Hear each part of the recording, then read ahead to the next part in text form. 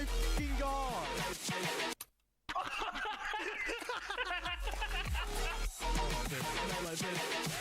Oh my god.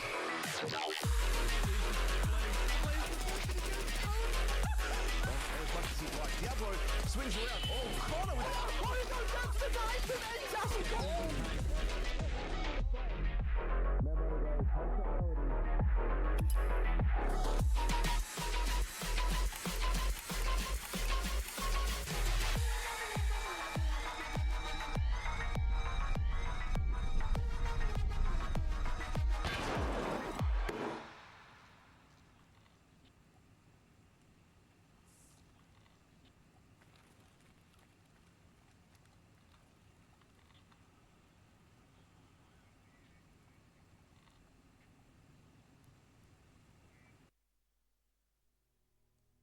Hello, ladies and gentlemen, and welcome back to another Pinnacle tournament here on the Hunt Premier channel, live on Twitch, partnered up with our one and only right-hand company. That's right, in Battle State Games. My name is Cracked Wisdom here, delighted to be sat in the booth, wearing all of that flashy, beautiful stuff that we had provided thanks to Battle State Games and their recent visit to PAX West, next to the man, the myth, and the mustache himself, to bring you guys all the amazing entertainment for this superb NA Pinnacle event coming around. How are we doing? How are we feeling? That we're looking forward to all of the heat and the action due to come in the near future. So excited I could barely contain it. And now you get to step into my neck of the woods across the pond, this time over in the NA region for the first Hunt Premier Pinnacle here for NA. Double elimination. So I'm excited about that. And you know, you and I got to meet some of these players at PAX West. I think it's going to make it that much more interesting. We have a ton of action packed for everybody here today. 4 best of ones followed up by a couple best of 3s to close out the day. And man, I'm just ecstatic to be back in the booth with you, Cracked. We have so many matches with the games to play today and so much entertainment from a day one of a tournament to bring to the folks at home that I'm not sure they're ready. I know I'm definitely not, but by the time we're going to be done, I'll be more than happy to have witnessed it. So let's take a little bit of a rumble through everything that we've got going on for you today. Like you said, 4 best of ones. First of all, 2 best of 3s to close us out, so 6 matches total, but a whole load more worth of maps for the guys to be playing from today. And it's the NA teams that are taking to the field. Members of those NA teams have changed from place to place. Different members of each of these rosters have switched sides.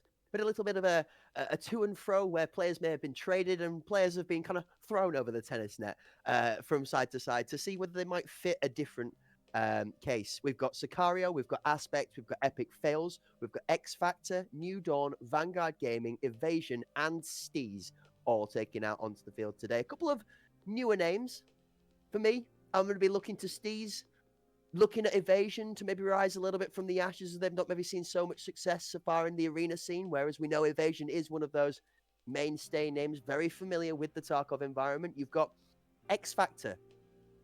Sorry, being from the UK, we have a little giggle at that. That's a singing show for those of you across the pond, maybe not familiar, but have they got the X Factor? Are they going to be that next upset, or maybe just a little bit of something different that we're waiting for from the scene?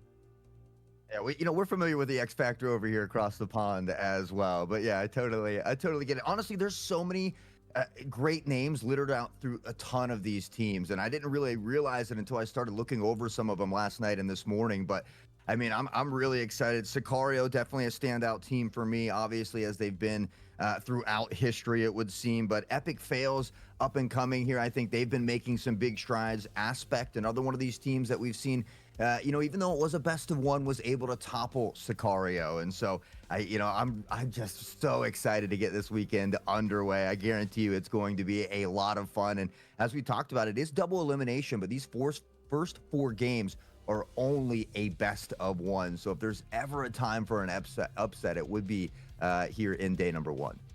And absolutely, and without sort of getting too far into the jumping the gun concept, without getting a little bit diving into the nitty gritty of the teams and the details of some of those players that have swapped to and from each of those names, we're going to take a quick moment to talk about the people that are helping us enable the power in our performance, the ability to be able to put on these amazing productions and these phenomenal Pinnacle tournaments, including Season 1 for the NA scene. And that, this time, is backed up to a returning champion, ladies and gentlemen. If you remember being a little bit bigger, a little bit better, a little bit faster and a little bit stronger, then you might even remember that beautiful Gigabyte advert we had last time around that was keeping us all bopping in between the action. And well, thanks to Gigabyte's amazing camaraderie and some good chats between the Gigabyte and the Philbo himself, the man, master, and the hobbit of the myths, we've managed to make another amazing partnership that we're going to be looking to ride out throughout the whole of the year. This is not just a little one, but it is Gigabyte X AMD partnership that you guys might never have seen before. There you go, some beautiful imagery on screen to partner that up. So you've got Hunt Premier / ARS X AMD with Radeon there, packing the power in the punch from every single corner of the boxing ring. 3 prizes to be given out throughout the year, Hot. We've got a GPU, which we are focusing on first and foremost. So this tournament's main focus is a amazing 9070 XT that is being put up by Gigabyte, and thanks to that beautiful partnership from Aorus and AMD Radeon. A Radeon RX 9070 XT is beautiful.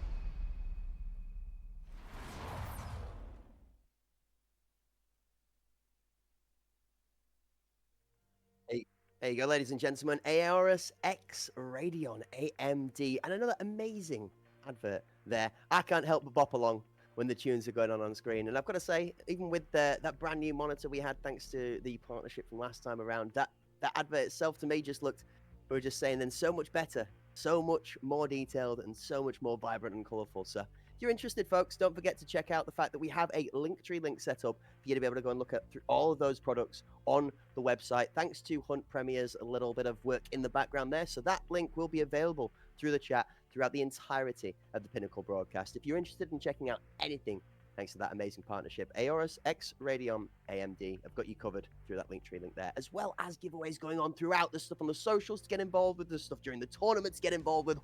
We've got so many things to give away. That's right. That's why you need to put !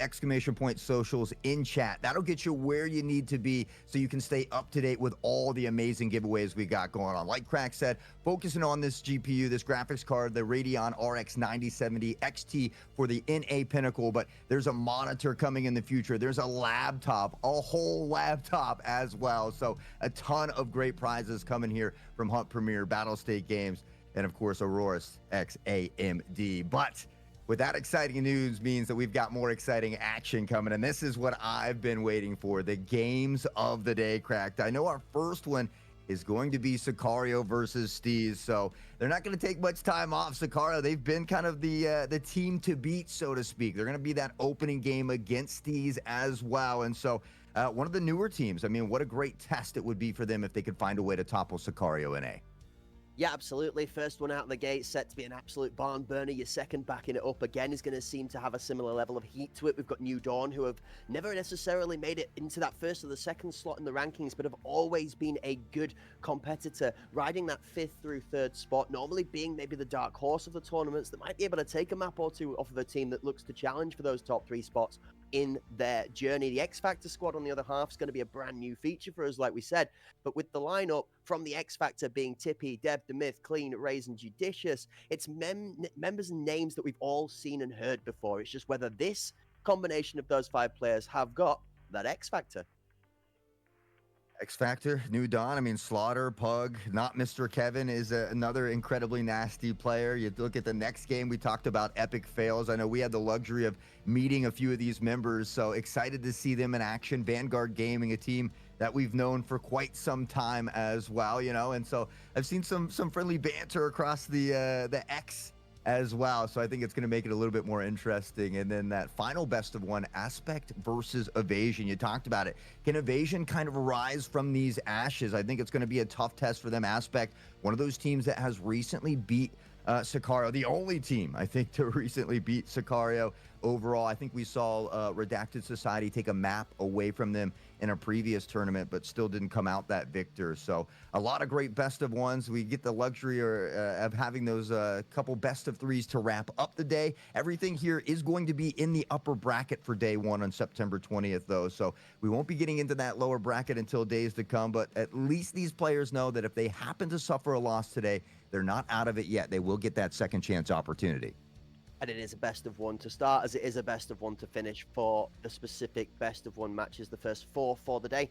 Our Sicario NA Steez match, like you said, has this similar potential for an upset as the final one of our day does, with Aspect being arguably one of the more confident teams out there, and then a couple of the newer teams, like we've said, that of the X Factor, that of Evasion, for example, having to rise up to an astronomical challenge in their first match to even just get it past the margin. So, speaking of the margin for the first match, Steez, let's talk about the newer team that's formed together from players which we will be familiar with. Obviously, Steezy, probably where the name for the team comes from, and Ghost of Customs, I believe, are the two that partnered together to make this little roster. Mr. Jane Jones and Jez expressing some interest very quickly on in its conception, and Little Kev being picked up to finalize and round out the roster. This team is going to be aggressive, powerful, and look to make plays through a strong battle buddy system and their ability to be proactive towards the heat of the play. Speaking of their adversaries they're playing into, though, I'm not sure that a game plan is going to be quite that easy when you're looking at toppling the Titans of the scene, arguably the confident number one seed dominant, were it not for that loss to Aspect just recently in Sicario. Yeah, I have to agree. I mean, Barbaric, Cruisin', Strick, Sleek, and my boy Watchful out there, who I'm going to have an eye on today. But I mean, this roster is just littered with a plethora of talent. They have shown time and time again that they are consistently the best team out there. So we've seen that they are a little bit human. They have suffered a loss, so we know that it is capable. Ghost of Customs, I got to catch in some of those previous Timmy tournaments, so I'm excited to see how well he's going to perform out here today as well. But I think, you know, if you are a gambling man, you're trying to play the odds, you're probably lean into Sicario a little bit into this one. Yeah, Ghost of Customs maybe feeling himself a little bit after the previous season. Obviously was playing on the bottom end of the roster that was for Panderic previously, now is Aspect alongside that of Tizzy. So Tizzy moving on to the main roster for that Aspect squad, and then Ghost of Customs maybe looking to try and just get a bit more playtime, not necessarily so interested in that substitute position, has made a team of their own. Going to get to see how that plays out. Let's have a look a little bit at the context, though, because these two teams are not just going to be clashing on the clouds. They're going to be fighting on a map of choice for which they have fought over. Coin toss has gone down. Steez is going to jump in with a Skybridge ban, followed by Sicario getting rid of Bay 5. No more Bay 5, which means no more bowl for Sicario as well. And, well, Steez, the crew has decided to get rid of Iceberg. It comes down to the wire, though. We haven't seen a ton of Iceberg throughout a lot of these tournaments, but we have seen a lot of Fort as well, and that's exactly where we're headed for this first best of one. Fort, a map that it's been one of my favorites for a long time, so you know, I'm not going to complain much about it, but I'll be interested to see, you know, are we utilizing a lot of these nade lineups that we often talk about on both of these sites, the smokes? Who is that more aggressive team, and is it going to pay off? Fort's one of those maps. You've got two choices. You can either play it extremely aggressive, and then you really have to be the more confident team in that aggressive fashion. If you play into Fort with an aggressive mindset and you kind of just throw it at the wall and hope it sticks, it doesn't really have that kind of transition into the result you're looking for. There's too many tight corners. It's just a bit too much chaos in the cathedral. But to just really roll your way every time if you kind of spitball it. Oh, so I'm looking a little bit more for some constructive aggression. We like talking from the EU scene most recently, or something we've spoken about on Fort for a long time, is the Panderic approach. Let's take a random 5-man stack towards cannons, maybe get a little bit wide with the play and not go through one of these more meta-navigational routes and just give it a little bit of the old switcheroo. Sometimes it works, sometimes it doesn't, but we've seen the teams that are able to execute it well, concisely, the ones that have made it look really good. You get those 3-4-man pushes that get onto site with the bombs still in check and all the lives in tow. And the numbers just look ridiculous by the time the bomb goes down. Very hard from a defending team to try and get over the mental, let alone the physical of having to retake that site. See, I've casted so much EU stuff that I'm just excited to see the NA squads in action and to see, maybe how some of these play styles differ a little bit from the EU side of things, and what teams are going to be more aggressive, who's out there ego pushing, who's kind of playing maybe a little more of the saucy rat style. But nonetheless, I can guarantee everybody that these games are going to be packed full of action today. And again, I'm just honored to be on the booth with you, Crack, to showcase all the wonderful talent that not only we have in the EU, but we've got over here in the NA as well. Oh, this is one that the folks at home are going to be really excited for. I'm not sure you guys at home really understand the level of talent that we have out here on the NA scene.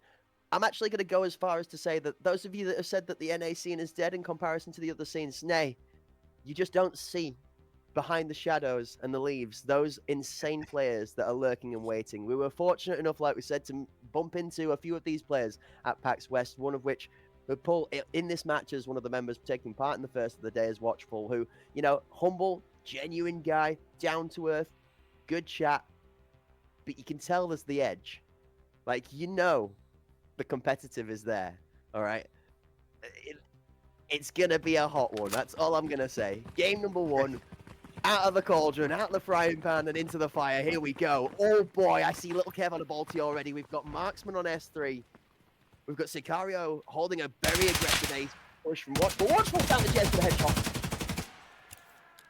Cruzen, though, answers back with a nice little 2K of his own. I mean, we saw Steve really pressure the site quickly. They had the numbers, and now it's a nade from Ghost of Customs to find Cruzen toward the back of the site. This could be the opening they need. We see those smokes beginning to plume, but can they pressure on and find the plant? Yeah, Bob trying to play like a ghost in the smoke rather than a ghost in the night on the back of the site as he's holding off from Big Box until Strix comes to help and support. It's actually smart play from Barb not to challenge either side of the smoke. He gets teammate, but teammates immediately removed from the equation. 1-for-1, Barb gets the trade-off, but second resport, Sleek from inside the kitchen. He's going to get both of them. Sleek's moves and timing is just that much better. That much better. Barbaric coming down, that clutch factor. The rest of the crew, Sleek, the only 2 standing members, find this first round. It was a bit of a rough one to start, I think. I mean, we saw Steez really find that quick pressure, but they weren't able to explode onto the site when they had that numbers advantage. It was a nice kill from Ghost of Customs to open it up. They had that pick on the Watchful early as well, but it was that double from Cruzen, I think, that really slowed down that momentum. Honestly, points to Sleek to clean that one up. He made 2 choices. One, rotating on time. His timing was perfect. He was there exactly when he needed to be. Just like the Wizard would. Never late. He arrives precisely when they mean to. The second one was, I'm a big fan of Zelda. If you ever stuck between choosing left and right, you go left every time. He swings left into lobby, actually takes out the primary point of contact, and then comes back for the second. Good first round is 1-0 only for the favor of Sicario, but it is 1-0 only. Great to see both of these teams looking relatively evenly matched in the first round. And as the nerves settle, we're going to start to see which one of these 2 teams is going to run away with it, or whether we are going to have a close game. This time, slightly more defensive approach from both sides. Watchful finds his first one. Now he gets a second on the J. Jones as well. Had a tough first round, but right back into the swing of things. Barbaric there to pick up where he left off. Now goes to Custom falls as well. All 5 members standing for Sicario. And now Cruzen finds little Kev Jess in a world of hurt, and he's got to find a 1v5 clutch. That's going to be Sleek finishing that one off. I mean, Watchful stands there and says, fool me once more, fool you. Fool me twice more, fool me. Well, that twice ain't happening today, Sunshine. He gets 2 of his own to be able to show just how quickly he's able to adapt to that aggressive push inside the kitchen. I like the space being taken by our Steve's squad here. I like Jez's aggression getting into there to try and cause them a little bit of upset, make them feel uncomfortable on site. But the problem with that is there's only so many close quarters positions you can go to before it starts getting red. And you can see Sicario already adjusting a little bit. They've eased off that A tightness. They've given it a little bit more space so they can fight into that pressure. This time, map flip, B push, 5 strong. The cannon's pressure is heavy in, but Sicario are already rotated to defend this. I mean, we see Steez just trying to change it up. The A site not quite working for him, but it looks like Sicario has read this well. Steezy finds the first, but Strix there to get Jess as well. We see Cruzen now on this flank in from behind, but not before J. Jones finds Strix. Watchful from above, raining down. He gets one and Cruzen another. I just thought Jones was about to find his way out of the map with the way he was trying to run through the cannon there. Ghost of Customs is going to pick up one as a consolidation prize, but it's going to be that laced. But last for the round as Cruising is bouncing, bopping away from the site, and the last person gets taken out. Jones got a little bit lost there. This is not Pirates of the Caribbean. You're not off to meet Davy Jones, my friend. Can we talk about Cruising for a second, though? 6-1 through these first 3 rounds, and it looks like the rest of his teammates are going to be fighting him for kills. It might be a competition amongst Sicario here if Steez doesn't get something going here relatively soon. Something a little bit to talk about for the folks at home as well that maybe not so up to date or keeping in touch with the meta. You see Strix running this OPSKS marksman, and it is actually titled OPSKS as well as being very powerful right now, folks. Some would consider a little OP. Little Kev, however, is a little strong with a big bang out of the bolty. Jez has got one to match him, and that's the MCX, putting 2 down. Steez up 2 members. Round number 4 looking more favourable for them. Smoke's going out towards that A site. Nade towards 90, keeps clear. Jez taking space. Barry Gold picking off through the smoke, pushing back. Sicario coming strong. Yeah, Strix finding that pick on the Jess is going to make it tough. They have this numbers advantage. They need to utilize it and start to solidify some of these rounds. But Barbaric over the top of the box, through the smoke, and now Jay Jones able to answer back, but not for long. Sleek and Strix combine for 2, and the Ghost of Customs needs to come up big. Unfortunately, he's just going to be the Ghost of Fort now as Sleek puts him into the dirt, and it's a strong 4 rounds in a row for Sicario. Yeah, I think Sleeks might as well be changing his name to somebody's conscience at this point in time with how he's looming over the shoulders of the back of the Steez squad. It seems just as they unlock the access to that site, they're just about to start taking those steps to get that bomb planted is the second that Sleek swings round from the flank and picks the one member that's left on their own. Good play so far from Sicario, you have to give them that. Steez are definitely looking like they are here to play, but Sicario showing us a little bit of what that experience looks like so far. I love how the game's always evolving, too. We saw Walker in chat there making a great point. We used to see a lot of these workers. There's not a single one on the field here today, but there's one right there in Cruising as he finds another nasty 2K before Steezy can extinguish that flame. It's actually the first time in a little while I look across to either of the team scores and I see Cruising and underneath his name is eliminated and not multiple kills. He does have 2 by the side of his name before he's gone down this round, but he's also at an 8-3 scoreline, probably quite happy with being dead after 2 for the effort he's put in for his team so far. Steezy's about to walk. Oh, Steezy! I mean, Bob does his teammates' work of cleaning up the mess he made, and it really was a little messy there. Steezy hits a belter from the long shot. Free Fire continues to rain out here. It's a player advantage for Sicario, but not for long. Jay Jones and the equalizer back to a 2v2. The device is down here. Now time ticking away, Kev. Now on the angle, it's a peek from Barbaric, and a Ferrari wanted that. He swings out, finds it. Jay Jones, the transfer's not there, and Barbaric, another clutch. Plenty of time to get the defusal. Sicario, a 5-0 start is a phenomenal one for them. Just want you to quickly have a look towards Barbaric and recognize that the top of that model is slightly reddened. One rung off of Barbaric's head mid-transfer during that. That was fractions away from being a double. Okay. I feel like Steez, if this is...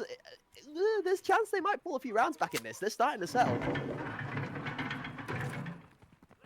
I mean, we always talk about the importance of putting multiple rounds on the board, though, and they can't settle for just one at a time. They're still searching for that first one. This time it's going to come toward cannons, but Strix is going to stop them immediately. I mean, you kind of got to be ready for that. Strix is very well known for being dominant on this TRG and backing it up with the SKS, which is currently one of the most meta weapons for 1-2 tapping people at the moment. One of the quicker time to kills. Just makes this class even more devastating. Now, this is where it struggles, because you have to get one and get out. Not respecting that left-hand side is going to struggle if he gets pushed quickly. Jones holds his tempo. Backs off. This is smart from Jones, actually. 2v5, he needs the space. He needs to try and find Ghost to fight.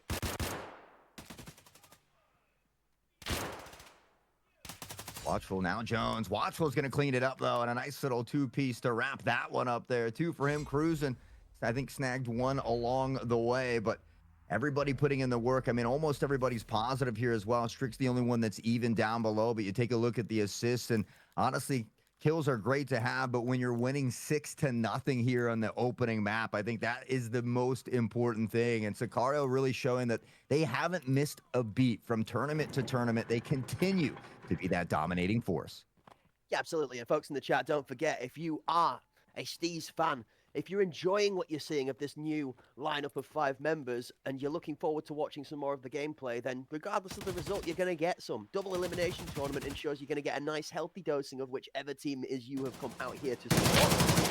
And if you fancy it, show a bit of that support in the chat. Meanwhile, teams decide to show support for their own side as they're swinging, slamming heads left and right, but it's short members squad that are getting taken out. Steezy is going to be the last lone surviving member, trying to play for namesake until he gets cruised into.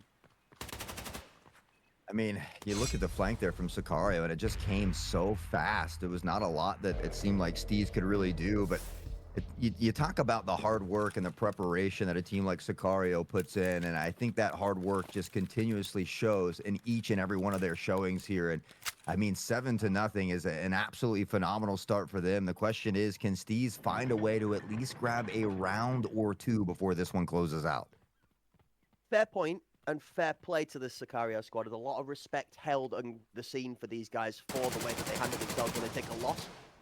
We'll talk about that in a second as Steezy and squad are looking to slam very quickly through mid-pressure. Steezy wins his first for the 1. Sleek then gets the response back. Is only a 1-for-1 trade, though, after the good work done in mid does not actually create more pressure.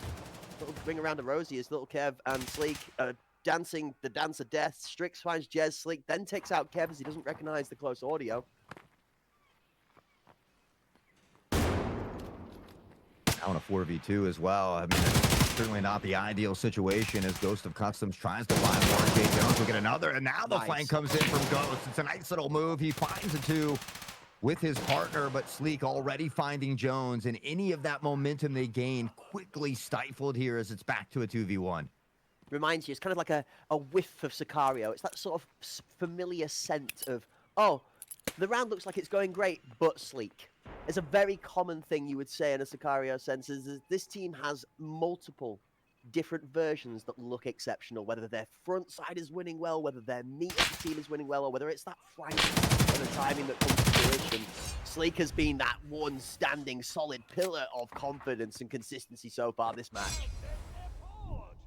Yeah, I mean, solid, confident, consistent. I think we can say that about every Sicario member at this point as they sit 8-0 at halftime. 12-3 for Cruz and Sleek, not far behind it with 10-3, a couple into the double digits already. And I mean, we talked about it before we got into it, right? Sicario, pretty much that #1 team at the moment. Granted, they did suffer a recent loss, but they've just consistently always played very well and are already showcasing that here on our opening match of Fort. He's not able to gather a round just yet. Can they do it on defense? Unfortunately, I've been able to speak to a few of the Steezy members through various different workings across the NA scene. All 5, good avid gamers with a competitive mindset looking to try and make something work. So I would be keen to see how much more of this team put some games under their belt, because this is a strong group of 5 players. But the one thing you've got to just attest to is how good Sicario are playing right now. Cruisin's just sliding left, right, and center, finding himself spaces that shouldn't really be left open for free. Barbaric for 1 onto Steez. And now, oh, Sleek. Come on, Sleek, don't do him like this. He's in a tough spot. He has to get up now. Kev knows. He's going to get shot if he's not kept. What? The second pressure from behind him saves him. Barb literally saves his life. Oh, man. 9-0. That is a confident Sicario victory. Yeah. I mean, you think Steez at some point would be able to try and gather at least 1 round, but Sicario, I mean, they came with a game plan they executed really almost flawlessly.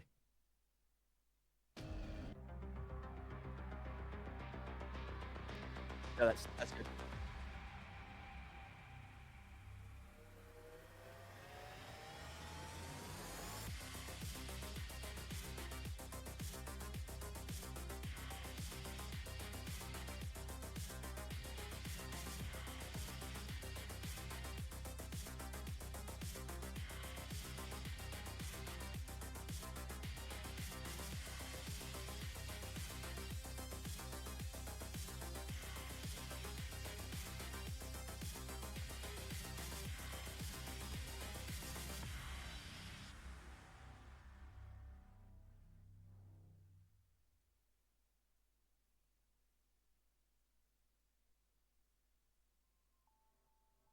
Hello, ladies and gentlemen, and welcome back. What a crazy first game.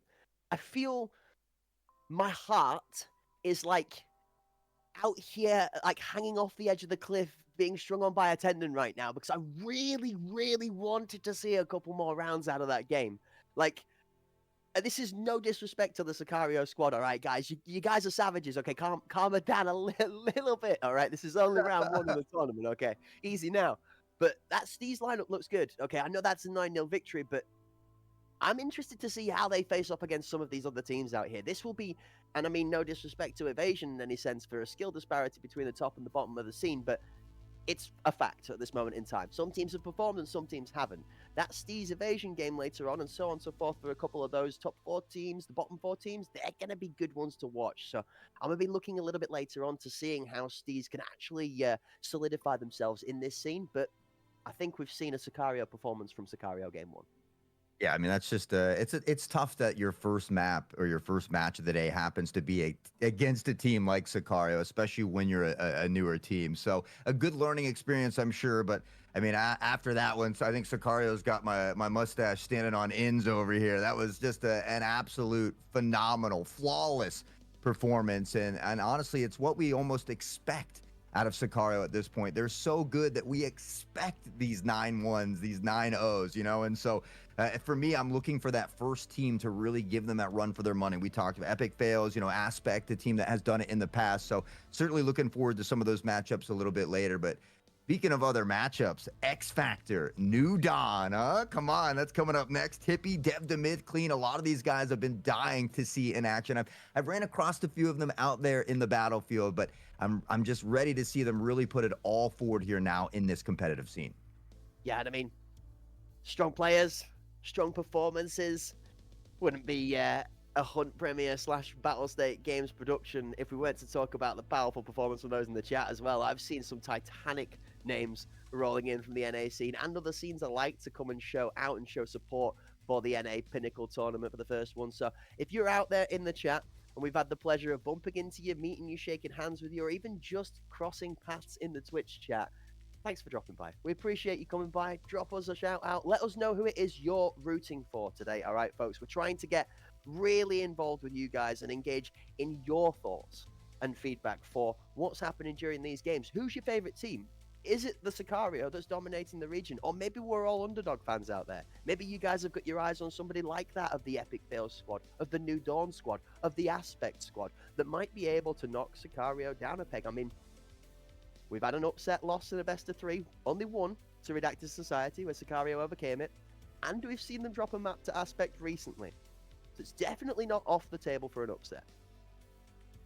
Yeah, I mean, I think we're going to see more and more of that as time goes on, right? That's something that we saw in the EU scene where Sicario was very, very dominant for a long time. And then as these teams got a little more experience under their belt, they kind of, you know, worked through some of the strategies, maybe did some VOD review together, whatever the case might be. And then we saw teams begin to topple Sicario in the EU scene. So I feel like as time goes on, these teams are only going to get better. And that's what we've seen. We've seen some teams recently take maps or get wins over Sicario, where in the past that really wasn't a thing that we ever said. So these teams constantly evolving, constantly putting in that work off season as well. And so that's what we're here to see, right? All that hard work pay off. So Aspect, Epic Fails, I talked about it, a couple teams that I've got my eye on, but I saw that Kaner was coaching New Dawn over here as well. So I'm excited to see what New Dawn's got in store for X Factor. Again, we can take a look at those rosters, and I mean, it's just littered with talent. And I feel like we're going to be saying that all day with a lot of these teams.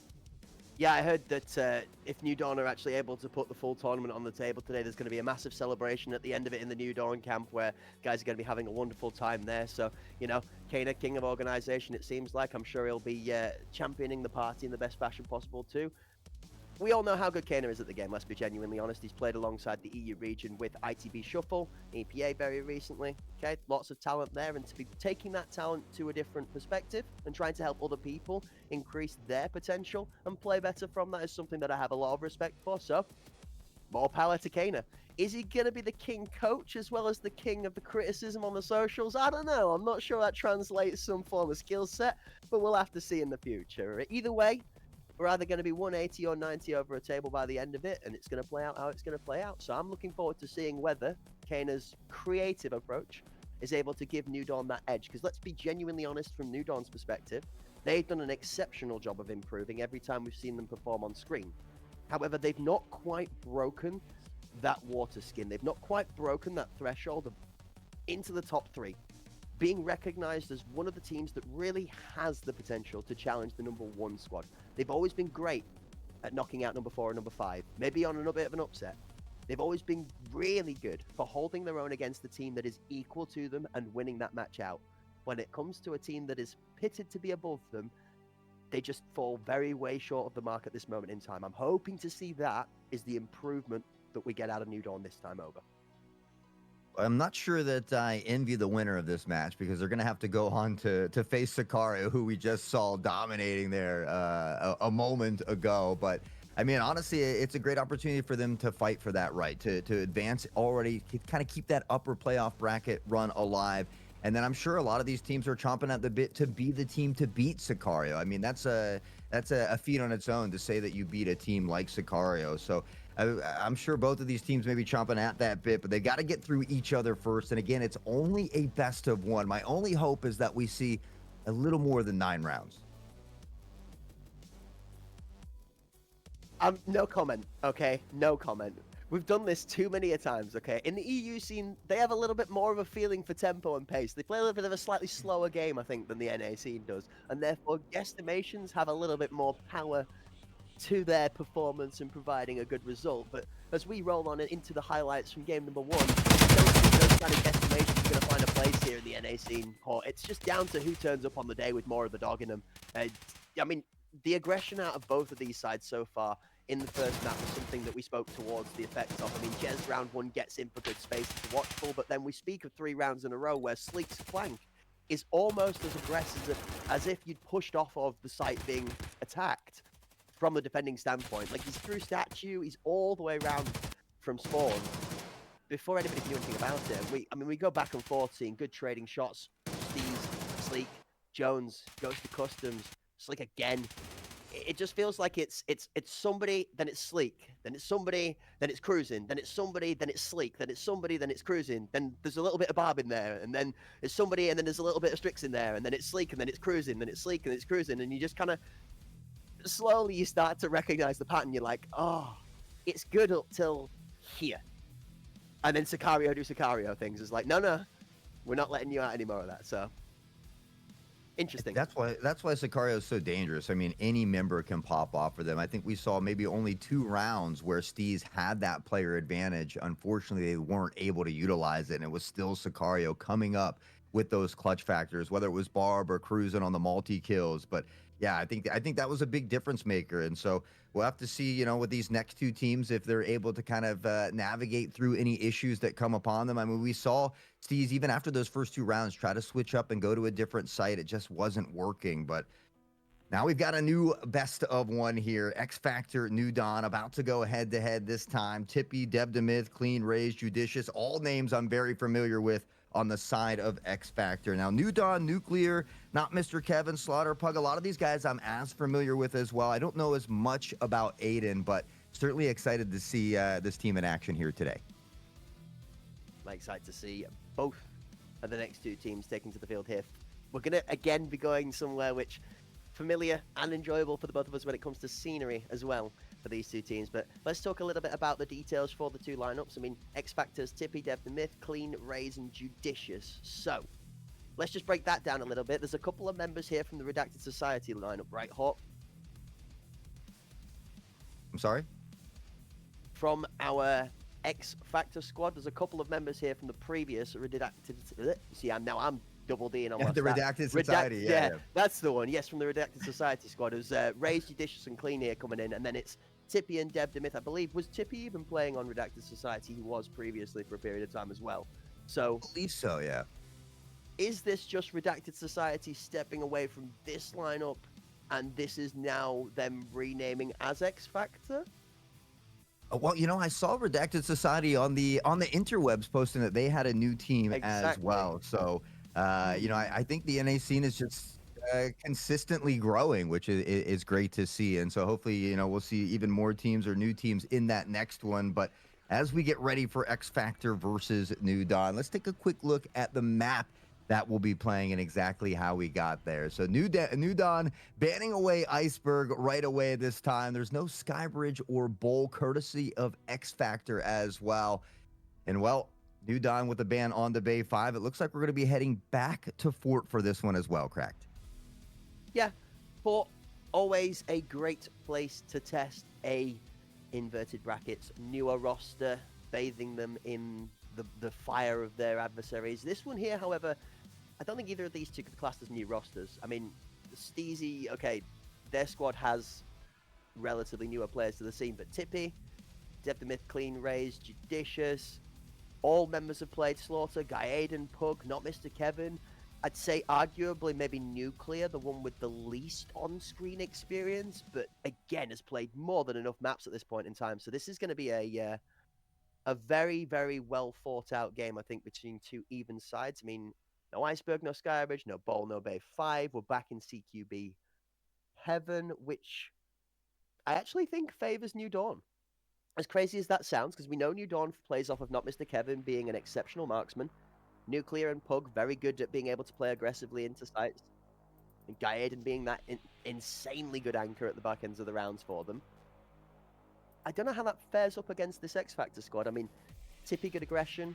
Ray's probably, in my mind, the strongest player on that X Factor team for me. Actually, I think probably the strongest player out of the 5 of them. Very closely followed by Clean and Judicious. We've had, I mean, I know myself, I've yelled Judicious's name many a times for popping off a 3K, 4K, very exceptional plays, highlight plays. Here, Liga, even in individual performances himself through streaming ventures, many a talented player on that X Factor lineup. Who's going to take it?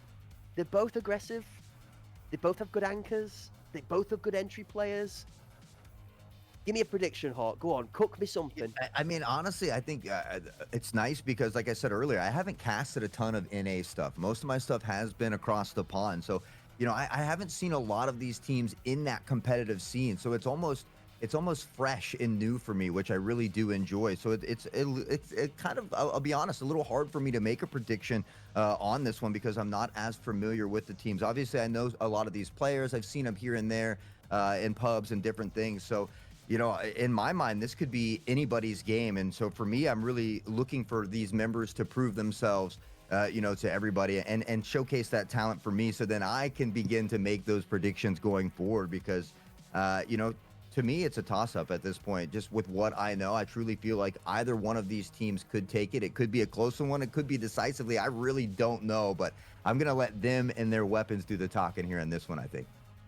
I've got one last little bit of lore, I guess, for the folks at home before we get diving on into this match as everybody's getting settled and locked in with some kits and then finding their feet in the familiar territory of the turf that they've taken to on Fort. But New Dawn, actually, in this group of teams here, is the only team other than Sicario to have retained their same roster since the previous NA event. All right, they've kept the same 5 players, and that might look to some strength for them. Now, there's 2 sides to this. You've got 2 consistent rosters that are going to play powerfully going forward from that, and then you've got 6 rosters that have seen the performance that Aspect put out with their little mix-up of their squad and taking a map off of Sicario. That's invigorated everybody else to sort of go, okay, we're gonna try and revitalize our rosters a bit. We're gonna strengthen the same thing. I mean, you've got new members in on Epic Fails. You've got new teams as Steez and X Factor of existing previously strong members from other teams. You've got Evasion again picking up a couple of different names as well to put some power into their roster.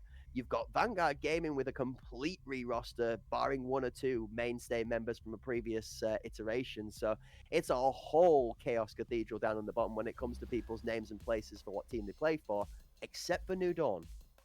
And that's where I'm going to base my prediction on this one. As much as I think the X Factor has more than what it takes on paper to be able to take down this team, I think this is a New Dawn 9-6. I think it's close, but I do think the experience wins it out.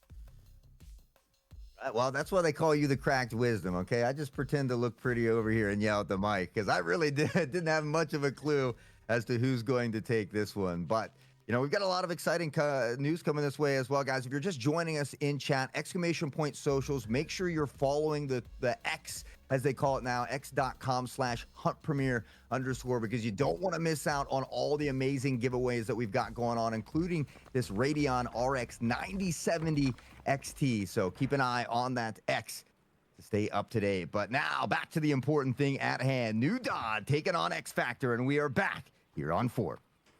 Number 2, Judicious opening that SKS was spoke about very briefly in the previous map there, using that to its advantage down the range. Nuclear's going to go down as Dev Demyth has got the good cross. An X from the X Factor, both lines, and that X firmly planted on Fort across mid. And now we wait. The quick chaos to the ambient sounds, the nade bouncing around, and it's going to claim Dev Demyth. Not much he could do there, but just kiss his butt goodbye. And now it's a player advantage for X Factor. You talked about how good New Dawn is. They've got the experience, but if X Factor could come out with an opening round win and look to build off of the back of that, it could be huge for him. Shot out almost actually taps Pug in the back there for a little bit of enthusiasm. Tippy and Clean both playing deep towards CT with a third member in support, but X Factor with an extra member still alive. They don't need to do anything too flashy, too pressure right now. Pug has got a great position to be able to help cover this plant. It's very important and crucial to fight here. Kevin covers from sight. Tippy's going to go down to Pug on good timing. Jude trying to slowly work in from top. He's going to have to now wait for a teammate. That's it. And New Dawn, I mean, that's probably the cleanest sight, claim, and defensive bomb plant I've seen in a long time, Hawk. Yeah, especially after it looked like X Factor kind of had some of those opening picks that were setting themselves up with that advantage. Judicious. Gonna let some pre-fire shots ring out. Unfortunately, I don't find the mark just yet, but Ray's gonna get one. Pug quick to find a pick of his own. Now the spray comes in. Pug good for 2 there. He'll be credited with 3 in this first round, and it's a nice start for New Dawn. Honestly, Pug's one to watch out for. If you're not a New Dawn fan, aka you're not so familiar with that team, then you want to keep your eye out on Pug. Not a player that you'll have be over-encouraged into an over-aggressive peak. They're very, very exceptionally strong on the discipline and that patience meter, but their timing to peak out is on that creature energy vibe. Like, it's one of those things that in the ranked games, it just makes you go, why? It's so wrong, it's right. So wrong, it's right. It just feels good to get those early round wins as well. New Dawn starting off on the right foot, and now Nuclear picking up right where they left off. Going to take out Judicious here. And with that, the player advantage still in their favor. We see Nuclear has spotted one. Dev Demyth knows he's up top here as well. The peek, and Dev Demyth on a pixel peek finds Nuclear. Shots again. Guy's going to go down as well. Kevin and Slaughter, the last 2 left alive from the New Dawn squad in the second round. First comfortable push onto that B site. Now looks a lot less comfortable than before. That's going to be clean. That's not as clean as he falls to the ground. 1 for 1. Kevin goes down, as well as Slaughter cleaning up his teammate's mess. You know, given X Factor their fair play, though, with 4 members left versus 2 at that point in time, they had every reason to be pushing out for the kills towards Donut. Now, that 2-man flank that's looking to lurk its way back towards Colt. Actually just looking to play both sides here. Really smart. Good macro from X Factor. Tippy! Well, X Factor does a good job of making sure the game doesn't get out of hand early like we saw in that previous matchup. So a little tug of war to start this one off. Back and forth we go. 1 round apiece. We'll see if X Factor can find a way to take their first lead of the day here in round number 3. Actually really like the way they approach that. 3 versus 1. Send 2 to telegraph audio, running away to the other site. Encourage the last person alive that, you know, there's a potential that the other site is free. Have Tippy play the slow lurk. Have him play the slow peek. Don't get up until the person's fully exposed from the top of ramp. Tippy plays his time well. Good closeout. One apiece. Close game in our hands, it looks like. Oh, useless, useless, useless. Raze could be huge here unless he gets spotted. Raze, big play, big push. Pug able to answer back with one of his own as Dev Demyth goes down to keep it a 4v4. Clean has taken a bit of damage here as well. We'll see these smokes beginning to come out, but do they realize that Ray is still tucked here? The call should have come out from Nuclear off of that first pick. We see a bit of a rotation. Now this long lurking flank coming into play here as well, but Slaughter going to find another nade kill, this time on the Judicious. Hayden picking up Rays, and now they begin to fall, but Clean cleans up the crew here. Oh, Cha-Cha slide turned into the Cha-Cha. Probably should have been round the back, a headshot to hide. And Slaughter does manage to get onto side. Tippy gets caught from behind. It's not Mr. Kevin playing a bit of an odd angle, holding off the post plant. Hull Anchor in a 2v1. I mean, you never see that one coming.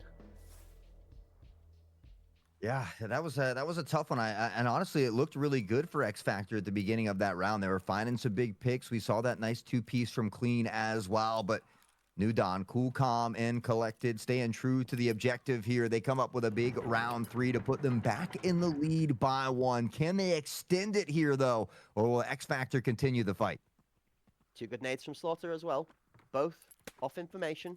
Precision use of the util and a kill to go with it. Clean's going to take out one of his own, though, and defends that underarm nade through the archway into lobby. Now, Race is in a similar position to last round. This is dangerous. This is how you get yourself killed. Predictability, the smoke's covering him off. Dev goes down to a great job from Nuclear. He knows he's there, and he's going to pick up 2. This is big. He said he knew Raze sat there last time, so the pre-fire pays off big. Pug will find Clean with a nasty little headshot as well. Judicious trying to fight his way back into this one as he finds a headshot onto Nuclear. They continue to dance around, but the device has been planted here. Now the pressure back onto X Factor. I mean, it's crouched to prone. Most teams that'll work against, but not the experience of New Dawn, and 2 quick kills come through to finish it off. The device is planted, but that is just simply going to be the end of the round. It's done, and done for. New Dawn starting to look like they're developing a bit of rhythm. This is what I was a little bit feared for from the X Factor side. That really is just that experience playing through and true right there. They're not out of that deep water just yet here. We'll see if X Factor and find a way to start putting some more rounds on the board. They've got that first one, which can often be the toughest to get. So we'll see if they can build off of the back of the bat. But right now, it seems like that momentum has shifted here in New Dawn's favor. They're able to put a couple rounds on the board in a row. Can they continue this momentum and maybe turn that snowball into an avalanche? I mean, do you know what? I didn't want to say anything after the first went down. It's like, I'll wait for the second. It's very Guy Aiden feel is that. He pushes out aggressively off of sight. It's a very New Dawn approach. 2 into lobby, gets his double, and then immediately the whole team rotates and swarms mid. Now, Judicious is set for this. This is dangerous. First is good, and now they have to rotate quickly. Notice the X Factor have left an A anchor long. Guy Aiden too far ahead for them to be able to rotate into defend in time. Finds himself the 3rd. It's a Guy Aiden kind of round.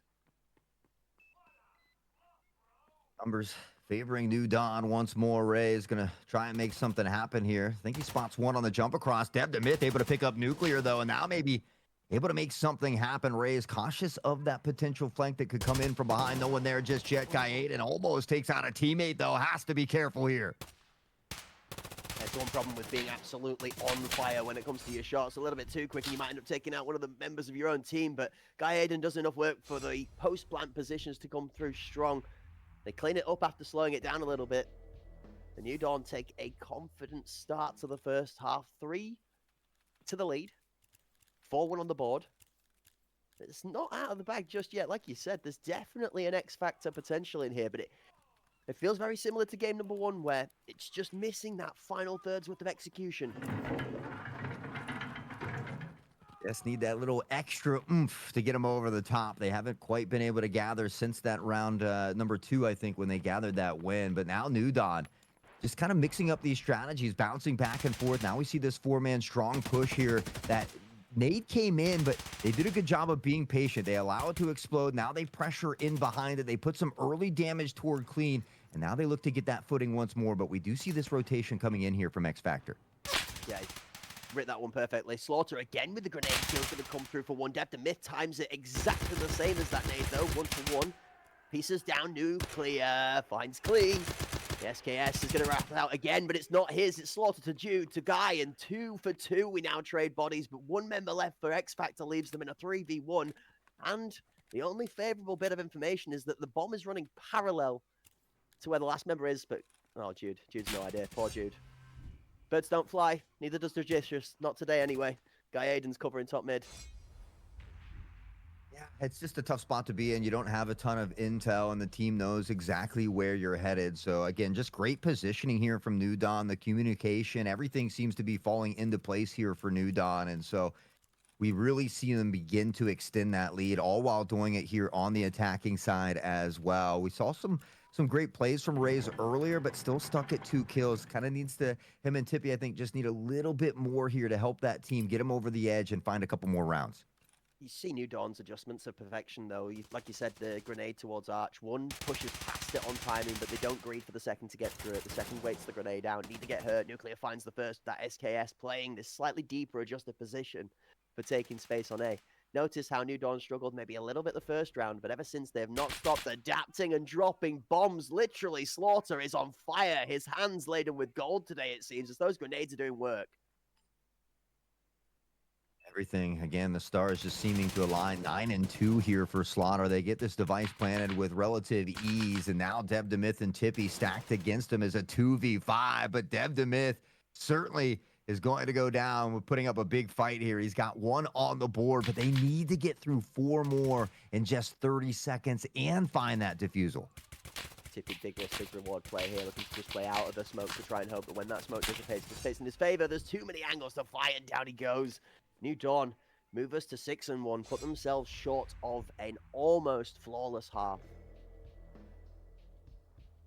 Yeah, I mean, you know, they saw Sicario. They said, hey, if you can do it, we can too. And so they're looking to make a statement across the league with their opening match of the day as well. And they, again, we talked about it earlier, starting off here on the right foot, 6-1, maybe looking for that 7-1 half, but you also have to be able to close out when it matters most. So even though they're almost there, they need to find these last few rounds decisively here to really make that statement. It's going to be up to X Factor to see if they can battle back in this one. Got that member with the X Factor in the chat. NWH Gamer coming in the big brain exclamation mark bracket. Thanks for the great work from SkyCycle on Liquipedia. Guys, if you're interested, if you want to follow along with the bracket, check out that link in chat or exclamation mark brackets. Pull that link back up for you. Jude finds it first. That's going to be the SKS again for 1. Guy Aiden takes out Jude in the trade 1-for-1. Good shots from Guy Aiden as he whips and flips onto the guy coming up the back stairs of heaven. Second, clean is just removed from the equation by Guy Aiden. Raze again, all alone in a 1v4, time ticking away, and Slaughter will find that one. New Dawn looking, well, almost flawless, as you said here in this first half. They look phenomenal. 12 and 3 for Guy Aiden, 10 and 2 for Slaughter, and maybe another one of these teams that we need to look at that could give Sicario a run for their money. I mean, Guy Aiden has absolutely impressed us every single time we have seen him take to the pitch on the New Dawn side. That is something that I have consistently found through my notes when looking back over stuff last night before today's tournament, is that the New Dawn squad has a couple of very highlighting factors. We know not Mr. Kevin is very good on the marksman when needed to on the longer range maps. We know Pug has that great time, and we know Slaughter has his abilities with the utilities, but it's Guy Aiden that is the strong backbone of the team when it comes to just putting tons of kills down. Okay. Oh, now Nuclear as well. Kevin finds 2 in this one. The device down in an awkward spot, and New Dawn looking to get to match point early. They might just do it with a flawless round because they've got all 5 members still standing. Dev Demyth in a world of hurt. Nuclear closing in. We'll find it. And New Dawn almost a perfect half for them. I think New Dawn HR might be finding an email from Grievance of X Factor, sending it over to them, being like, guys, what happened to the second half? I didn't realize you double booked us. Like, there's no need to get out of the game that quickly. Chill out. Holy. That was a rapid round right there. The first comes in, and it looked very similar to game number 1. We saw almost Watchful's situation happen all over again. There's an aggressive push short front of Kitchen. I can't get my words out because I'm just impressed at how aggressively we're playing off of the B site. These teams will have that effect on us, I can attest. When the action is flowing, sometimes it happens. Early nades here, though, and Clean with another nasty shot to the dome will send him home. It's a free 6 feet dirt nap for Kevin this time as Guy Aiden on the peak, and Dev will put him down. X Factor not going down without a fight. Look at the flank. Timing. This is massive. This is for Nuclear to just ruin the game all on his own in a 1-0. Jude's back turn. Timing is good for the second. He loses the fight to Raze. That's big. X Factor have the space now. 3 versus 1, and they have numbers. Ice going down. Pug in a 3v1. Would need something nasty here to find this one. I think Clean has an idea, and it's another headshot from Clean. X Factor will get just their second round, but this could be that little extra momentum, that push they need to power forward here on the attacking side. Big fan of attacking on Fort. Definitely feels, if you've got your stuff together as a team with your strats, that attacking on Fort, with the way that the width of the map is, you can drive the tempo from the attacking side if you play with that aggression. This is the thing that's caught us with our tongues twisted between our tonsils sometimes, is just the amount of speed that both of these teams are carrying out spawn. Well, this time they're going to opt to go the opposite direction here, though, as they look to take control of mid. Clearing out all these angles. Now Clean spots Guy 8 and tucks down below here. Pug, Nuclear find the pick, and Guy just holding it down, waiting for some help. It comes from Slaughter. Depth to mid, Clean, Slaughter, all credited with picks here, and it leaves New Dawn with a player advantage. X Factor actually fight the mid fight really well. New Dawn try to bait it in for a 2-for-1 from top mid, but Dev plays his patience and his priorities perfectly. He gets the kill for the harder member that's back around. Now mid control is slightly more open. They didn't manage to trade out for the member top mid as well. Problem we have right now is, although the bomb is in a safe place to pick up, in exactly the same situation, but down a member now. It's just a stalemate through mid. Where do we go? Well, it looks like they're going to try to rotate back toward the A site. We can see on the mini-map, it's Slaughter who kind of mirrors that rotation, and now Pug is going to shift that way as well. So all 3 members begin to make their way toward that A site. 40 seconds left on the clock. Still time for X Factor to work with and maybe try to find a pick or 2 before they look to get the plant down. Kevin still has a grenade. Slaughter still has a flash. Just be aware of that. They've been very good with the utility so far, and I'm expecting this might come out to help as well. They are playing super reserved. I wouldn't be surprised if we even see this bomb go down and a post-plant grenade come out. Pressure. Dev struggling for time. There's 20 seconds left on the clock. They need to try and do something to plant now. Jude's going to push for aggression. Slaughter takes out Dev. Jude for 1. 14 on the clock. 2. 10. Has to push it. 7. Nearly does it as well, but it's going to be not Mr. Kevin that says, not Mr. Today, son. Yeah, you know, and I think he was expecting Mr. Kevin to be tucked into that corner. It was a smart move by not Mr. Kevin to just play a slight off angle there. He still finds that final pick and solidifies the dub here for New Dawn. 9-2, your final score in this one.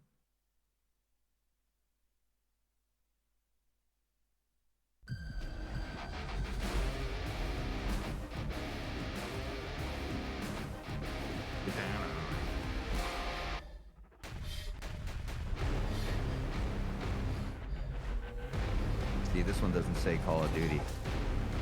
Yes.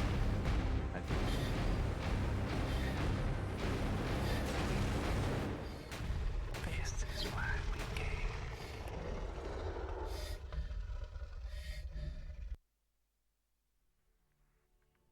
You just caught yourself staring into the rig at the end of the little ad there. I also found myself for a second just being like, "Ooh, that looks pretty." Big box with shiny shiny graphics card and bands and stuff. You can't not look at it, can you? Massive shout out there. Thanks to Aorus X AMD Radeon for the partnership and beautiful products for you guys to be able to look at and potentially even indulge in. Folks, don't forget, we have a beautiful link in chat for you guys to be able to check out. !socials. They'll take you out there. There's a link tree link that will pop up. Lets you go and check out those Amazon stores where all of those products are there for you to look at. There's a graphics card, a laptop, a monitor, and many other amazing products that you can pick up from either of the 2 brands there. Obviously, AR is partnered now, Radeon, AMD, to be able to bring you guys just that little bit better performance in your PC play. That's why it's important to follow that Twitter. That's where we're going to be posting that information, so you don't want to miss out on these amazing giveaways. Make sure you head over to x.com/huntpremiere_. And as Crack said, !socials will get you to the destinations that you need to be to make sure you're staying up to date with the amazing giveaways we got going on over here. But 2 games done and dusted, only a best of 1. It does make it tough, but they've been pretty decisive wins so far here in this one, Cracked. I mean, we saw that 9-0 from Sicario, now a 9-2 from New Dawn. I got to say, your prediction in that one was almost spot on. I mean, I don't know about that. 9-2 to 9-6. It definitely felt like it could have been a 9-4, 9-5, maybe even a 9-6 game, but it definitely was one of those matches that it saw the experience come out, as well as a couple of factors that maybe we weren't as expecting for, I guess, before we went into this one. I personally have to tip my hat to the utility use out of New Dawn. I think that Slaughter, there were a couple once or twice from other members, but primarily Slaughter in that game, it felt like that was the extra bit. Does that make sense? As well as good gunfights from both members of both teams. It was like the gunfights would happen 2 for 2, and then Slaughter would grenade somebody. And then the gunfights would happen 2 for 1, and Slaughter would grenade somebody. And like that little extra bit was what sort of pushed it over the edge each round. And for me, honestly, that's like my MVP for the New Dawn squad there. It's not necessarily the flashy plays, not necessarily something outlandish or wild, just really good escape from Tarkov Arena. Just good fundamentals, good call-outs from the team, and good use of utility off a call-out. So yeah, 10 out of 10, honestly. New Dawn played a great game and probably put down a performance deserving of the 9-2 that could have been a 9-6, 9-7 tougher match elsewise. I mean, it's just Slaughter and the utils, the abilities with the utilities. You said, I think, during that match, which I really liked. But Guy Aiden was nasty on the spear as well, and it's great to see, teams and players still able to slaughter with this weapon, even though, we see that the mags have been reduced from 25 to 20 in recent changes. But the spear it's just so good with the stopping power, with putting bodies down. And I think that's why we still see it kind of a strong factor here. Yeah, absolutely. I'm looking forward to our next match. Is another one that's going to be a very closely contested match. I think might even actually give us our closest contest so far of the day. I think maybe even the closest one of the day we'll see, just purely down to how experienced both lineups of these teams are on a similar level. I think this is going to be the first time we'll say this, but I think the Epic Fails lineup is actually less experienced with this stack than the Vanguard roster is. I think 1, 2, 3, maybe not so much. We'll see. We'll see. A very similar level of experience, at least, for sure. If not, balanced either way. But I know Vanguard have been cooking. And for that, I'm just really excited to see what they've got to bring to the table today. I got the chance to bump into Blake Dahlia over the last week whilst we were playtesting the new Skate game, which has been out on Steam for us all to, us skateboard nerds to be enjoying. So whilst we were yapping about that, we were yapping about the Vanguard Arena direction. And he's had a lot of positive things to say. Not necessarily playing himself stepped away a bit, but says that they've got a mindset in play and they're looking to sort of work towards that direction. So wishing them all the best and looking forward to seeing how Vanguard does today on that match. Yeah, honestly, one of my first ever Tarkov casting gigs was through Vanguard Gaming. So certainly appreciate them for my stepping stone along the way as well. Epic Fails, I know we talked about, we got to meet a few of the members there as well, even Roscoe, who's on that sub list. But Mr. Decoy, that man is a mini tank, both on the battlefield in a Tarkov arena and in real life. This man, he's absolutely huge. He just hovers across the ground, I think, because the ground is afraid of his calf muscles. But excited to see him out here in action as well. Before we get into that, though, we do need to take a look at some of these highlights from that previous match here of X Factor versus New Dawn. I mean, we get to look at some of the X factors of the previous game. There's Slaughter here, and it's no surprise we're going to jump on board with this. This was glorious. I mean, Dev's nothing to do but look at the wall in sadness and just, guys, I'm dead. There's nothing he can do there. 1-for-1 trades. Dev, that was gorgeous, honestly. Dev, it's got to be the one sort of saving grace, I think, for X Factor here. The amount of times we're going to jump on board with Dev the Myth for some disgusting gunplay is something we're not going to be surprised at. He's going to be a strong member of this X Factor squad. Ray's another one that a little bit quiet for me this game, actually. Ray's very, very much a highlight player when he's popping off, but it was a Guy Aiden kind of game for me, this one.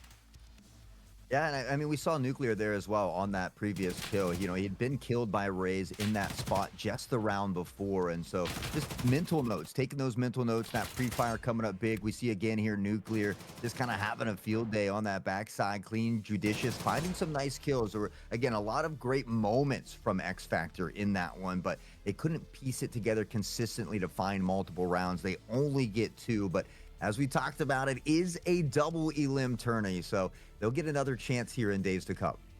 Yeah, absolutely. I mean, gonna get to see whether some of the, should we say, advice or conversations we got to have at PAX West has influenced any more of the teams. Like we say, we're grateful and fortunate enough to have sat and spent some time with Watchful, get a bit of an understanding into that team and his thoughts and how he plays and just the mindset behind that kind of a demon. And then obviously also fortunate enough to bump into the likes of Goth Mummies from the Epic Fails Div 2, Roscoe, Pete Coltrane from Div 1, and Mr. Decoy from the Div 1 squad for Epic Fails. You know, again, asking them guys how they were feeling, looking forward to going into this. Nervous, you know. Everybody wants to put the name out there for Pinnacle Season 1. I mean, remember, Season 1 for a reason. Okay, this is where the NA teams get to make their name for the Pinnacle contests. And EU's had a couple of these now. They've got like a little bit of a storyline going to it where Sicario have had their time, Panderic have had their time. There's been bits and bobs, upsets. The NA scene just kind of starting to write their own history. So everyone wanting to make the best first step this time around, I guess. Yeah, I think that's important, and some nerves can be good as well, and so I think for the most part we've seen the teams kind of funnel those nerves into good plays, but sometimes they get the best of us as well. We're all only human, so regardless of the outcome here today, honestly, all these players should hold their heads high. It's not easy to get out here in this competitive scene and give it a shot. So win or lose, be proud of yourself and just know, you got a second shot in days to come. That's why I love these double elim tourneys, because it can be tough in a best of one. And that is where a lot of times we do see some upsets as well. So everybody gets that second chance opportunity, but you're going to have to make the most of it from that lower bracket. So, ladies and gentlemen, as we are going to be blessed on screen with the head-to-head, you guys in the chat being blessed with the prediction. So, for our next prediction in the chat, give us your channel points. Who's going to take it home? Is it going to be Epic Fails or is it going to be Vanguard Gaming? Our next best of one, the easy lineup, Spritian, Buperino, Corium, Duck and Mr. Decoy going up against our Vanguard Gaming squad of Jay Winchill, Winter. I've been robbed of the names because timing is good, but it's okay because we've got it backed up. Itchkiller, Dover, and Astro. Personally, I'm going to be looking at Scratch, which is Itchkiller for those at home. Scratch Killer, Itchkiller, to be taking it forward for the Vanguard Gaming squad. And I'm being made aware that Astro has been subbed out today for House for the Vanguard Gaming starting lineup. Yeah, this is tough for me. Like I said, I got my start with Vanguard Gaming, Winchill, Winter. A lot of these guys are phenomenal dudes as well. I've had the pleasure of talking with a few of them, but I've recently met Epic Fails. I've done some events for them as well, and so it's pulling at my heartstrings both directions. But I'm gonna take a gamble and put some of my channel points on Epic Fails, I think, for this one. Well, I'm actually tempted to say that this could go either way. I do not want to be throwing channel points at this at all. I mean, I've already got Maybe Not Girl absolutely hounding me as one of my #1 haters because I bet against EPA the one time for the one time. So I ain't about to get myself roasted from both sides of the pond. But what I am going to say is this is going to be a great game to watch. I expect that both teams start off with a similar amount of aggression from what we've seen from all 4 of our teams so far. And the map that they are going to be playing upon is going to be, again, something that leans more into that headfirst into the fire scenario. Skybridge a little bit more rotatable, I guess, for want of better words, but definitely still one that has quite hotly contested areas and a lot of close quarters battles. I mean, we got a lot of fort here today. We see it's the first one banned, so I'm not complaining. I personally love Skybridge. It has really grown on me over the last year or so, and so I'm excited to see these two teams back on Skybridge. Honestly, we haven't got to see this map yet today. It has been all fort thus far, so a little change of scenery I think will do us good. Yeah, Bay 5, Iceberg, Bowl. They're just not on the cards, it seems like. The fort being favored for the first couple's been great for the viewing experience. The fort allows for some good explosive rotations. I'm always down for a good map or two of fort, but personally, I've been enjoying watching a lot of Skybridge. We have done for the majority of the early part of the ACS just gone, and it's been a map that's gone through being heavily favored to heavily not favored to heavily replayed again. So curious to see where the weapon change in the meta has reflected upon this map, and which of the two teams are going to play this with more aggression. Gone are the days where if you were aggressive on the defending side on Skybridge, you could suffocate an attacking side from getting anywhere near the A site, being forced into the less favored to attack B. Now, with the changes to the map, the pressure is evenly split on A. You can play into it both from an attacking and a defending side, and an over-aggressive play will catch you caught out instead of being able to claim yourself a big swing for 2 or 3 free kills.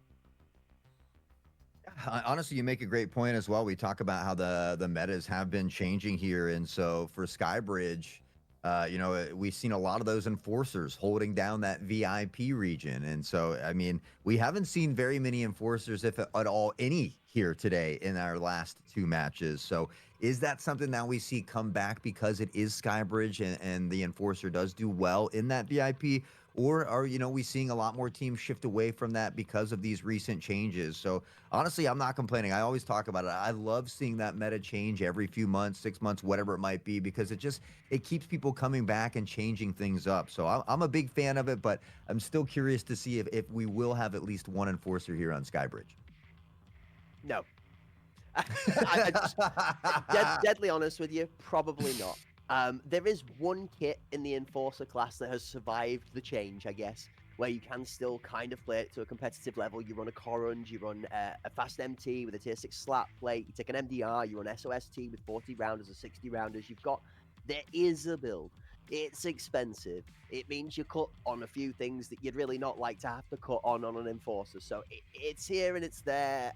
You have an option. What isn't there anymore is what was absolutely tearing through the scenes in our eardrums, and that's the full auto Saiga. Gone is the 20-round drum. It's 10 rounds only now. Piranha is stupid expensive, so you can't run as many rounds as you used to. There was an alternative cop-out for a short period of time where we were testing and playing around with Express to see if that would do a similar thing. When you're aiming down sights, you could one-tap with Express. There's still a lot of flesh damage, and the shrapnel shells still do shotgun things.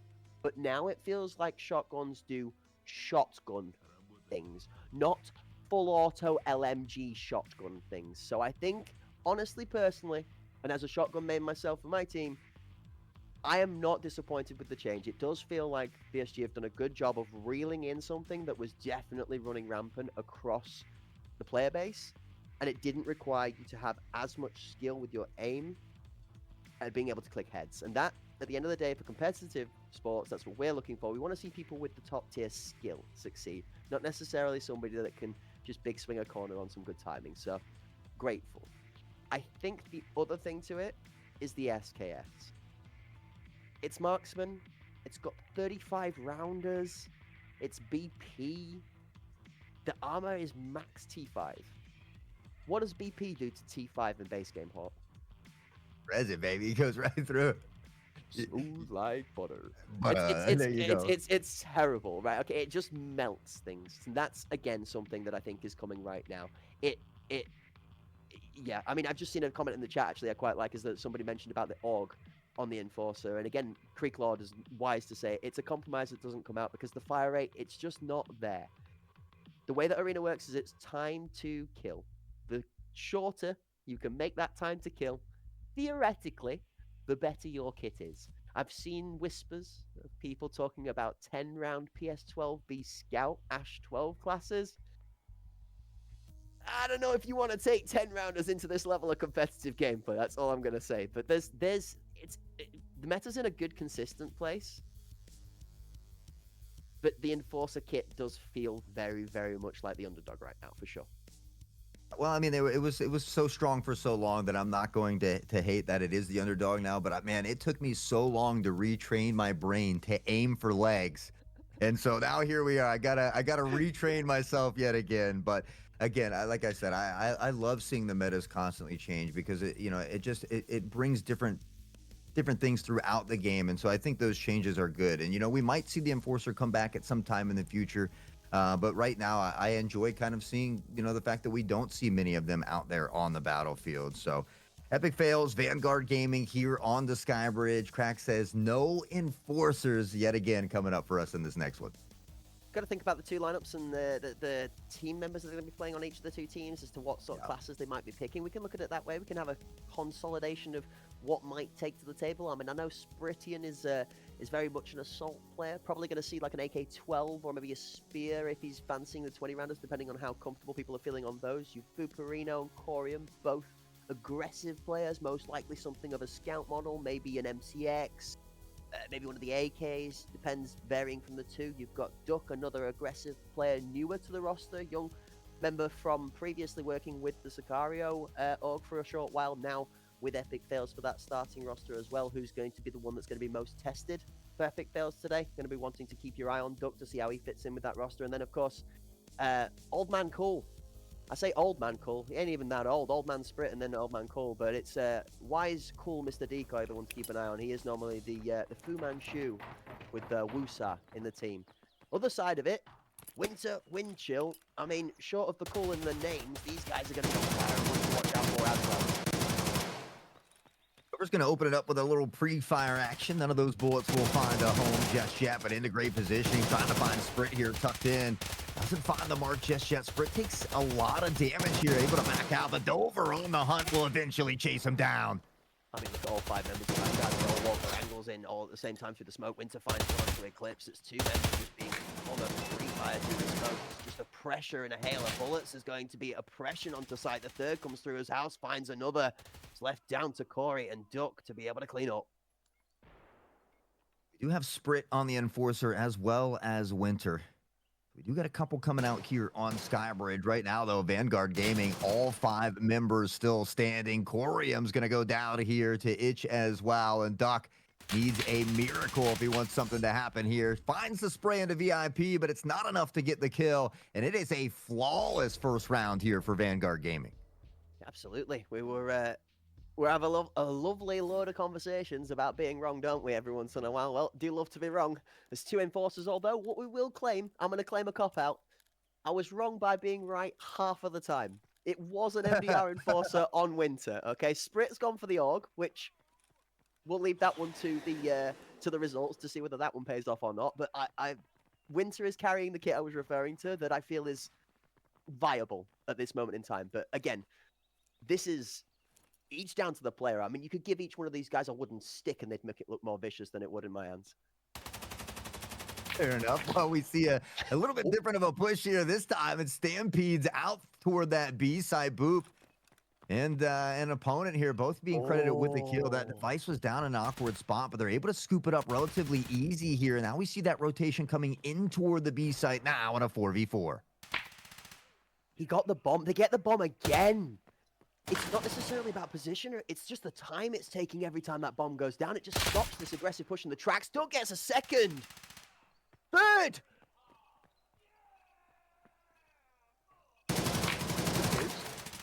Surely. No. Sprit's going to get him instead. Okay. How do... Okay, okay. I'm confused. I'm lost. That came down from heaven so quick. And just because it's the bomb, the entire train just hits a brick wall. Yeah, I mean, it just kind of throws a wrench in the mix. They've got to talk about who's going to go back and pick up that device. It's stuck right in the middle of the steps as well, so you don't want to be caught out in the open. And I mean, Duck coming up with some big kills, a nice little three-piece in that one. I heard you say playing a little duck, duck, goose over there, certainly bopping him on the head here. But I mean, Epic fails. They answer back relatively well here in round number 2. Can they do it again in round 3? That pressure appears to be coming toward that B site, but if you look at the mini-map, that device is still lingering toward A. They're playing two ways to this. I like this approach from Vanguard. They're trying to pick for a flank rotation that's too aggressive or too early so that they can rotate back in onto the A site. Boot's going to find 1-2, pushing down lane 3 is going to telegraph that B site even more. Vanguard really pushing for selling the play. Burst goes down as Corey's playing deep from the back of lane 2 and 3. Sprit's going to find one. 1-for-1 trade on site, covers the bomb though. Epic fails know where it is now, but Vanguard have full site access on A. Does he get there in time? No, Jungle's there in time. Eclipse is ready to watch over for the A sites. 2 versus 1 on B and 1 versus 1 on A. Map is full split. Free fire coming coming in, and now Eclipse just being patient here, playing it smart. Dover is going to shift back toward the other side, tries to dance around. The flank comes in. Eclipse finds the first. Corey finds Winter, and Epic Fails will go up on top here for the first time today. Good kills all round. This is going to be a good game. The macro play from Vanguard is out of this world so far, by the way. You've got to give it to them, regardless of Epic Fails taking the round. The amount of movement that Vanguard is making the Epic Fails defensive lineup do is crazy. The only reason it's not paid off so far is due to a couple of crucial gunfights going the way of Easy in the hands of Eclipse and the hands of Corium on either side of the map. Grenade here from Dover. Looking to smoke off this lane here so they can find some pressure forward, but we see Epic Fails just comfortable, being patient, playing a little bit further back. They've only got one. That's Boop tucked toward the B side, and that might be a quick flank coming in here as well.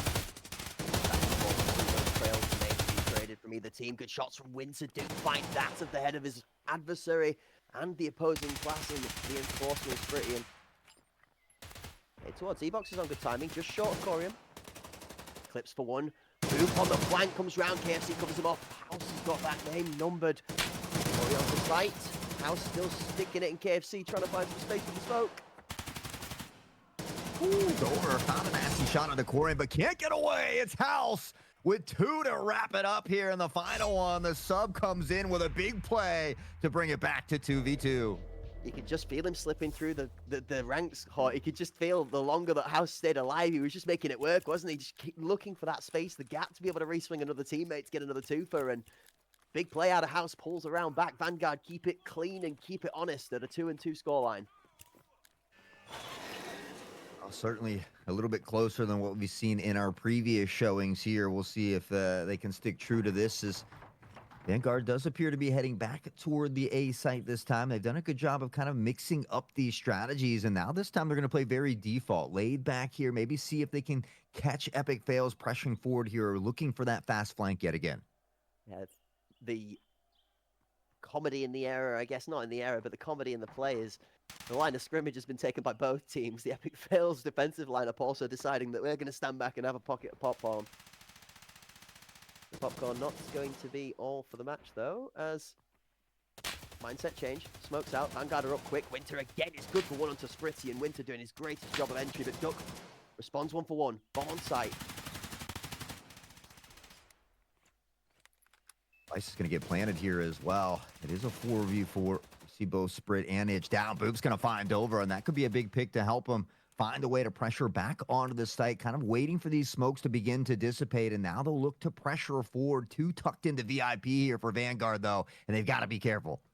They've done a good job of keeping the time down. The bomb is down on site with 30 seconds left to defuse, and slowly that timer is ticking away. The more seconds that go, regardless of the numbers of people left alive, the more dangerous that defuse is going to be. They're just going to go for it on pressure. Kill comes down on site. Woo! 2 for 1 trade. They're taking out a teammate. Winter is still left alive in the shadows.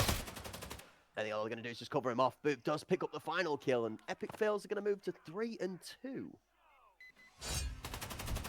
Get the lead here for the second time. We've already been tied up a couple times here in this one as well, and it'll be up to Vanguard Gaming to answer back here in round 6. But we wanted a closer matchup. We're getting it here on Skybridge with Epic Fails and Vanguard Gaming. You have to feel that from both sides of the coin, Epic Fails need to find something to do for Sprittian to get him out of this trap that Winter's been able to put him in multiple rounds in a row. And Vanguard also need to be able to try and make something more of what work Winter is doing on entry to convert into closing the round out. They've been getting the bomb onto site and planting it exceptionally well so far. Being able to hold post-plant has been the more difficult part.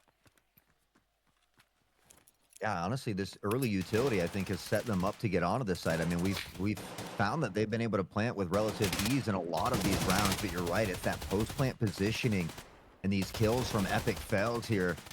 But already we see Vanguard, again, onto the site. The plant goes down relatively easy, and it's up to this retake. This time they've got Booperino coming in on the flank. He found a nice one last time. Can he get another here this time? Surely at this point, the Vanguard would be expecting the flank timing. 1 for 1. Eclipse gets wind chill. Winter takes out Sprit. Nade from behind gets dodged by Eclipse. Somehow steals away his toes from that one. keeps 3/4 of the health. House. Hold up a minute. House. House. Not quite in the middle of elevator, though. Second duck for one. Itch and Winter, though, are going to close it out. It is looking good. Vanguard are starting to put it together, Hawk. You can feel the rhythm and the pace of it just picking up a little bit now. Yeah, but again, I feel like Skybridge has been one of these maps where, at least in the past, it's favored that attacking side a little bit more. So I feel like Epic Fails is doing what they need to do on this defensive side. They've already gathered at least 3 rounds, and so we've seen this back and forth, which is why I often say I'm always looking for those first couple rounds of the second half before I get too excited. But just ecstatic that we have such a close match here in our third one of the day.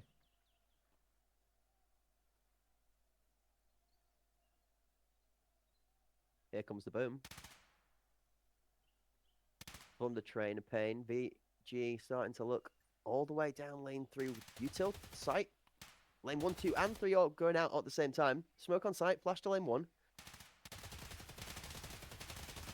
Ramp pressure, trying to be held off. Duck, Eclipse. 3 Epic Fails members there now tucked in towards the back of lane 2 and 3.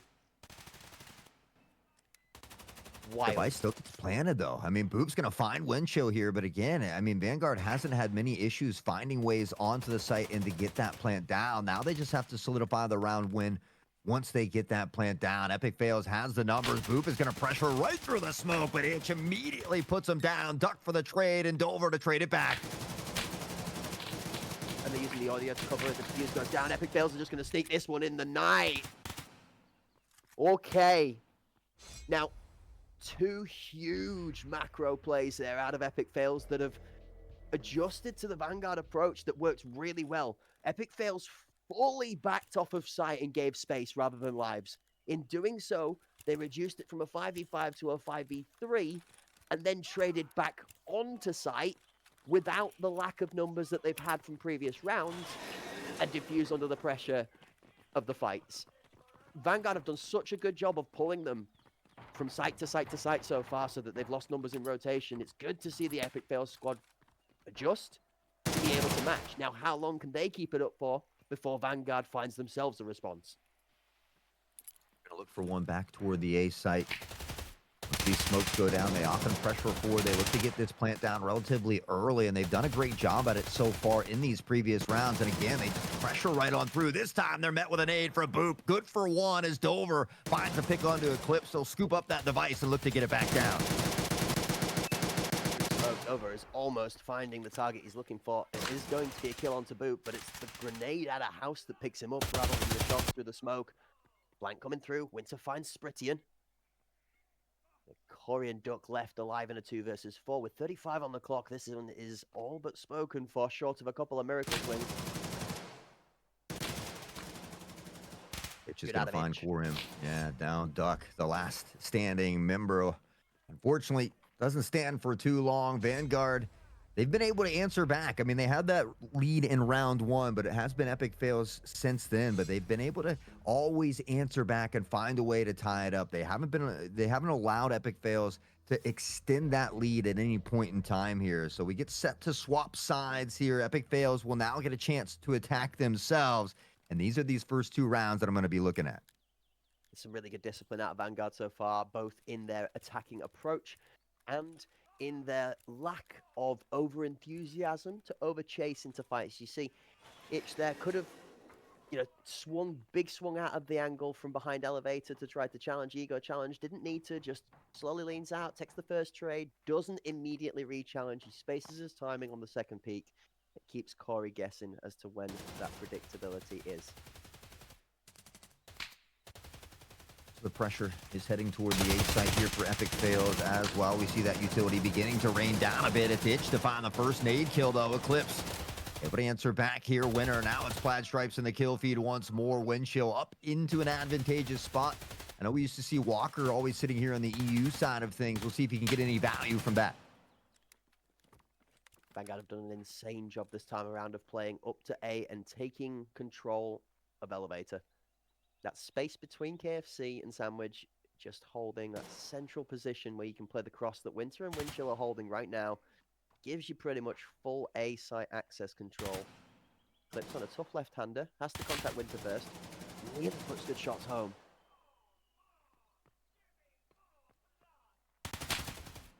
Corey in the background goes down as Winter goes down to the ground. And Windchill picks up the kill. Vanguard, they'll get their second lead of the day here. It comes from the defensive side at this time, and they started off strong in the opening round on the attacking side as well. It wasn't until those following rounds that Epic Fails was able to kind of get up on top there and kind of battle back and forth with that lead. So we'll see if they can tie it up once more. I think we've already had 4 or 5 ties here today, but you know, I think you had kind of mentioned this before we got going. This was a game that really could go either way, and that's exactly what we're seeing here. Both of these teams have put a lot of effort in the background. A lot of scrims that have been done where they've changed things, you know, improved, worked together, worked against each other in a sense on multiple different occasions. Just trying to find that great middle ground where both teams can just improve every time. Gonna pause for a second as a lot of utilities being traded over this A site. Only 1 member apiece per side down, so 4 versus 4, and still both teams with a tentative lurk towards the B site. Duck and House just kind of jostling with the idea of coming to help the team. Oh, whoa! Oh my, what a nasty 2K. Both headshots as well. He spots one through the edge of the smoke, and the transfer makes it good for 2. Windchill is going to pick up onto Eclipse, and now Duck in trouble yet again. Vanguard now looking to extend that lead by 2. Man, he's going to be clipping that and sending that one to a bank somewhere to save for future. That's going in the memory bank, is that. There's, like, I'm pretty sure he's rethinking that smoke a second time to just look at his handiwork. That is 2 ridiculous skull-crushing kills piece to piece through the smoke. Like, I wouldn't be surprised if he was surprised that he got the second there, because I think we all at home were claiming our jaws from somewhere below our ankles after that one. Absolutely. You know, I don't even know if you realized that second player was there initially. I think just spotting that first, spraying through the smoke, just trying to make sure to cover all areas, but ends up getting 2 headshots and, you know, maybe can claim he did it intentionally. Nonetheless, it happens. They're up by 2, and now they got a nice commanding lead toward the end of this matchup. Epic Fails needs to reel it back here soon.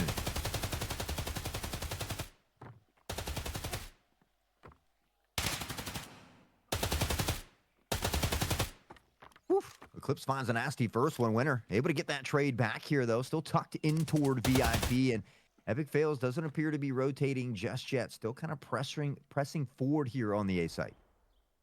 Looks like he was slightly over-aggressive out of VIP there. Did not realize Winter was as well backed as he was, but a slight gap in the spacing does result in a 1-4 instead of VIP, instead of a straight removal and base control. Corey and Sprit, they're very heavily respecting and aware of the fact that Winter is still there. Duck's going to pick up 1.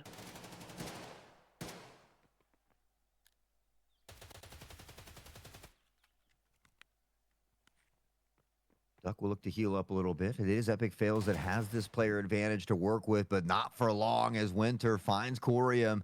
And now we are back to a 3v3. Buparino begins to shift forward. Winter finds Sprit here as well. Duck, here's some audio cues to peek out. Good for 1. He does get itch, and now he's got to be careful. The Winner's on a tear this round. Bomb tucked up in heaven as well. This turns into a team fight rather than a blast gang round with the time to pick it up and plant almost impossible. Winter, recognizing this, is going to continue to kite his way away safely into the smallest angle possible. Jumps from both members. Winter finds the kill into Boop.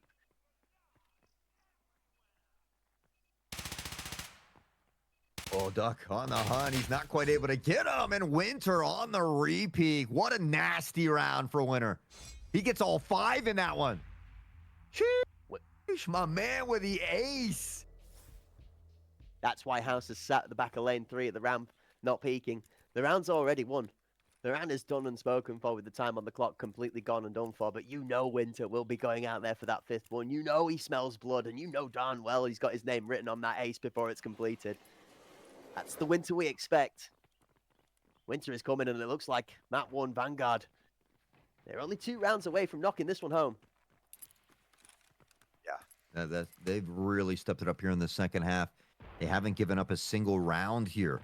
in the second half as well. Now 1 away from match point, 2 from closing out. As Cracked had said, they'll continue with this free fire through the smoke. They've had a lot of success, but this time, Epic fails being a bit patient. Duck is spotted. The jump over shot doesn't connect. He's able to find the first before Windchill answers back.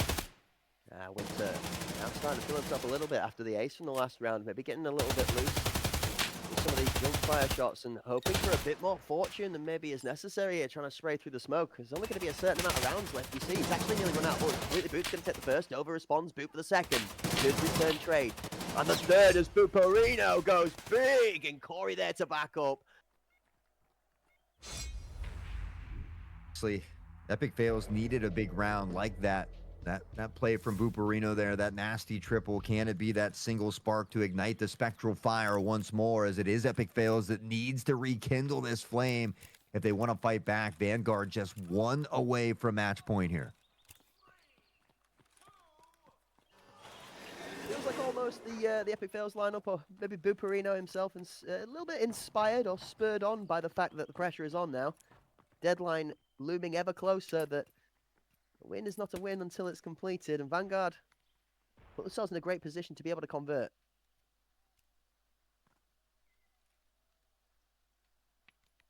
Low, steady round. Keep a keen eye on that flank from B, brother. Keep a keen eye on that flank.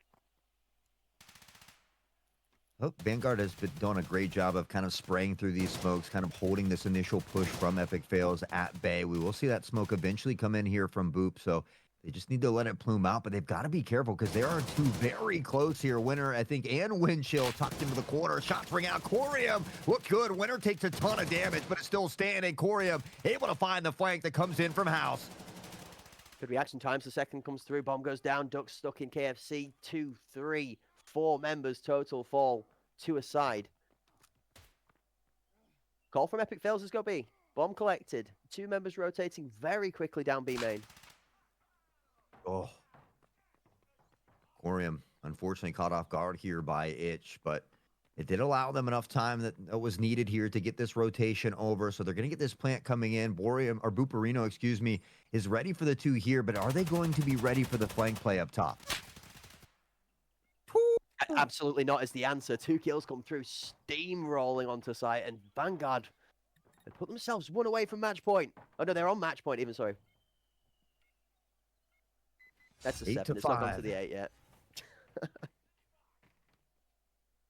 You know, they just try to keep us on our toes a little bit, but you were there. 8-5, match point at hand. 15 kills for Winter as well. But I mean, Buparino, Duck, both in double digits as well on their side of things. So unfortunately, Sprit may have been having a little bit of trouble. We talked about that AUG and where it might fit here. And so, you know, maybe that fire rate's something that is tough to deal with, but they're not out of it yet.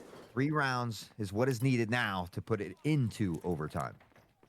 It's just one of those things. Some kits work for some people where others don't. That's all it is.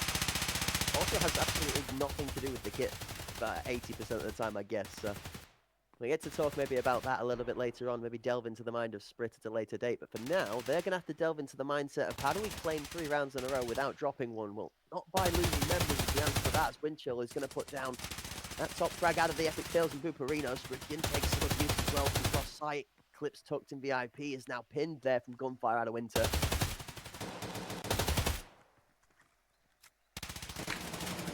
Saw a lot of great utility from Vanguard on that attacking side. I mean, we saw them push onto these sites and plant with ease. For Epic fails, it seems like they're struggling to get onto site here, and it's the positioning from Vanguard. Winner finding the first. Duck, though, let's get a pick of their own, and they're still at a player disadvantage as they try to make their way forward. The device is onto the site, but still looking for this key moment to get it down.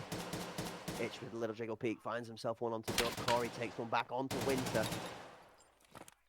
Device being planted, but 3 versus 2. I mean, this is all for Vanguard to be able to swing in on right now. It's going to cut his angle slowly. Sprint nearly able to be able to convert. SOSC just not doing the work. First from Corium is good. Double swing off of E-Box. Sprint finds one. Corey closes it out, and that does save the first of those 3 map points. How in the world did Epic fails win that round? It looks so good for Vanguard Gaming. Corium, big plays to bring it back. And now they find themselves within striking distance, 2 from tying it up and pushing us into our first overtime of the day.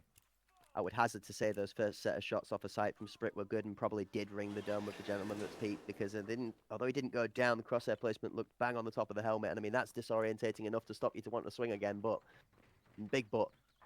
still 2 more rounds with the potential from Vanguard, and they haven't yet this match gone more than 2 rounds in a row without putting one on the board. Duck's going to start with a big opener onto Windchill as the first. Second Duck goes good for 2. Itch closes him out. Damage done, though. 1 for 2 trade. You'll take that all day here if you're Duck. With that, now maybe a potential rotation on the cards again from Epic Fails. They seem to be a little more comfortable on these rotations. I'm not sure what happened there, though. Eclipse caught off guard. Itch on the ego peak, presses forward and finds a nasty one. Sprit's able to find Dover, though, to keep that player advantage. They've hidden one, though. Vanguard have a perfect pincer.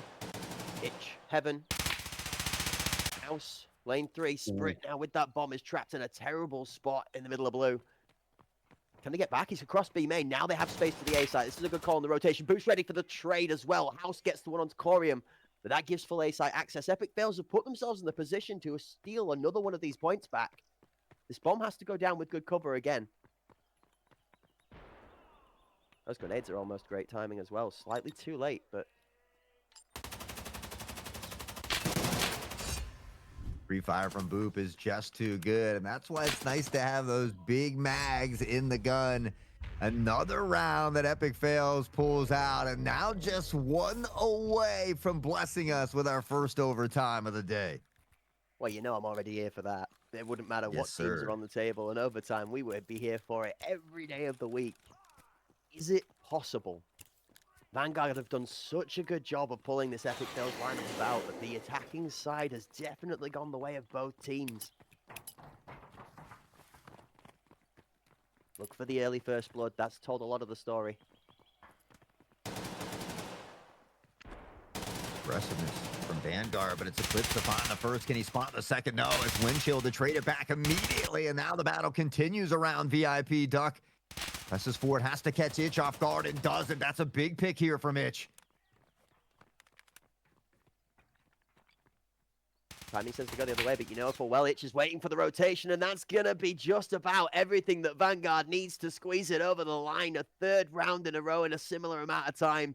The Epic Fails lineup tries something similar to what they did just recently, and it gets read like a book by Itch Killer with good positioning and movement. Good shots from Corium. There's not a lot you can do in that situation, unfortunately, and it was a close matchup. You certainly have to love that both of these teams laid it all on the line, but 9-7 is your final score. Vanguard will take this one. Absolutely. A great game.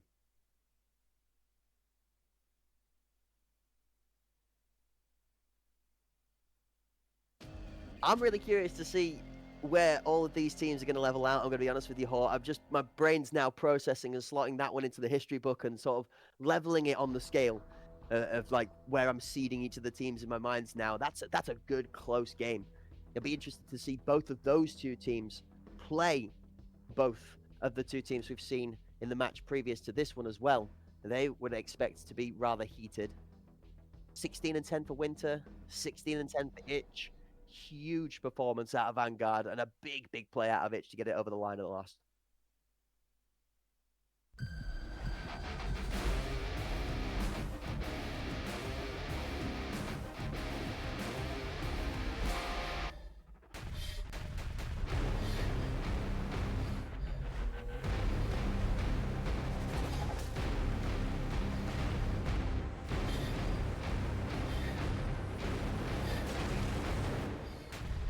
This is why we game.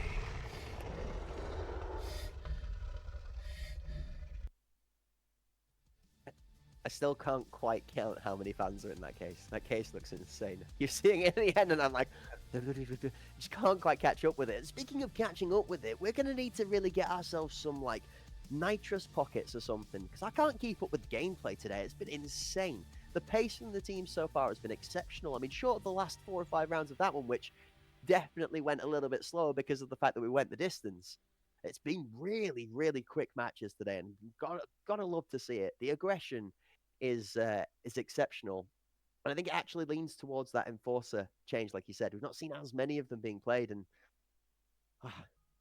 why? If you can kill someone quicker, who cares? Fair enough. Absolutely. And I'm glad that we did get to see a couple in that last matchup. It's nice to see people still trying different things. And, sometimes, like you mentioned, sometimes it works, sometimes it doesn't. That's a little bit of that gamble, that risk reward that we look forward. But one more best of one on the day, Cracked. I mean, they've gotten better with each one. So aspect evasion, I think, is our final best of one before we crack into the best of threes. But I knew they were going to be full of action throughout the day. These teams have certainly not disappointed here. It's been a fun first three series, and I'm ready for this next one as well. Absolutely. And for the folks at home, if you're looking to try and keep up with that bracket, you want to follow along with the teams and their progress throughout the first season of the NA Pinnacle Tournament, then exclamation mark bracket in the chat will get you there. Thanks to the work from Sky Cycle and Liquipedia, there's a beautiful layout there for you to follow. The team rosters, names, where everybody belongs, where they've come from, how they've played, who they've played for, who they used to play for, who they're going to potentially play for in the future. Sky Cycle's cooking everything, folks. Doing a great job with it. And honestly, big W and shout out to the hard work going out there. Looking forward to seeing our final best of one, because then we decide our fourth victorious team for the day, which gives us a little bit of insight into our winners head-to-heads to close our day out when we go to best of threes. Yes, you heard me right, folks. This is our final best of one of the day, but not our final match. We've got two heated series to settle who we are looking at as the top two, shall we say, favored teams at the end of day one to be taking home the first Pinnacle tournament for NA. Yeah, I'm excited. I have an idea who at least one of those teams might be, but I'm excited to see how it plays out because we've seen some crazy upsets in the past. It doesn't mean it can't happen here as well, and so those are things that I'm always kind of keeping my eye on. If you guys are just joining us in chat, though, make sure you put !socials in chat so you can stay up to date with all the action that we've got going on over here, including the amazing giveaways that we've got coming up here throughout these next couple events. More importantly, this one here, the Radeon RX 9070 XT graphics card that will be given away. And if you want to know when we're giving that away, well, you got to follow the socials. That X, the important one, x.com/huntpremiere_, so you can know when that giveaway is going to happen. Yeah, I've had some amazing support throughout the entirety of the competitive arena scene so far, and it has not stopped getting better from every single partnership that we've been able to work with. And thanks again, massive shout out to ARSX, Radeon, AMD for stepping up and showing out. The Pinnacle Season 1 for NA, it's what we love to see. We love to rep it strong and proud, don't we, when we're out here, especially for the teams that are putting on such great gameplay for us. There's been some phenomenal matches. We've had 3 best of ones worth of heat. We've got another one to drop for you now, showcasing your final 2 of the 8 teams on day 1. After this, your 4 successful teams will be going, like we said, head-to-head for best of 3s. We'll be giving you map picks, we'll be giving you details, and we'll go into a little bit more of the nitty-gritty of the teams and maybe some of the changes that has happened between them in the seasons, because it's been a little while since we've seen the NA scene play. There are only so many months in the year, and only so many tournaments and events that Hunt, Battlestate Games, and the rest of the people that work alongside us can put on. Well, therefore, we're delighted to be able to swing the bus back round your side of the pond and pick up where we left off with the NA scene. Because, honestly, when we're going to talk about upsets, the NA scene at the moment has been the one that's provided some of the more spicy ones in the recent history. We had a Sicario squad that's been slamming in both regions, EU and NA, but the one in NA recently had a couple of shock moments, should we say. A couple.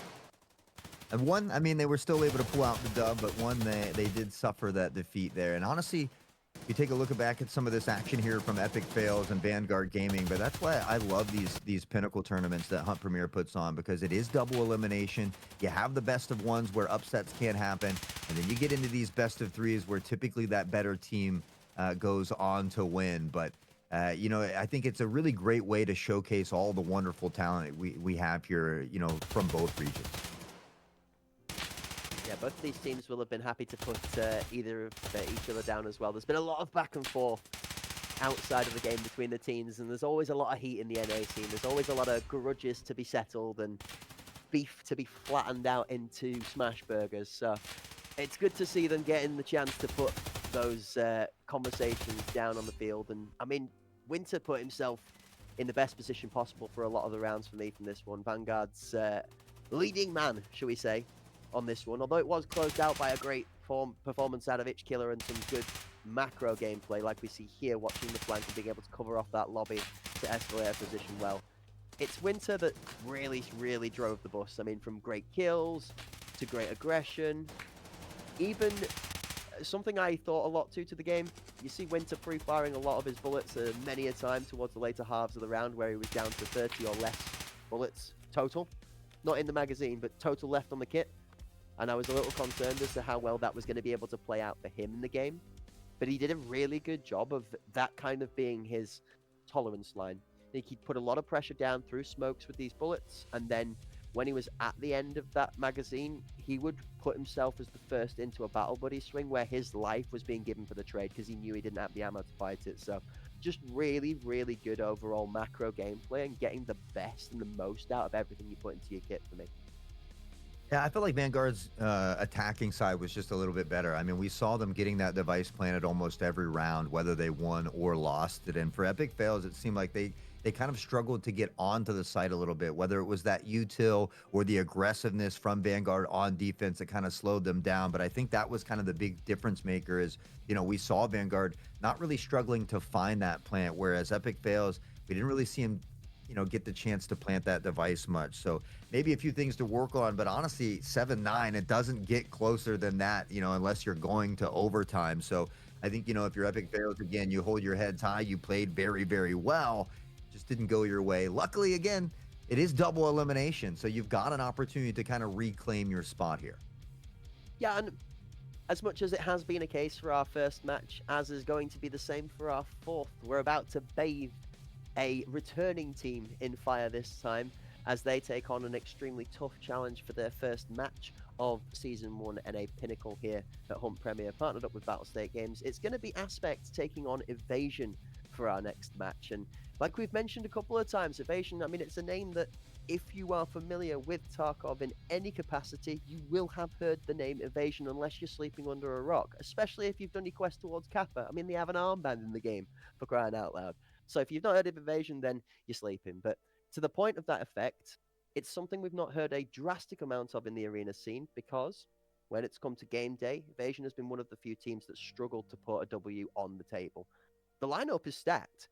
Cryodrolic, Demon. Panic, Demon. Zombieland, Demon. Waffle, Clutch, both Demons. I mean, Waffle for me is probably the player that I know the least about, but I have been told many a good thing about everybody on this lineup, and if I know one thing, it's that Clutch has the name Clutch, not just for being Clutch, but also for being an exceptional gamer. Well, Aspect on the other side of things here from Oberus Tom and Apollo C. I think back to my first base game casting that I did where they were running together, I think on Customs, Tizzy, IFP Europe. This talented squad is the squad that was able to topple Sicario in the past here recently. So certainly a team that I've got a close eye on here. But as you talked about it, I mean, this could be that opportunity for Evasion to kind of rise from the ashes and make a statement here for themselves as well. But Tom, Tizzy, this whole crew, I mean, they are a phenomenal squad as well. And hopefully we have another nail biter on our hands. I mean, you've definitely got a titan of the NA scene here in this Aspect lineup. I mean, the Aspect name is one that's been there for a while for a reason as well and has earned its respect through the works of Oberst Tom. Tizzy, young, talented individual, been exceptional when we've seen him playing recently. IFP, always out there popping stuff on the socials for the folks at home that are not aware. Does some great montages of his gameplay, which are delightful to see because IFP's reaction times are about as wild as that of Rapid, if you know anybody from the EU scene. Europe, I mean, this guy's been around the arena scene in 80 different ways. And then the Apollo C is what we like to call the that ace of the NA scene when it comes to consistency. So stacked lineup from Aspect, but map's important too for this one. Well, the maps are important, and we're going to head back to a familiar spot here. After Skybridge, Iceberg, Bowl, and Bay 5 were all banned away. You can see on your screen there with the team logos. of who banned them away. But Fort has been a very common map pick amongst a lot of these teams. We were blessed with that Skybridge previously, but other than that, it has been all Fort here today, correct? Yeah, we do love ourselves a good bit of Fort. Hey, I'm not against it, honestly. No. I could see teams play Fort all day long. I could quite happily sit and play a lot of Fort myself. Big fan of the map.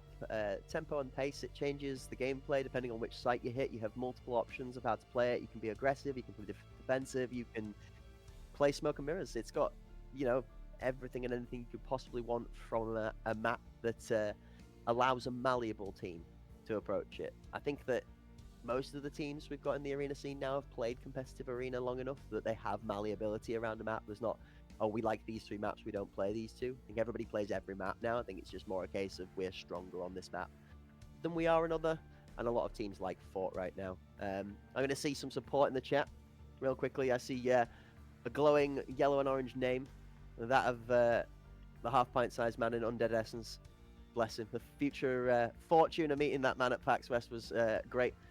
Good to bump into another arena legend that's made his name in the scene. But I'm sure he's going to be in the chat cheering on Aspect today, as he's good friends with a lot of the members of that squad and has helped coach, train, play alongside many of those members to develop them both on the arena scene and off of the game as well. I know Undead's a gamer of many talents, but he's going to be cheering on his team for the day.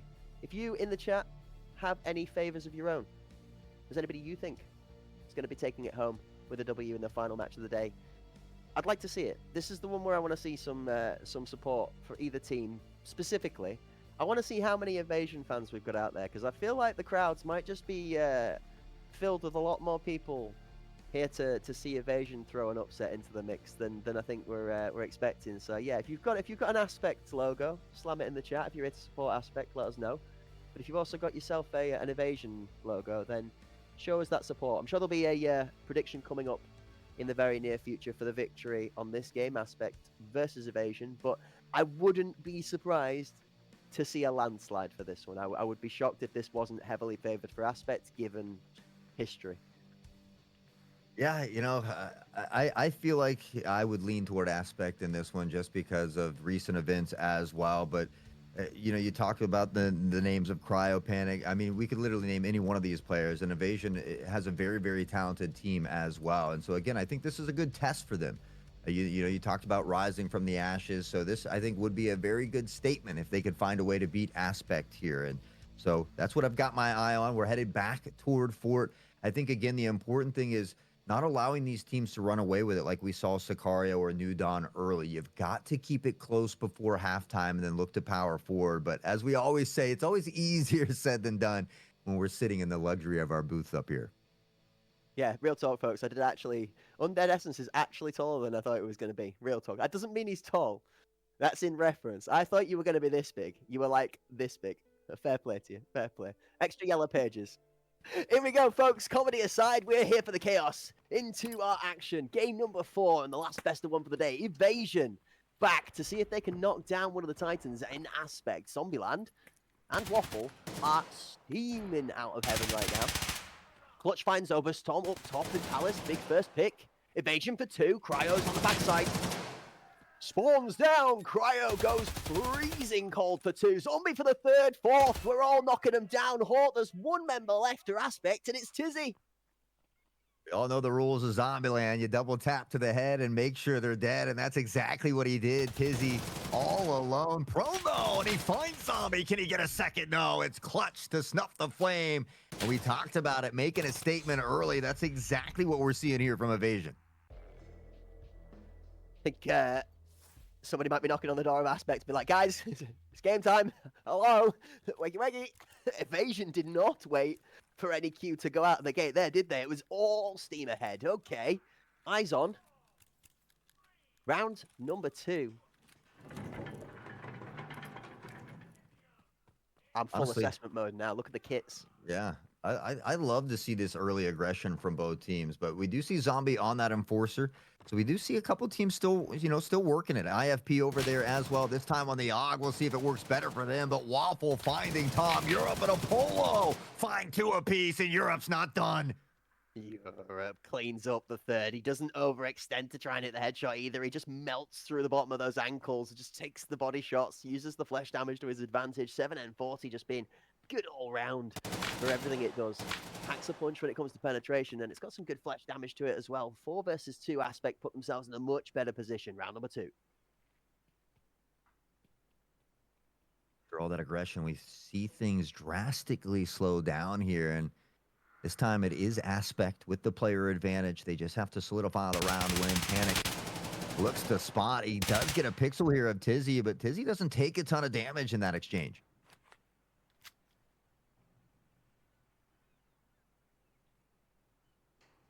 Moments calm before the storm might just be the breathing space that Evasion need here to try and retain some form of stability. Round number 2. Shots out of Apollo just to try and put the pressure down, actually. Maybe see if he can force the bomb off. Panic finds one. Tizzy trades out with Waffle as Panic abandons the back of his teammate. That's an unfortunate timing if you ever saw one right there. Okay. Turn an unfortunate situation into something good. Nobody's going to see the bomb coming. Oh, you've got 20 seconds, though. You need to make sure you get this down quick. IFP goes the long way. Panic realizes he's got space for the bomb plant. One is going to be at long just in time. I think he was a little surprised that nobody mirrored his rotation, but it's IFP on the AUG, making it work. And with that Aspect, we'll get their first round on the board as we find ourselves all tied up. I agree with you. Rotation was good. I'm also surprised somebody didn't follow, but I mean, 3 versus 1, do you need to, is the question, I guess. Yeah, I mean, numbers works, you know, that buddy system on a retake in a 3v1, you know, you most likely lose at least 1 if it gets dangerous too, but usually you win that 3v1. So I think it is smart decision making, and I think it also caught Panic off guard, though. He was hoping to find a peak there, maybe find that one that was mirroring the rotation, get an early pick, then find the plant, and that 2v1 all of a sudden becomes a little more feasible, but it just wasn't the case this time. Does a good job of managing to maneuver himself into a position to try and challenge the forward-facing ones. Talk about that again in a second, though. IFP is going to drop a hot bomb on top of Waffle. Con actually ends up rolling wide left. Apollo finds one onto Cryo.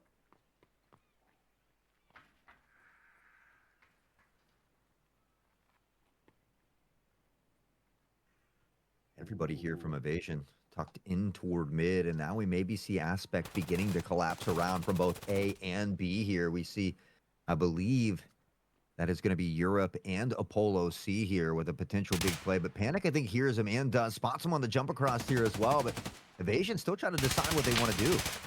Oh, Europe gets plucked out of the air doing something towards the spawn by Clutch. Overstorm's going to find one as a response. Zombie goes down. Tizzy takes out Clutch. That's a good shot from Tizzy down bottom mid.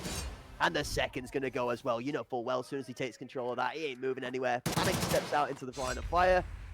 And Evasion find themselves going down for round number 3. Aspect take the lead 2-1. We've got a slightly slower game on our hands here, where both teams are measuring each other up. There's no disrespect coming out so far for this one, Hawk. Both teams giving each other arguably almost too much respect so far. Scared to maybe take a dent at each other so far. Yeah, you know, I feel like that's probably a little more common on the defensive side of things. You have that luxury of being patient if you want to, but I think, you know, we saw Evasion have success in round number 1 because they were so aggressive. So we'll see if maybe they get back to something along those lines. Europe already in great positioning up mid here, though, and now we see Zombie looking to pressure forward. Has to be careful. Cryo on the hop up as well. Will be spotted. Europe quick to put him down. Crazy. Nearly. Don't. Okay. Dance with the teammate for a second there. Waffle's doing a great job of not giving away any information. Left and right, both members dance and Waffle. That's the one with the better 2-step. Apollo goes down.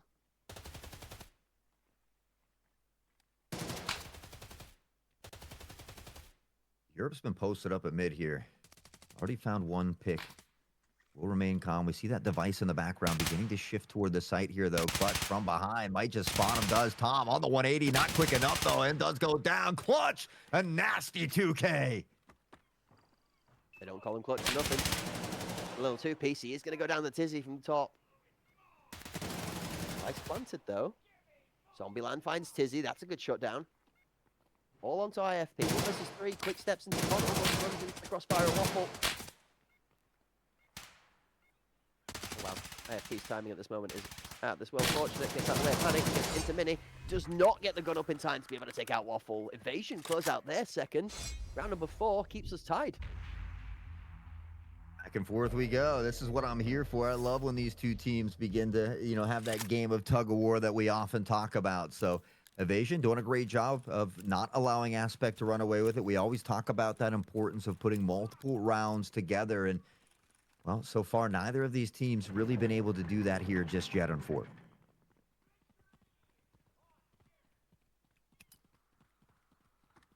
Step Chef has got me cracking up with his comments in the chat as well as he's cracking the dad jokes for everybody to keep them entertained in the meanwhile.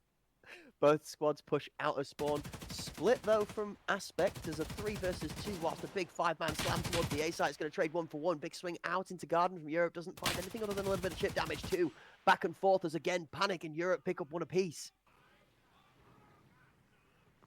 Aspect has the player advantage to work with. We'll see if they're able to utilize it here. Evasion, that device still down back here. They've got to scoop it up. They've got 1 minute and 20 to work with, though, so plenty of time for them to still make something happen. 2 versus 2 on site. Court control held by Apollo, which he's not going to rotate at all until either a member of Tom or Europe goes down or that bomb gets picked up. Rightfully so. With 55 on the clock, though, Evasion are not under that much pressure to do anything just yet. Can take the time to try and work one of these members out into an angle that they can pick.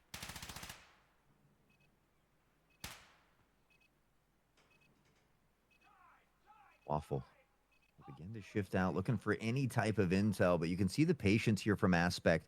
Just holding these important angles. We'll get the audio cue from Waffle running forward. Oberst, though, taking out a teammate, and that might just be the little leeway that Evasion needs to get back into the round. Well, Apollo's going to activate now. He's going to steam in through from Colt. They need to try and collect the bomb. 25 left on the clock. The bomb is going to be picked up and collected. But now he's going to be on site. Oberstorm's out a little bit far from his cover to be able to fight that. He takes a lot of abuse. That's half the health down. Where's Apollo? You know he's king of timing. He's going to be watching that backside. Shots out from Kitchen. Bomb's going to go down with Waffle to cover it. Try and push together, jump across. Device is going to be planted. Shots off. Apollo does not find the kill. Waffle gets Oberstorm. This is going to be another round in the favor for Evasion. Short of a miracle. Apollo has time, but he's got only himself to play with. Pressure from Tom and Apollo needed to come at the same time. Unfortunately for them, it came just a bit late. The spray looked good, but the device gets planted anyway, and they don't even find a pick in the mix. Apollo in a 1v2, 28 seconds on the clock. Has to find a way to get out on towards site. So many angles to clear, and Waffle will chop him down. It was a round that looked like it favored Aspect, and Evasion able to reel it back. They get a big one, and they regain the lead here. This is another exceptional game we've got on our hands. Hold up a minute. Has the NA scene completely flatlined? We have no disparity between skill between teams now. Everybody can just take maps off of everybody. Is that where we're at this point in time? Maybe not Sicario. Yeah, it feels like that for the most part, especially in the latter half of the day. But yeah, I have to agree. I need somebody to prove that to me against Sicario before I believe. I got to agree with you. I'm just impressed at how good of a job the Evasion are doing against Aspect. I mean, this is a team that has taken a map off Sicario. Oh, I don't want to go in there, Apollo. Uh-oh. That's a dangerous donut if I ever saw one. You're up, though. Able to answer back, does find a pick onto Zombieland here, and so still onto a 4v4. That device is already being planted over here, and now it's going to be a 4-person retake. A little less as IFP steps into the crosshair of Cryo. Evasion have got a pip in the step that we've not seen before. This is great. The creativity, the consolidation of positioning afterwards, as well as Waffle picks up another one on the rotation. Tucks in tight. Cryo gets one. Cryo almost gets the second. Tizzy manages to close him out, but he's going to be last left alive in 1v3. That, I mean, cannons is the biggest problem right now. The first two here are close. Waffle's not going to move until contact comes through. That's the one he gets for free. Never mind. Good attempt, but just a really tough spot to be in. We talked about it earlier in that 3v1 that we saw favored Aspect as well. And so making sure to use those numbers to their advantage. Evasion doing a great job here. It's a little back and forth early, but it seems like they've found their stride now. They're up to 4. They guaranteed themselves a minimum of a tied first half. Anything extra here could be smooth sailing for the second half.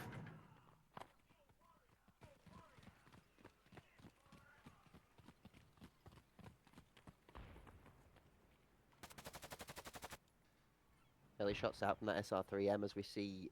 Oh boy, hot. I mean, this gives me a good warmth in my heart. Does this? This is an outcast move if I ever saw one. Is that? This is something from a little bit of my hometown. If you don't watch any of the EU scene, the team I play for, we love a good slow crawl every once in a while just to throw the tempo off of the game. Invasion looking like they're playing a similar style. The lobby, the aggressive push gets picked up. You have to be smart and aware of the fact that the team on the defending side could have pushed out. Europe's found one as he's got his aggressive positioning as well. Aspect read it well. They back up. Europe and Tizzy back to back fight out of the corner. Tizzy's good for two. Oh, it's just played well. Europe dips, ducks and dives, trades damage. Tizzy backs him up, and Evasion are getting torn apart piece by piece. Yeah, this is a big round for Aspect, but honestly, they need it after dropping a few in a row. It was Evasion who's really begun to extend this lead, so this could be a little bit of a confidence booster, a momentum shakeup here for Aspect as long as they could solidify this 4v1. I think it comes off the back of Tizzy in this round, who's already sitting at a nasty triple.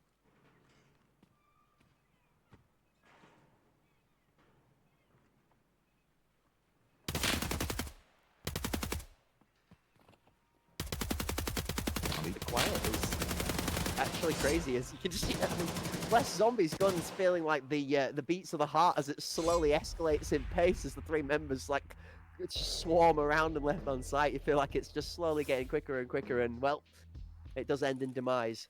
3 versus 1, just numbers are too tough to be able to fight against there. Yeah, especially in a game like Tarkov Arena, those numbers, it's always exciting when we see those crazy, 1v3, 1v4 clutches, because I think they are a little bit, more of a rare thing. But, it's important to play smart when you have those numbers to solidify those round wins when you should be getting them. And so, we've seen a few of those kind of go to the wayside at times here already in the NA Pinnacle #1. So, into round number 8 we go, the final one of the first half. We'll see if Aspect is able to tie it up here or if Evasion will come out on top. I feel like there's got to be a little bit of shell shock in the Aspect dressing room right now. There's going to be a little bit of a... What is going on, guys? Wow, 1-for-1. Europe finds the first one to cryo, but only slightly quicker than that of Clutch. The mid they go. Man, Tizzy's been on a tear here. Apollo says, not without me, you're not. Finds a nasty 2K before being put down as Panic finds themselves in a 1v3 yet again. Sorry, talk to me again about that Tizzy. I didn't want to interrupt you. Give me a bit more of that 1404, by the way. Hey, he's nasty, isn't he? Oh, speaking of nasty, IFP. We've not had to see much from this man so far because Tizzy's been sending them all busy, but boy, oh boy, was that a bit of a gross one.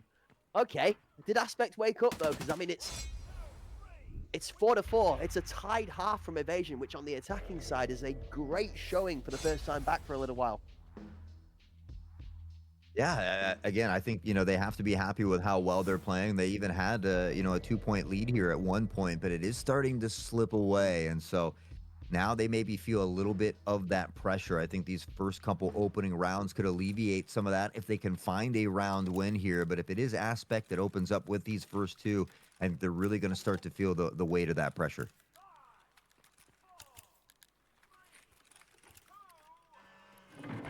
So somebody in the chat saying it's pizza time.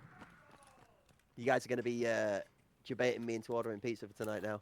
Thanks. I appreciate you all. That's definitely not a bad thing. You guys just did me a service. Well done. Proud of you. Nades out. Early shots. That nade actually bounces off the top of the roof and picks Tizzy up, by the way. Oh, Panic for 2 is good, but Apollo's got the response. Are we in? IFP is on a PKP. I had my eye on it. I was hoping for something crazy. Unfortunately, it doesn't go their way. Panic will peek out, find Apollo here as well, and it's almost a flawless round for Evasion. You talk about a great way to start off the second half, and they found it. I'm confused. So, okay, we're going to go back down the kits. We've got an SR3M. We've got a HK. We've got the AK. Zombieland is on an MDR. IFP is on a PKP. We've got the MCX, which is not a surprise. And then we've got Europe, who's also on assault. I think he's on an AK-2. He is. Wow. So a lot of SR3Ms coming back now. See, I love this weapon. It's the weapon I've been currently using in Arena myself. Apollo making it work as well as he finds Panic. Europe's going to find Cryo here, and that's 2 early picks here for Aspect as they look to tie it up in round 10.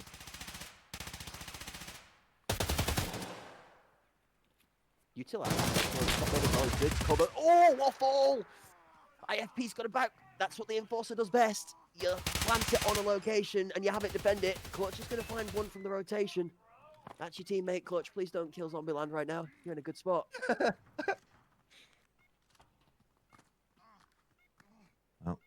40 seconds on the clock. Something to work with. Clutch, I think, third IFP back off a bit. IFP is just ready to let the big gun sing like it ain't no thing, and he's gonna put Zombie down into the dirt and a teammate after. No harm, no foul. Aspect able to tie it up once more, and all of a sudden things just get a little bit closer as I scoot to the edge of my chair. So this is where the meta of kits comes into play. Because the evasion lineup is lighter on the penetration side of things when it comes to ammo. Yes, you heard me right, chat. Light on the penetration. They are going to struggle to get through IFP.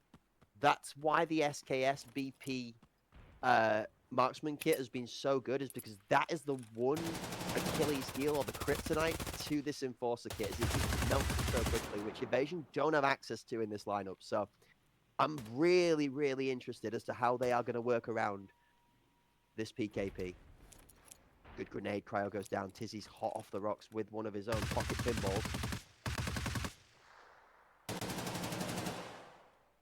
I mean, how do you slow Tizzy down? He's already got 15 at this point. It doesn't matter if it's utility or the gun. He makes it happen. Panic, though. Finds IFP. Tizzy, one back and forth. It's plaid stripes for a moment, but Panic on a tear. Europe and Apollo somehow answer back. It was plaid stripes in the kill feed for a moment, but the moment is gone, and it's all up to Zombieland. Plaid stripes just got thicker and thicker. That grenade towards sight is going to give Zombie space enough to be able to get through. Apollo backs out of bedroom, which gives Zombie chance to be able to contest sight. 55 seconds, the bomb not planted yet. If Zombie reads this well enough, his patience is actually going to win him the round. He just needs to stay here. Apollo has to have gotten into a position to cover it, which he is currently holding secret. He should. This is exactly the play I'd love to see from Aspect. Get that bomb out of a knowledgeable spot and force the rotation so there's some form of gap.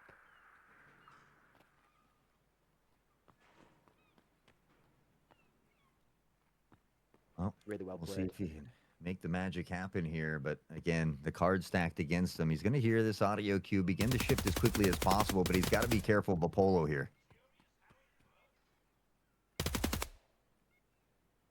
Yeah, Long's so dangerous. The big box placement from Apollo is great. Oh, it's just too good.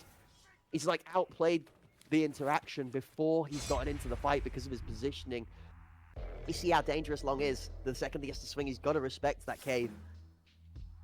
It's just well played, honestly, from Apollo. Well, I mean, we really wouldn't expect much less. These guys have been around for quite some time, very experienced in the field, as you talked about earlier. I mean, all of these teams, these players are going to be comfortable in pretty much any of these maps. I think maybe other than Iceberg, we see banned away all the time, but Evasion, they find themselves on the lower end here by a round, so they'll see if they can battle back. Aspect looking to extend that gap, and maybe Clutch hoping to find one, but it's Apollo opening up with the first pick. Obviously going to have to dip, duck, and dive his way out of trouble. Panic's going to panic a little bit as those bullets don't quite register. IFP finds one onto Clutch. Panic gets Europe out of garden, but then crosses from Oberstorm. That bomb is on site. Panic has full traded places. This is an interesting position to be in right now. Oof. Crowd tried to find one downfield, doesn't connect. Not a ton of rounds left in the mag, and it's Tom to put him down. Tizzy finds one on the back end, and now Tom again for a second. Aspect looking to close things out now as they get a little bit closer and one away from match point. Don't know if it's done just yet.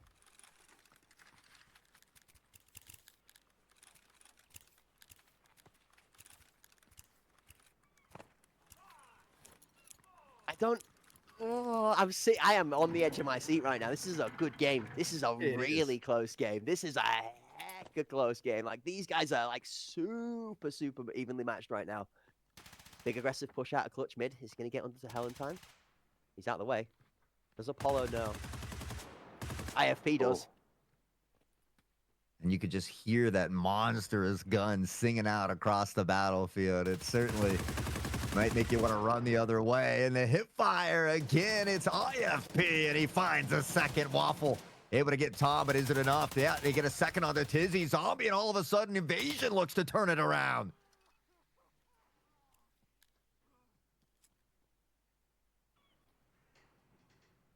IFP is he's having a great old time with his melee out there.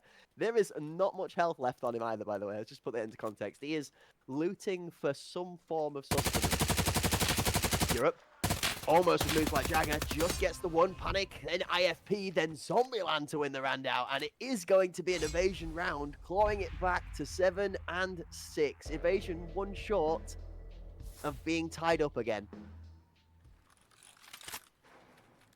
I mean, we said it earlier. I'll say it again. I would be thrilled to have an overtime. I'm always here for extra Tarkov arena action. Evasion, one away from tying it up. Aspect, one away from match point. And here we go into the next round. It does appear that we're going to get a bit of a split this time with a lot of pressure heading toward the B and mid area.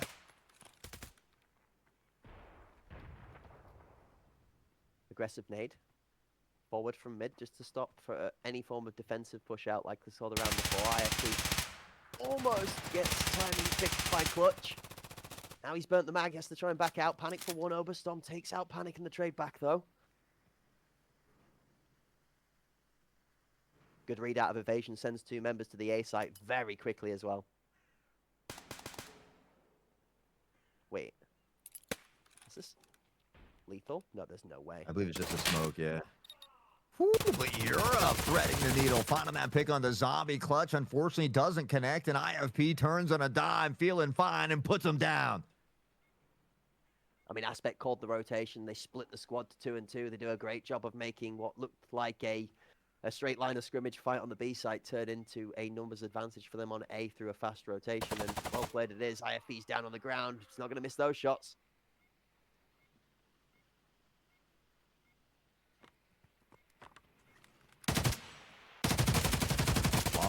Trying to make something happen, dancing around, but it's only a matter of time, and IFP will find it. Aspect looking to close things out. They give themselves at least a couple opportunities to do so here, but you certainly cannot count this Evasion squad out. They are going to fight until that very last round, which is what we absolutely love to see.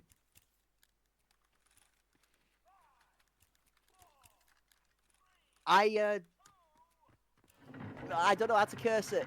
I don't know which way to counter curse it now. I don't know whether to say I want the OT, to not have the OT, to not want OT, to have OT. I don't even know. The games have been great today.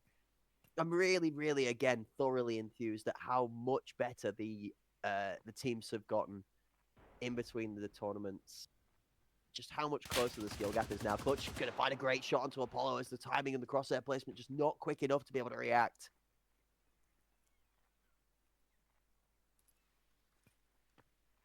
IFP got the chopper on deck. 72 rounds, I believe, in the mag. 62 left here for him as Panic finds this pick on the Tom, and now it's a big player advantage here for Evo, but IFP, he is a menace, an arch nemesis on this machine. Just a bit over the head, though. Does he spot him? The secondary peek looks good, but it's Zombie to find it. Europe and Tizzy get picks in the meantime. That's where the MDR Enforcer does come through. SOST will kill you just as quickly to the head as the FMJ will from that PKP. Difference with the MDR is it gives you a little bit more control and maneuverability, so the device planted over on the B site, and only Tizzy right now currently in proximity to be able to do anything about it. They're just going to pressure diffuse. The timing is great. As long as he blocks the shots, he does, and Europe gets the 2-piece. Collateral damage. I mean, we saw him trying to step up to deny that defusal, but 9-6 will be your final score. And Honestly, it was a close one, but I feel like the scoreline doesn't even do it justice. It was even closer, I feel like, than 6-9. A lot of those rounds back and forth could have gone either way, but Aspect gets it done when it matters most.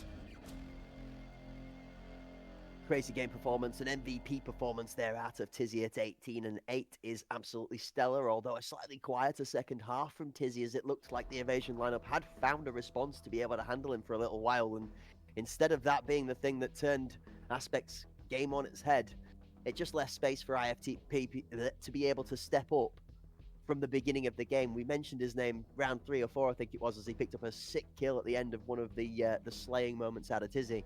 But as the game extended, Europe, IFP, even Apollo, in an equal measure, they all pulled their weight, and Aspect get it over the line.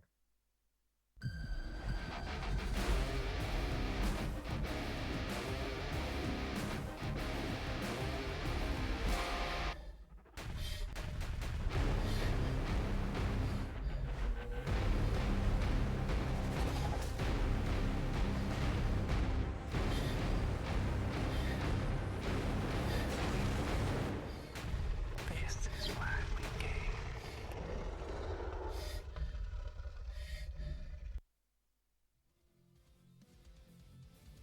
I'm so pensive for these next best of threes. I cannot wait. I cannot wait to see these top 4 teams go up against each other in the head-to-heads coming up very soon. Chat, welcome back. Thank you for joining us. I hope you enjoyed that lovely little clip there, courtesy of the partnership from Aorus and Radeon AMD, who have come together to bring a load of cool stuff for this season. We're here for a whole year's worth of entertainment thanks to that partnership, inclusive of and not including only giveaways from multiple different products. There's a graphics card, there's a laptop, there's a monitor, and there are loads of things going on all over their socials. So please don't forget to use the commands in the chat, !socials, so you can keep yourself up to date, locked in, and following all of the links to go and see all the bits and bobs that they've got on store for you. There's that Linktree link that will be in the chat there as well for you to take a nosy at all of the products up on store for you to peruse to see if you need to improve the performance of your PC. And a whole load of more games, which if you want to keep up to date with, !bracket will take you straight to the Liquipedia page where you can view all of the previous match results, teams, players, where they are from, and their history, as well as where they are looking to play for, placements in the brackets, and future matches coming up to put into your schedule so you don't miss out on the rest of the days of action from Pinnacle Season 1. It's been day 1. We've had 4 best of ones, Hawk.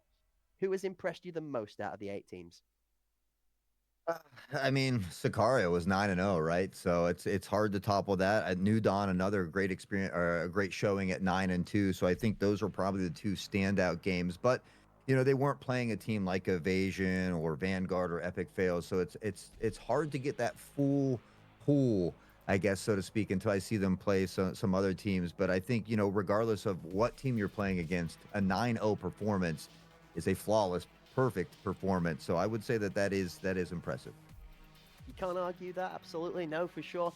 And honestly, every team that has showed up today has given us something to be excited for. Like I mentioned, it was a 9-0 performance from Sicario, but their adversary in Steez is probably the most new combined team of the batch here today. And even they showed that they had the potential in some of those rounds to be able to hold their own. Throughout that game, 9-0 on the scoreboard, could have been 9-3, could have been 9-5 in a different world. We say this many a times, it could have been either ways. It could have been 11-0, it could have been 13-0 if we played to 13 rounds. You get the gist of the concept, but definitely good performances all around. Me personally, I've been quite impressed with a couple of different rosters actually, people that have played above my expectations so far. The Vanguard Gaming roster, I think, performed about where I'd expect, but their consistency and their discipline was better than what we've seen from them previously, which was what was struggling for them to get wins home, and it transcended them game 1 to a victory here today against an otherwise what was quite a tough match for Epic Fails. I think Evasion in the last one, honestly, that's my W here today. The X Factor did good, but Evasion more than made that look threatening. I actually think Aspect should be sat there. What's the word? You're normally overjoyed and happy for success. I think there's a little bit of kind of going on in the background that we survived a potential upset in that one for sure for Aspect.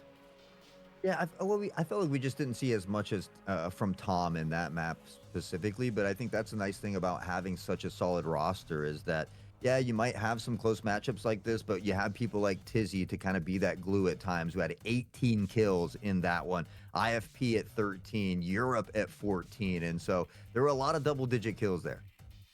There certainly were. We've had some really, really standout plays from a couple of different members from lineups as well. I mean, that we had of Clutch when he was popping off. Tizzy doing some great work. We've had a couple of different bits and bobs. We had that moment from Duck on Skybridge that was pretty fire to watch. Waffle, a couple of different moments in that match just there. Slaughter with grenades left, right, and center, which again, that's one I'm going to come back to. I think, you know me, I like my grenades, I like my utility. That's one that's been a good one for me today, was that, because you can't you can know grenades, you can practice and train grenades, but to consistently convert on getting kills with grenades in a competitive game is the next step and is probably one of the hardest things to do.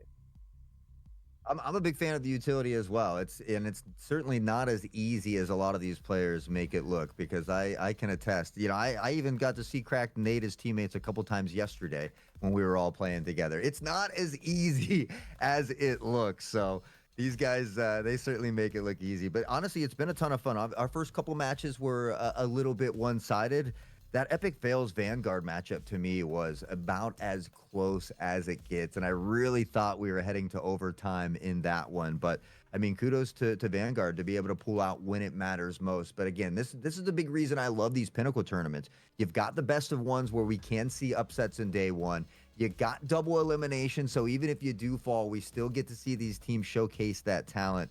And then we get to head into some more of those best of threes as well. So we really get the best of both worlds here at these Pinnacle tournaments. I'm sorry, I'm just dying. You had me caught in that one.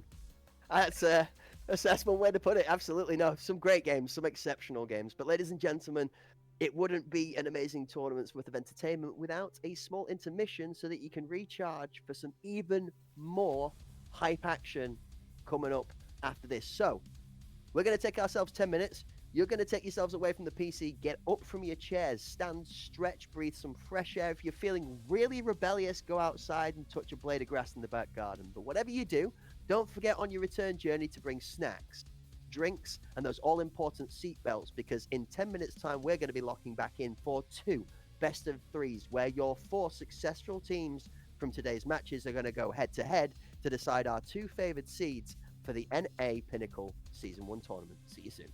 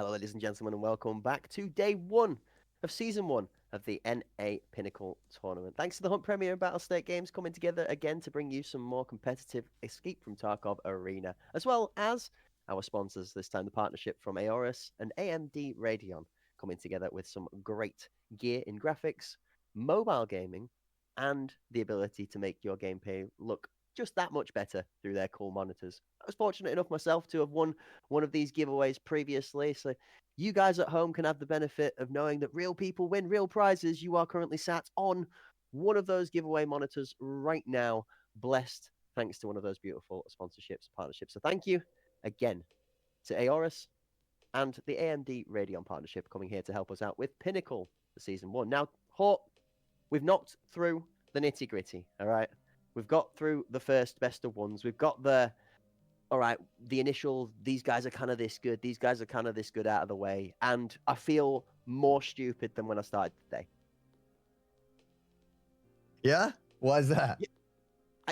Because it did not at all go anywhere near how I thought it was going to go today. I think every team, barring Sicario, has shown themselves to be of a level of a standard that is going to provide for some exceptional tournament gameplay. And I think Sicario has proven to be a level that's just slightly above that. So that just bodes even better. Bracket's going to be popping onto screen for the folks at home, and I'm curious to see what your thoughts are for the progression of this going on for the next couple of days. Well, I mean, I will say you predicted New Dawn correct as well. So I mean, you were pretty on today. I think I was thinking Epic Fails was going to win theirs 9-7, where Vanguard won that one 9-7. So I think that was really the only big upset for me today. But you take a look at these brackets to see exactly how we got here. Now, in that lower bracket, we're going to revisit in days to come. So Steez, Epic Fails, X Factor, and Evasion, they'll get a second chance opportunity in the future days to come. But as far as where we're at now, Sicario versus New Dawn, I think this is the one I'm most excited for just because we had the 9-0 and the 9-2. So these are two teams that had very dominating performances, now about to go head-to-head. But you take a look below them, and it's almost the same thing in a different aspect with Vanguard and Aspect. Both of these teams won 9-7, 9-6, only one round difference as well. So I think both of these best of threes have the potential to go all the way.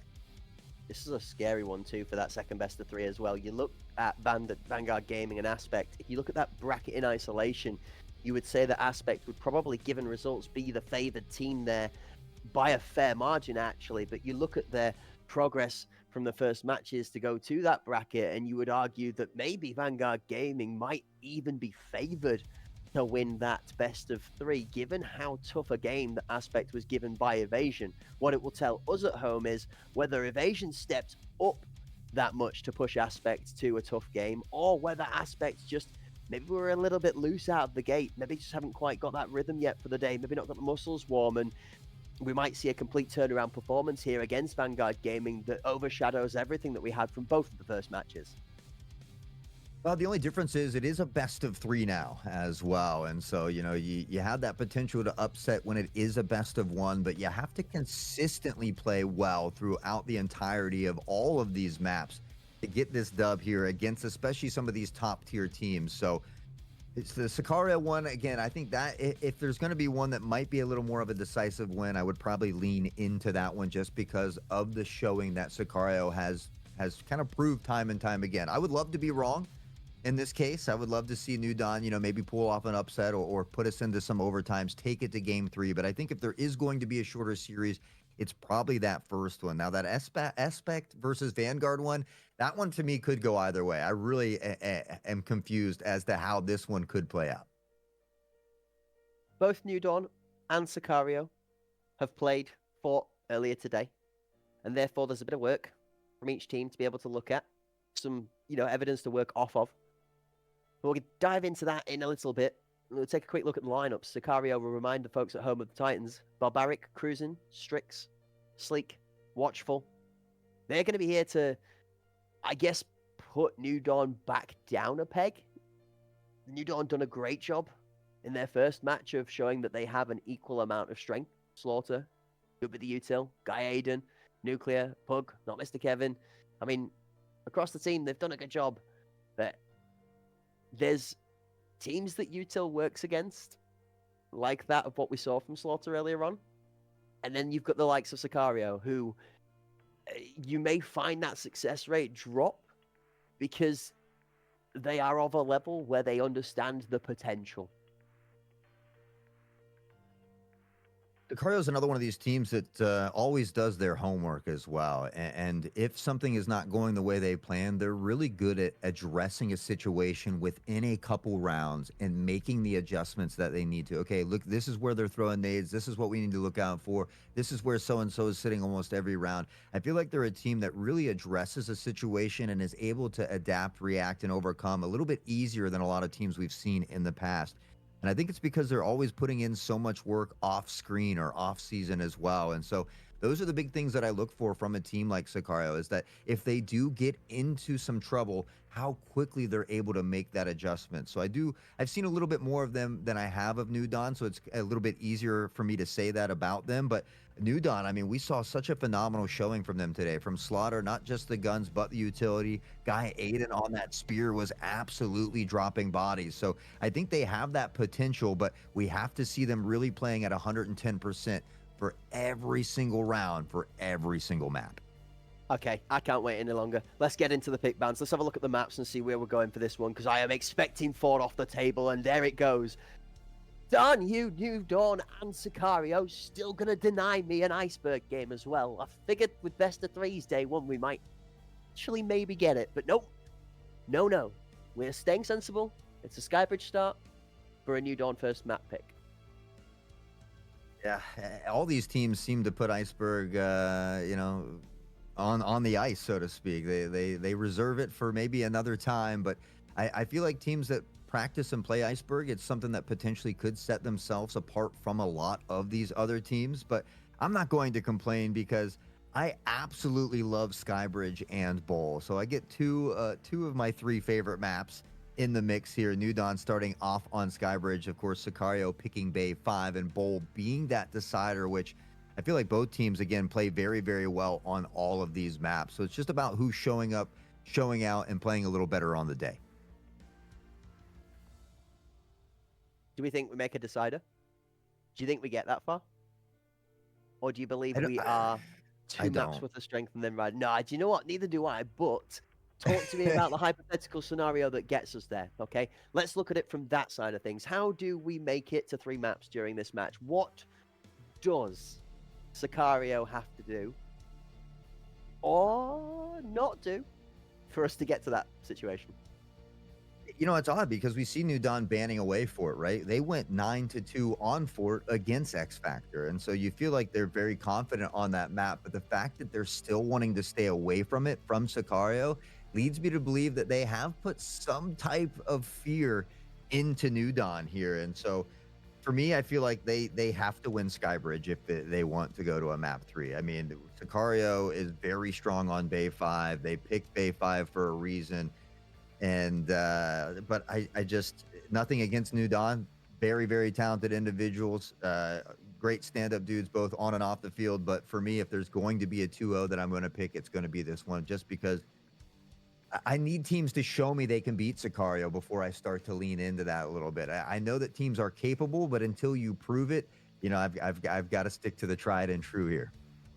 So, you know me, I'm an optimist. So I'm gonna tie my noose onto the lasso, and we're gonna throw this as far as we can go into Fableland, and we're gonna pull out a scenario within which this works. Okay, I think Bay 5, Skybridge, and Bowl, being the longest standing maps, all have good potential for utility. If New Dawn have played into something which they do well with, it's good utility. And these 3 maps have not been played yet. So hopefully that utility isn't as heavily telegraphed or read into by a team simply having been sat there for a previous matchup. So maybe Sicario might get caught off guard on first instance. Do I think it's going to convert more, like I said, for the 80% success rate, 90% success rate we were seeing from Slaughter earlier? Maybe not. But if you can pull off a 60-70% success rate with those lethals against a team like Sicario, that is the kind of advantage that does push you over the edge. Eyes on. You make a very good point, but it kind of makes me think back to what I said about Sicario earlier. They're one of the best teams at recognizing when something's happening, recognizing where things are going wrong, and making the proper adjustments to kind of to nullify whatever issues they're having. And more importantly, they have the gun ability, the crosshair placement. They have the natural skills they need to make those adjustments happen. And so those are big things that I look for. Sicario has proven that time and time again, they're very comfortable. Even when they're forced to be maybe play out of their comfort zone, they still find a way to get into that comfort. So Sicario definitely the favorite for me in this one. But, like I've said before, I'm good at being wrong, and I wouldn't be sad if I was wrong here. I can't agree with you. I'm sorry. I can't agree. I've not got it in me today. I've done enough bullet dodging. You don't call me Neo from the Matrix. It's Sicario. It is Sicario. We got blessed with the fact of being able to sit and talk to Watchful. All right. Getting an insight for 5 minutes into a player's mindset really does tell you a lot about their character and their determination. That transfers into the game as to how they're approaching the competitive scene. And as much as anybody may joke about whether it's alive, whether it's a real thing, whether it's worth a Radio Shack gift card or 10,000 euros, like, Sicario takes this seriously, okay? And for me, I believe this team is taking it seriously. And that is why I believe they are at the top of the game right now for their region. Like you've said, we need proof on the table to be able to back up that somebody else is taking it as serious to pay off with those results. Because it's okay if you've invested the extra hours that these guys have put into the gameplay, if you can't put it down on game day. There's got to be some work in progress where you are constantly developing and making progress. Yeah, and getting a chance to meet with Watchful and talk to him, you really sense that confidence there as well. It was crazy having Kaner and the NA Kaner in the same room, but I mean that's often what we've termed Watchful at points. The NA Kaner basically, with just a little bit better shooting skill. But I kid. Anyways, back to the matters at hand before I get fired here. Sicario, New Dawn. Again, I would love to see New Dawn take at least one of these maps away, but I do kind of lean into a 2-0 here for Sicario. No, I have faith in 2-1. I have faith in 2-1. I do think it's a Sicario win, but I do think 2-1 is on the table. I feel like we go 3. I feel like New Dawn probably puts out a good performance in the first half of map 1, but it gets overwhelmed by Sicario experience. I think map 2, they really do throw them wrong, and on Bay 5, I don't think Sicario are going to be ready for what New Dawn have got for them on Bay 5, and we go to 1 apiece, and I think we see a third map. I do think Sicario take the third map. I am a big believer in experience, and we've seen them prove multiple times over and over again that they have the ability to overcome adversity. They have taken losses, but the one thing that really makes a top tier team for me is a team that's able to take losses in the toughest matches and then to come back equally as good and as consistent following on afterwards. Yeah, I mean, at some point you lose, right? It's not, it's going to happen. So I think that's an incredibly important, thing to have as not just an individual player, but as a team as a whole, because at some point you're going to suffer that defeat. But we always say you're not defined by those losses, but by how you bounce back. And if there's one thing that Sicario has been phenomenal at, it is bouncing back. It's rare that we see him suffer that defeat, but when they do, they have that correct mental. They address the situation. Where did we go wrong? What could we have done better or differently to maybe change the outcome? And they always look at it. It just goes, you talked about earlier, they're serious about this. This is a serious thing for them. This is a professional sport. And so, I love the way that they kind of attack and address the situations. And I think that there's a lot of teams that could probably take a few notes, from Sicario and maybe implement that into some of the things that they do as well.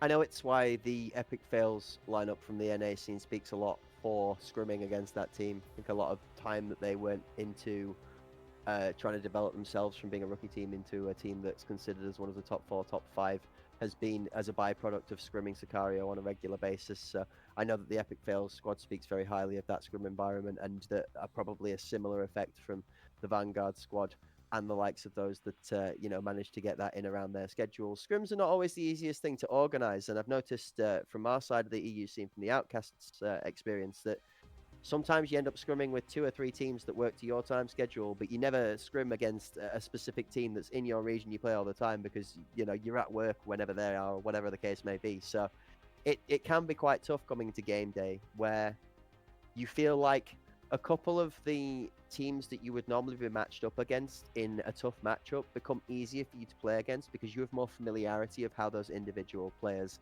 turn up on the day. You could call, for example, I know Bob, my friend I've gamed with for 7 years, likes to push Sandwich. So maybe my team might cater a grenade towards Sandwich for that round. And that might be something that's going to play into this one here because, I mean, although Sicario have been dominant, they've also been around a little while at this point in time, shall we say. So is there a read? Is there a predictability about the Sicario squad? I don't think so. I think that's one of the things that keeps them keen, is the fact that their team is very unpredictable about how they play, and that they just don't give any leeway for teams to be able to build up a playbook against them. They keep it fresh. I gotta say, man, I love the Tarkov community. Just reading some of the chat, having fun, having a laugh, and getting to meet a lot of the individuals as well at some of these events. It's honestly, I'm incredibly thankful to be a part of it all. And all jokes aside, I do really appreciate everybody in chat, from the players to the fans to the people just kicking it. So thanks again for always making these experiences such fun ones. Yeah, gotta appreciate every single one of you. I mean, you guys in the chat are the reason that we get to sit and yap in the booth about the action. We wouldn't be, well, we would be yapping. We'd be yapping at a black wall if you all weren't posting messages and keeping us entertained. So we appreciate you for all of your time. I mean, look, we're all human, evidently proven. Kana, an expert for that one for us. Thank you. Speaking of human, Liquid. We've got so many games left to go, guys. We've got 6 potential games on the table, okay? 6. So whilst you're all brewing up the banter inside of the barracks, we're sharpening the blades, making sure we've polished the steel on the shields, because 2 Titans are about to take to the field to fight it off in a best of 3. And arguably, as Hort has attested to, New Dawn probably has the biggest hammer, maybe the Mjolnir, needed to be able to swing a killing blow through Sicario early on in the tournament. Could you imagine a headline going into day 2, Hort? Sicario loses first best of 3 in Season 1 Pinnacle to New Dawn. Day 1? Question mark. That would be a wild post. And I mean, Kaner being the New Dawn coach, I would imagine it would be a crazy meme on the Twitter or on the X as well. So, we've got the Kaner coach in New Dawn. We got the NA Kaner playing for Sicario. It's going to be great. Regardless of the outcome, it's going to be a fun matchup, a great series. And I will be looking for the post on X after this. So be sure to tag me as well, because that way I'll get there nice and easy. How do you beat Kana? Just understand that you're going to lose to him, and then it's not a fight. Easy life. I mean, don't turn on the socials. I can show you how to beat Kaner, but I'm going to save those pictures for another time. Oh, man. Honestly, the one thing I have to profess, folks, look at the community. Hort made a good shout. All right, we got out to PAX West recently to go and meet some of the people for the 1.0 stuff. Battle State Games, a shout out to Battle State for also their part in us all going out there for that. All right, some amazing events that would not be possible were it not for the great community. So you guys out there, honestly, please. Thank you. Don't stop. Crack on. Keep coming with all of the comments in chat. Everybody's got so much hype in the chat today, by the way. I'm like, you guys are fueling me with more energy than I already had. I'm having to put restraints on each of my wrists to stop, getting out of my chair from excitement. Like, I'm literally this locked in today that I'm so ready for this. But the chat is carrying the energy big time. And we love to see it. Honestly, as well, shout out for the NA community. All right, guys. Regardless of the yap, people saying that the NA teams are, they're all broken up or there's no NA teams left. Look, there's 8 of them out in full force here today that look exceptionally good at the game. In fact, I would even, as an EU resident, be tempted to go to NA over the pond and throw the gauntlet down on the table for the NA side of things at a LAN event. They're looking really good right now. Seriously. All 8 teams in this tournament look like they could give the 8 in EU a run for their money right now. Yeah, I hope that one day in the future we'll have maybe a LAN where whether what side of the pond is on doesn't matter. But I would love to see some of these NA and EU teams going back and forth. But yeah, it's always a great time here with Hunt Premier. From the Pinnacle to the HPLs, from the people in chat to the players to the staff. It's really truly a phenomenal thing we've got going on here. So again, we appreciate all of you being a part of it. All the more reminder to hit ! socials in chat. Make sure you're following the socials, including that X, so you can stay up to date on these giveaways. There's an amazing GPU that's going to be announced on those socials that we're going to be giving away here as well. That Radeon RX 9070 XT. You do not want to miss out on an opportunity to win a free GPU this amazing. It's set to be insane. Okay, there's more numbers on that GPU than I can process through my brain at any one point in time. It's that out of this world, insanely good. All right, so if you're looking at getting your hands on any of that, make sure you're locked in. The other thing as well, folks, on those socials is where all of these amazing activities are posted. Right, Battlestate Games dropped this roadmap type thing that said they were going to be attending PAX West, attending Tokyo, attending Paris Games Week, and a fourth event on there as well, which has escaped my brain cells because I don't have the image to hand on my right, which I actually should have done, but we'll learn that one for next time. There's loads of things coming up, all right? What you need to be doing is making sure that you are locked in. If you're nearby to one of these events, come check it out. Come down and see what is being cooked up for the future.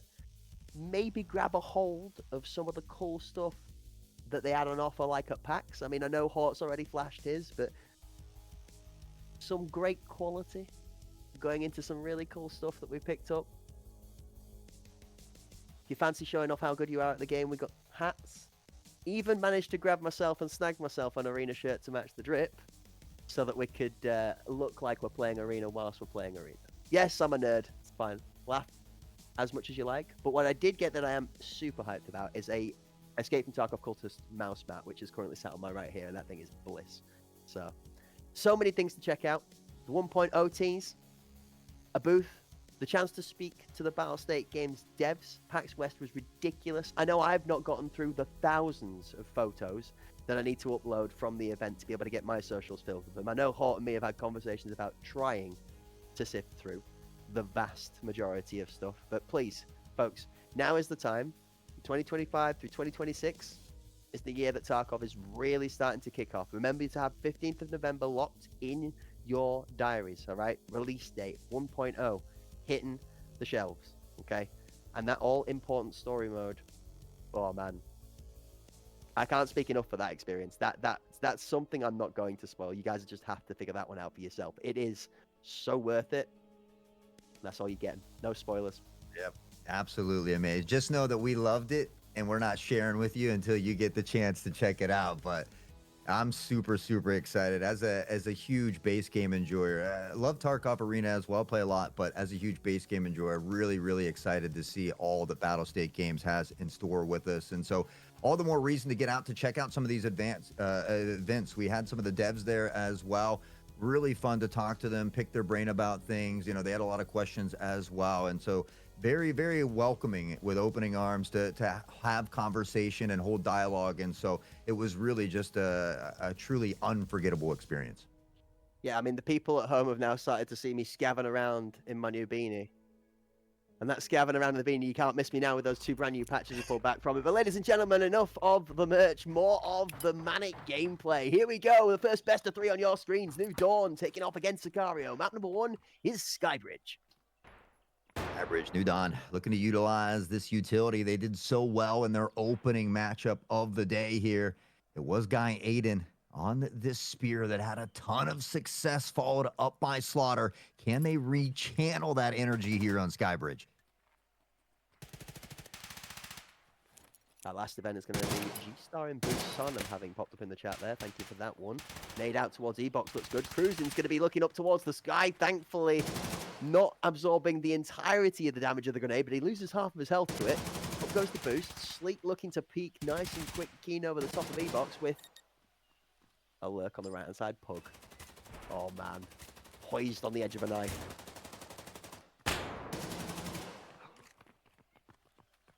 smoke will begin to dissipate here soon. They've got to be careful. That device already planted, though. They've done such a great job of pressuring onto the site here. Aiden finding this first one on the cruise, and Sleek is going to go down as well. And it's a great start here for New Dawn.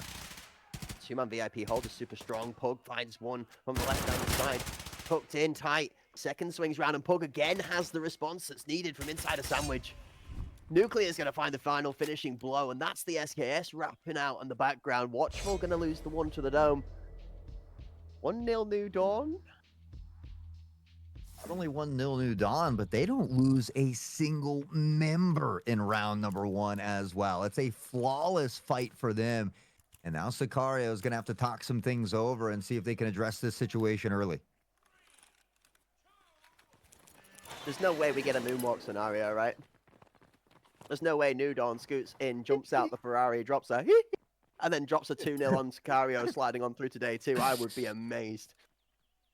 There's no way. Oh, hold up. There's no way we're getting double consistent success. Nuclear 2. Oh, boy. New Dawn have cooked.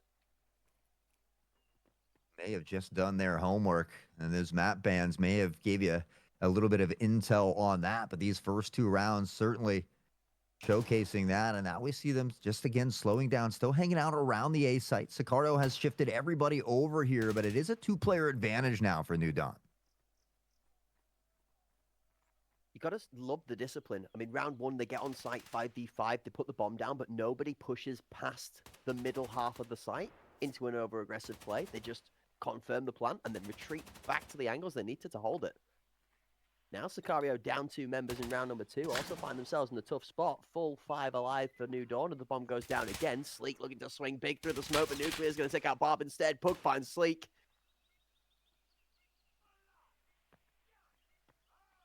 Watchful. 1v5, 38 on the clock, needs about 5 to get the defusal. I mean, how do you come away with this? I think you just look to get maybe a pick or 2 here, but this is just a really tough situation to be in. Yeah, it's a confidence builder at that point in time. You're looking to try and find a couple of kills, put them together to just build that mentality, because you're right, 1 versus 5, 1 versus 4, even 1 versus 3 against teams at this level is a very daunting task. New Dawn is off to a great start, and you got to give credit where credit is due. Sicario, we said we were looking for teams to prove, to show to us that they can beat teams like Sicario. New Dawn comes out absolutely swinging here in the first couple rounds, but it is a long fight, so they have to continue to hit them with these jabs and hooks, see if they can just gather round after round, because you feel like once Sicario gets that ball rolling, it could get dangerous. Remember the ATS scenario, though, where the 4-1 scoreline was very common. Upset teams upsetting for the first half of the match, and then having it completely swung around and run over from since. So, I mean, I'm impressed. New Dawn have 2 flawless rounds on the board, by the way. Nobody died either round, which is sick. But it is only 2, and me and you have been casting for long enough at this time that we don't count our chickens until they really have hatched. I feel that I'm about to trademark the first 2 rounds of the second half is what I look for, because you're absolutely right. You know, it can go really one-sided, and it's you know, it's not until that second half that we really look to see some things. It is a late nade that comes in here that finds Cruisin' for just a bit of damage off the top here, but New Dawn being very methodical about this approach, and I absolutely love the strategies that we're seeing out of New Dawn so far. I'm about to contact Cruisin' and ask him what company he gets his bubble wrap from, so I can start using it to send my paintings overseas, because that man's just protected from all explosive activity. Sleek finds 1 Pug for the trade back onto Slaughter. Slaughter's killing adversary. Nuclear, by the way, has me with my tongue tucked in the back of my throat as he finds the most ridiculous pick cross-through sandwich during that. No way. Aiden and Pug back off of the corner of each other. Pug's even got the audacity to fire a couple of shots across towards Kevin as he doesn't make a call out, pushing out towards KFC. Strix is coming up close. Strix! Hold up! Oh!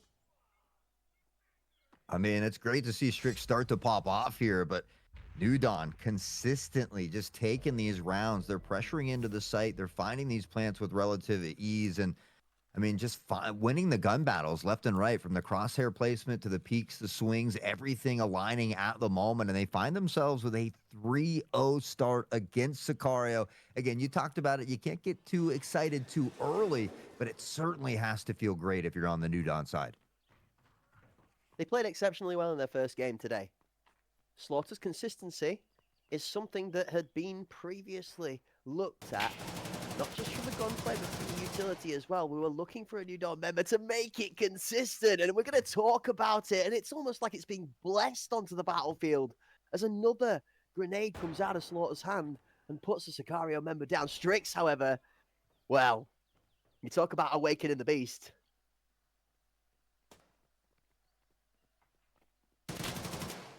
Great patience again here from Sicario. It's cruising with that boost over top, finds Pug.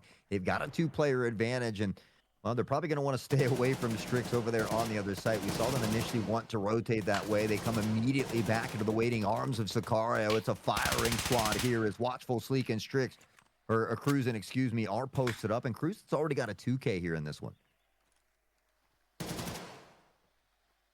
Some smart gameplay out of Sleek and Cruisin'. You can tell they've worked on a couple of different angles to peek from with that jump peek of the boost, as we saw E-Box and now VIP both being utilised to use their advantage of some form. Shots through the top are insane. Slaughter's got some good game sense too. His awareness that allows to raise his team back one more from the numbers disadvantage. Still could do with finding an extra before they start trying to approach site, but Watchful is doing an exceptional job of just playing his scenery. Sleek covers off on the right-hand side. Sleek covers the second, and Slaughter and teammate go down quickly with Watchful not even needing to be called to help. Honestly, Slaughter has been a big game changer here for the crew. It's not just the great, you talked about the game awareness there where he finds that shot through, but this utility from Slaughter, both in that first map, now here on Skybridge, has been a big part of their success. We'll see if they can continue with that. Now, we saw, I think it was Guy Aiden and Slaughter who were kind of top fragging in that first map, but Pug is already at 7 kills with 2 deaths through these first 4 rounds. And against a team like Sicario, it was no easy feat. Flash out early, Cruisin's half blind. This is going to be a tough fight for him. He'll probably only be slightly dazed by the time Guy Aiden steps out, but about a 4-second window here where Guy Aiden has a massive advantage on this. Bearing in mind it's a left hand as well, Cruisin is in a tough spot. Finds one. Aiden trades. Second comes in. Watchful doesn't manage to return and takes a lot of damage for it as well. He also tanks a headshot in that. Somehow still standing, looking to get on the board here as we'll see that nade rain down. Won't find a home, and Slaughter will look to toss a smoke down lane here and look to maybe pressure onto the site once that begins to plume out. They've got a numbers advantage to work with. Pug cautious of that flank, but nobody home at the moment. Where is the response out of Sicario? We have absolutely seen them flip matches like this on its head very quickly in a very short space of time. Wouldn't be surprised if New Dawn take another one here. And then we see the move. Watchful stepping in and out. Kevin's got more than enough cover off to hold him from E-Box. 2v4 though. Still not an ideal situation. Strix has been nasty with it and continues to be nasty. Guy Aiden taking out Barbaric on the swing. Gets Strix here as well. And New Dawn up to 4. They guarantee themselves a minimum of a tied half with that round. So now's where we've got to look at it. This is where we would look to see the majority of the teams in the ACS. When the skill level was spread very even across the majority of the teams, this is where the teams that rose above the adversity would turn matches around that they were down the advantage. Sicario definitely not one to have had problems recently that they haven't had to overcome, but they've also shown that they are able to be beaten on certain maps in recent history too. Is that maybe playing on the mind a little bit?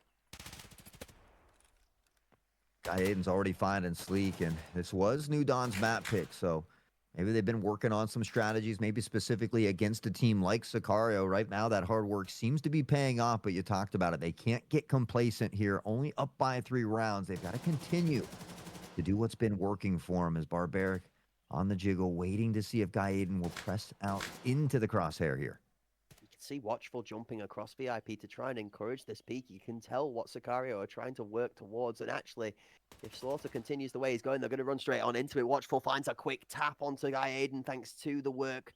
Two people towards site for Sicario here, just bouncing back and forth with movement to almost encourage an antsy play out of New Dawn, catch him off guard. Kevin is forced to retreat out to KFC, and Sicario is slowly but steadily claiming site space back. That then denied as Slaughter catches Watchful whilst he's not looking the right way. Bob Barrick pays the price for it. Now the bomb goes to B. Oh, no way. Watchful tried to catch him from behind, but it was Nuclear who's all the way through the B side. I think he called that the site was pretty clear, so we see that rotation coming in. Now, Watchful's going to try to shift behind from Heaven side here on the flank as well. Strix and crew will now begin to shift forward. That plant just now about to go down.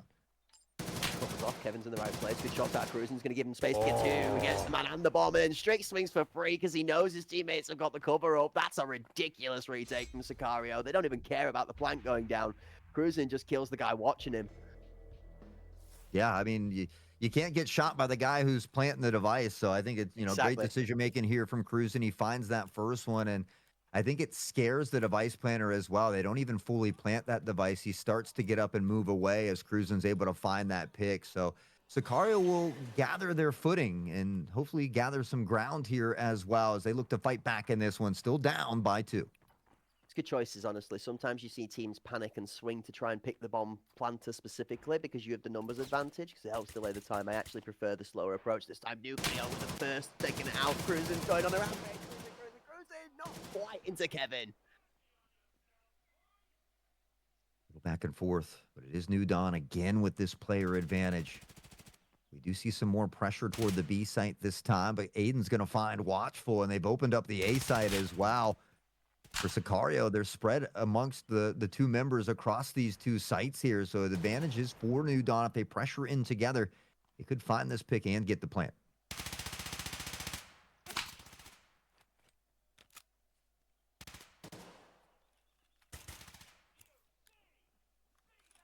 I myself caught just as an observer as the majority of the actions going down with my just mouth wide open as I am shocked. It's Barbaric that does manage to pick up a consolidation prize. It's what it feels like as New Dawn's team is just stripping members of the Sicario squad apart piece by piece. The device is dropped, Barb leaves himself a 1 versus 2. But he's forced on the clock. I really think that Barb's just going to find himself sandwiched very quickly. He does make space enough to find the 1v, but Kevin's there for the re-swing, and New Dawn claim another one to their favor. 5-2, and 1 short of an exceptional first half. 5-2, looking mighty strong here in map number 1, but that's what we talked about. If they want to see map number 3, they need to take Skybridge. I wasn't expecting it to be this decisive, though. I mean, they are looking very good through these first 7 rounds. Can they continue that type of momentum, though, once we swap sides as well?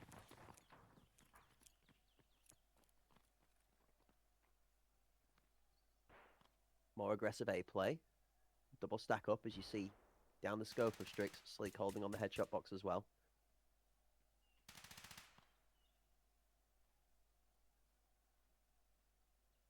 Slaughter working on the utility again.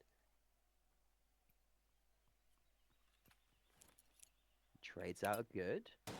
Second smoke towards VIP is a very slow opener from both teams. Cruising for the first.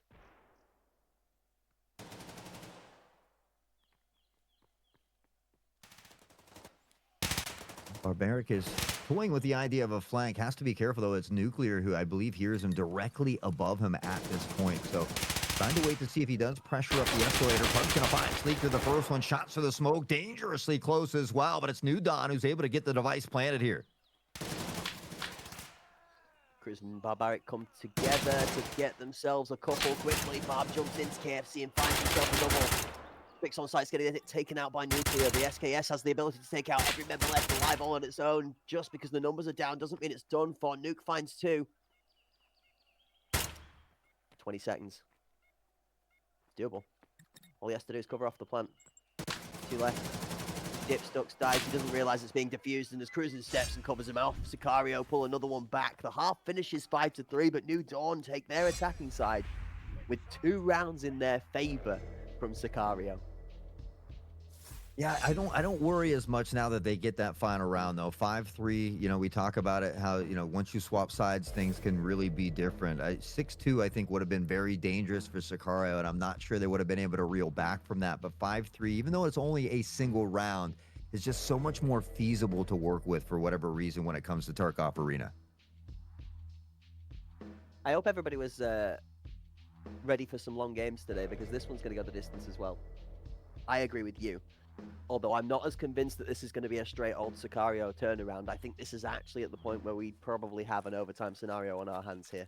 This is a very close game. It's going to come down to exactly what you said, the prophet you foretold. First 2 rounds of this second half are going to be very heavily indicative.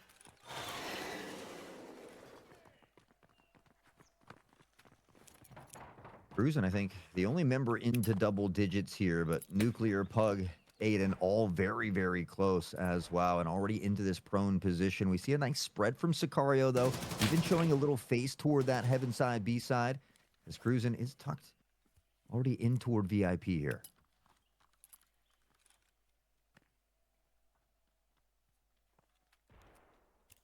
Smoke out towards headshot, says the bomb's ending A.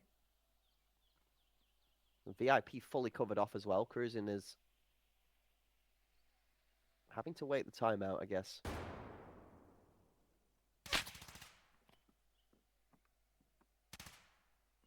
Dangerous. Shots ringing out, Cruising on this peak 4, tucked to the back of sight here, and Nuclear opening pick on the Barbaric. Nuclear has gone just that. Nuclear here on Skybridge, already at 9 and 5 and looking for more. That nade's the same as Sleek off the top of the box, the bounce and the boom. Guy Aiden down, it's a big pick to pick up. Nuclear's gonna go wild again for a second, though. Now he's searching, now he's seeking, now he's finding himself 3. Still aware that there might somebody potentially turn up late towards that sandwich position. Heading's in for the one down on site. Sleek goes down. Response from Watchful. Confirmation of the audio. The information left to Nuclear. Watchful swings him.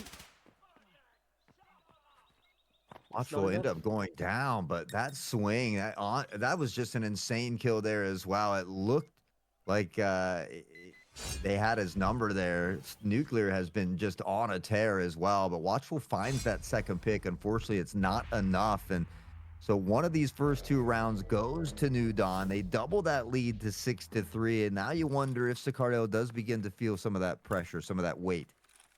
This is only map 1 as well, by the way, folks. We get at least 1 more of these after this.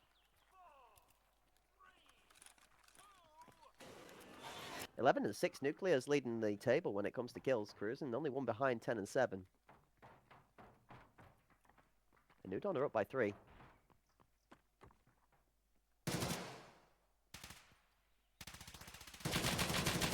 Oh wow, that smoke's really late off of VIP, but somehow it gets saved. Nuclear's got a shred of health left to speak of. No, he doesn't. The double nade, it's Sleek getting slicky with it, but they need more than just nades to get paid, as Aiden and Pug will find 2 combined, and Barbaric, the last alone. New Dawn getting closer and closer to match point. Barbaric, we've seen him with some crazy clutches in the past. He's going to need one here as well. And I thought they were going to flinch react there, as all 3 members of New Dawn looked like they were going to insta-run to B because they'd not heard anything, but instead they just retreat back to default and sit on their positions, which is a smart play. That patience now leaves Barbaric's audio after running about a little bit, giving clean telegraph of where the last 11th member is. And Barb's left with nothing left to do but hope that nobody's here. He's going to be drastically surprised. Hello. Hello. Goodbye. I think he maybe could have had time to take a picture with it before he went. Yeah, a little selfie. 7-3, though.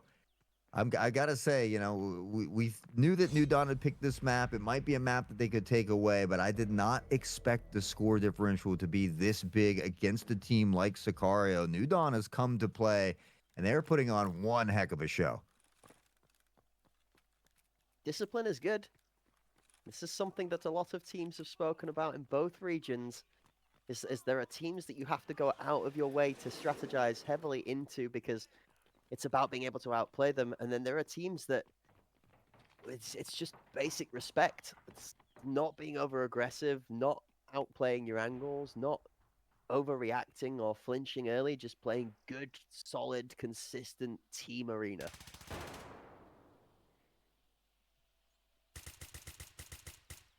Cruising, trying to shift silently through this smoke. He's going to spot one, but there's two there, and Pug somehow finds him first. Sicario's troubles continue.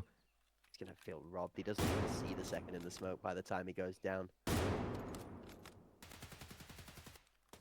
Strix is searching. The audio is going to cover up that from Barbaric, swinging from the different angle. Kevin almost finds a pick off the top, but Strix is just going to take a tap to the body and a couple of the arms. More damage traded. Guy Aiden hurt a little bit. Barbaric just short, shy of the headshot.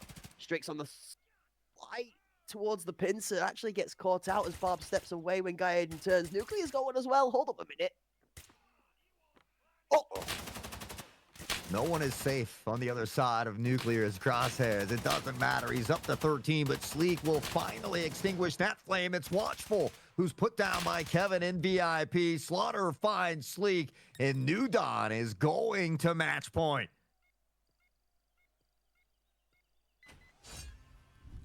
Nuclear is absolutely slamming right now. It's not just the volume of kills, but some of the kill timings, when it's balanced at 3 and 3 or 4 and 4 to help pull his team ahead, is huge. Slaughter's having another great game. Everybody on the New Dawn line actually pulling the weight. Kevin, you say he's having a quiet game. He's having an even game at 5 and 5. The rest of his team killing everybody too quick for him to be able to keep up with, I guess. Nuclear, I think, maybe showing what might be one of these new meta kits. I know we talked about it briefly at PAX. I saw Walker build in one of these kits as well, and I think he's really getting to showcase how devastating a weapon like this can be in the right hands. Very, very strong build. You can pop a red dot on, you can pop a range scope on. Barbaric's gone for a quick, early, aggressive beat towards lane 3. That's going to be a good opener of first blood.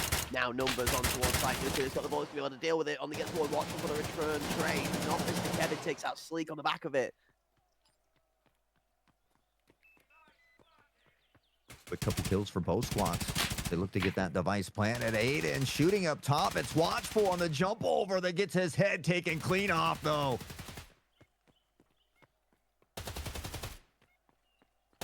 Barbaric's leaning. Barbaric's trying to squeeze as much aggression out as he can, knowing now that he's down numbers, that there's a chance that New Dawn just move on site and pressure. 1-for-1 trades as Guy Aiden gets straight to Barb, gets Guy Aiden. Now big Mr. Kevin. Now he's Mr. Kevin. He wasn't Mr. Kevin the first time, but he wasn't the second one. New Dawn take game number 1, a 9-3 scoreline on Skybridge, and you couldn't have said it better yourself, Hort. I don't think anybody is going to be as much surprised at that result as a Sicario lineup are themselves.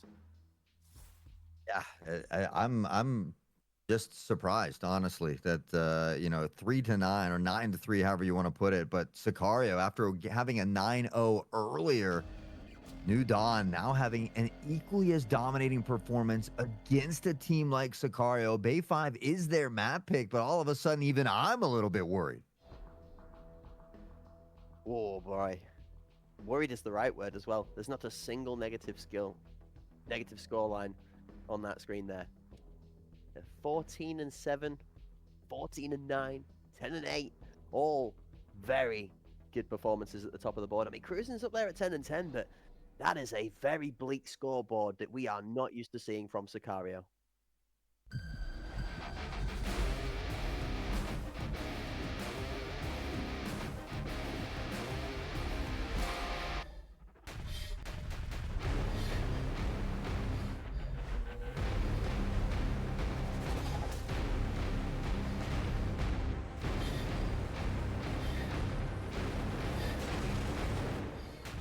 This is why we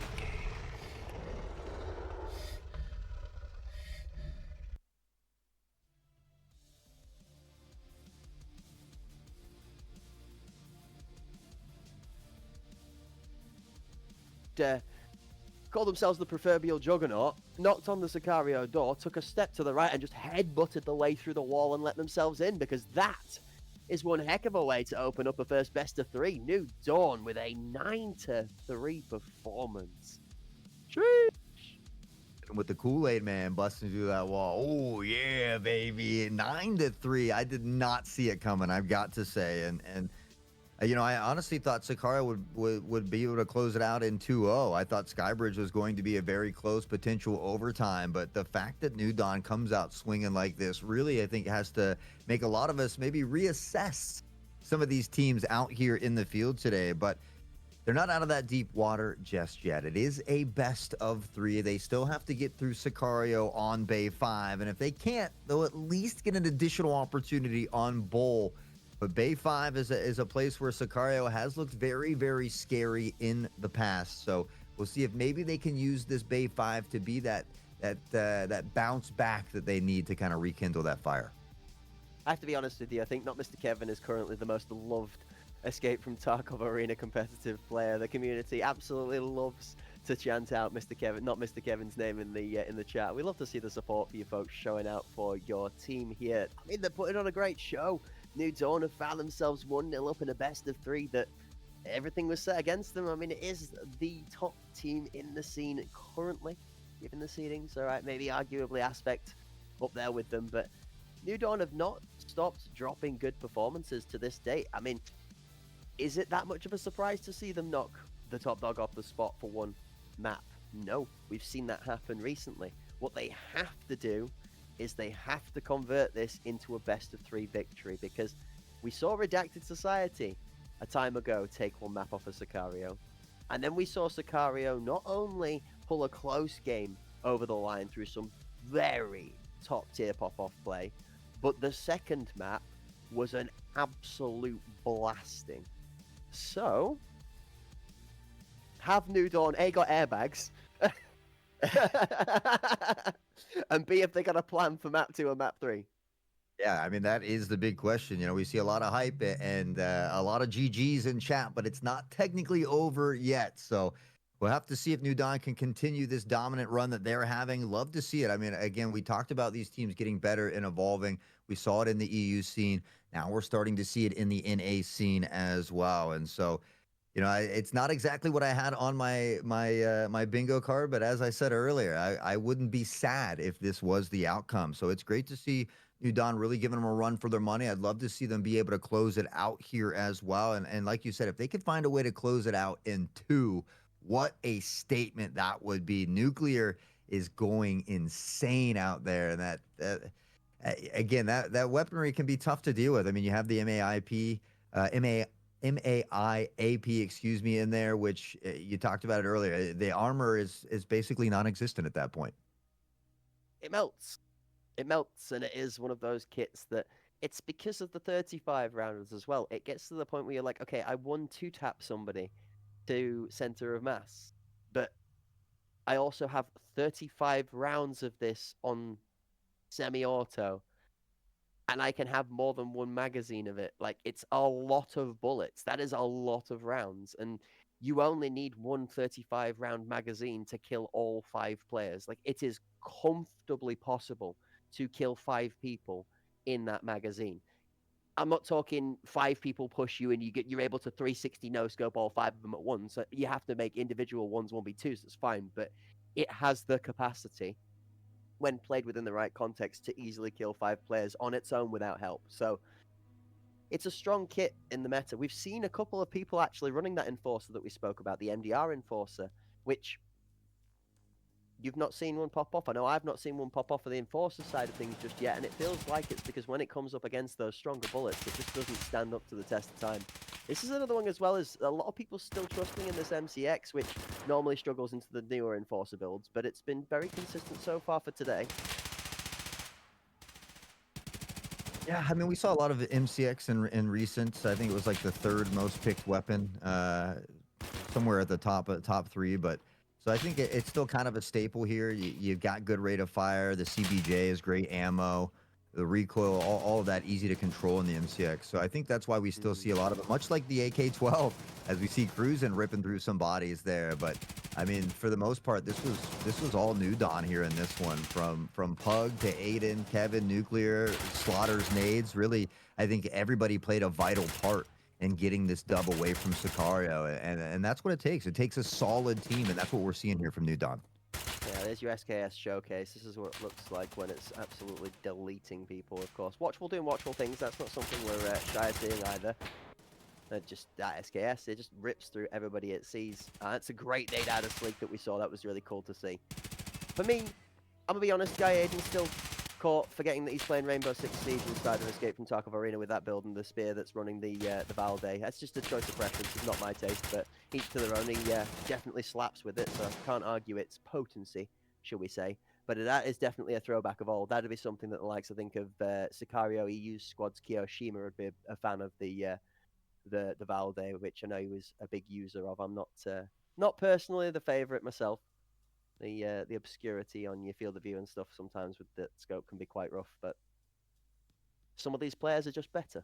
That's why we're sitting in the casting booth and they're playing the game. Yeah, I mean, he showed he could do it on Fort, and he did it again here on Skybridge. And again, I think when you to beat a team like Sicario, and not just to beat them, but to beat them 9-3 is a statement. But you have to be able to finish it as well. And so you got to take at least one of these next two maps to close it out. I think that's going to be the important thing for New Dawn is, they're going to be feeling very excited right now. They're going to have all of that motion. They just, at least you think they might. I don't really know for sure, but if I just beat a team like Sicario, I'm going to be very excited, very emotional. And so you have to be able to kind of take a deep breath, reset that mental, and get prepared because you still got a tough matchup ahead of you. And so hopefully we're able to see New Dawn continue to power forward. It would be nice to see Sicario have to make a lower bracket run for once because we're not used to seeing them down there. Nothing against them again, guys. Don't come at me with the hate later, but it's nice to see these teams just continuously evolving and growing, and now we're starting to get that mix-up that we were looking for. Yeah, and although the channel prediction does say who will win map 1, folks, that live prediction, I do believe, is now for map 2. We are looking for a response to who will win map 2. So don't be scammed into thinking that if you bet on New Dawn because they've already won map 1 that you're going to get free channel points, folks. That's not how that's going to work, okay? It does mean map 2, all right? Just to make sure you're all not getting scammed in the chat there, because I know I would have done that quite easily. I'd have been like, oh, ha, ha, ha, ha, ha, and then somebody would have messaged me and been like, no, it was just meant to be a 2, you're full. Well, more fools in the casting bench, but definitely not fools in the gameplay. I have not been fooled by some utility work and to a level of expertise out of teams like this in a long while. We saw a couple of different games on Skybridge today where the attacking side favor when it comes to placing down 2 smokes in particular is really starting to mix up the scene when it comes to attacking that A site. So I want to talk to you a little bit about that for a moment, Hawk, between the 2 games, because that's something that actually played a rather large part in our match that we saw just here and also in the match that Aspect played. This smoke that drops out towards Fanta between VIP and that gap to site, and then an E-box smoke of some form, and allowing the team to push onto site as 5 and plant that bomb without any kills going down. It's a very scary but a very real scenario now on Skybridge, and it's something that's drastically shifted that meta into a gameplay that is more of you have to play to a disciplined perspective than being able to just aggressively sort of swing an angle for space. Sandwich used to be 1-2 man swing, you fight for rat control. KFC used to be 1-2 man swing, you fight for bench, and then you have sight. Like, that's it, you're up there. Short of somebody playing on headshot to cross to sight from Fanta, if you won rat and you won KFC, with the VIP angle, you have full A site. That's not the case now. You see teams even lurking 1, 2, 3 members out towards Fanta that plays into that VIP door, that if you take VIP control as a defending team, you still have some way to be able to hold them off. So that smoke that goes outside of VIP is huge at the moment. And I've not seen a single team find a way around it yet. That's the one thing I've been really honing in on is what is unlocking this site for teams, because both sides showed it here, where they were able to get the bomb down consistently onto the A site. Nobody's interested in B, by the way, as well. Let's talk about that. Because I mean, did we have, what, 1 B site plant in the total of our Skybridge games at all today, by the way? Yeah, I mean, there was a couple attempts in that last one. We saw at least 1 plant, but there was a couple attempts. We saw Cruisin' kind of spoil that one that went down. But honestly, I've got my eye on Vanguard Gaming when it comes to Skybridge. They did very good at smoking off, getting on the site, finding that plant early. But when they were on defense, they would throw that smoke right down the lane as well towards Sandwich, and they would pressure up very far, very early. And that space kind of nullified some of those deep smokes from the attacking side. If you're able to get in front of that smoke before it plumes, maybe get a smoke of your own so it makes it hard for them to push through blindly as well. And so I really liked how Vanguard kind of attacked that situation. Epic Fails never really pressured onto that A site as quickly, so we didn't get to see it come, into full effect. But that was one team that I think was playing for exactly what you're talking about, a way to combat those smokes. And so that's kind of a team I got my eye on as far as Skybridge goes. Double elimination does a great thing for us, being able to see some of these teams that may have fallen short of the mark in the first best of ones, be able to have a chance to come back later on down the table. So we're going to get to look at some more of those teams that we've said maybe goodbye to for now for day one, a little bit further on during the event. We've got tomorrow's day's worth of action that's starting exactly the same time, and then next weekend for both days for Pinnacle, and even more to follow on in the future from that. But for now, we've got to focus in on map number 2.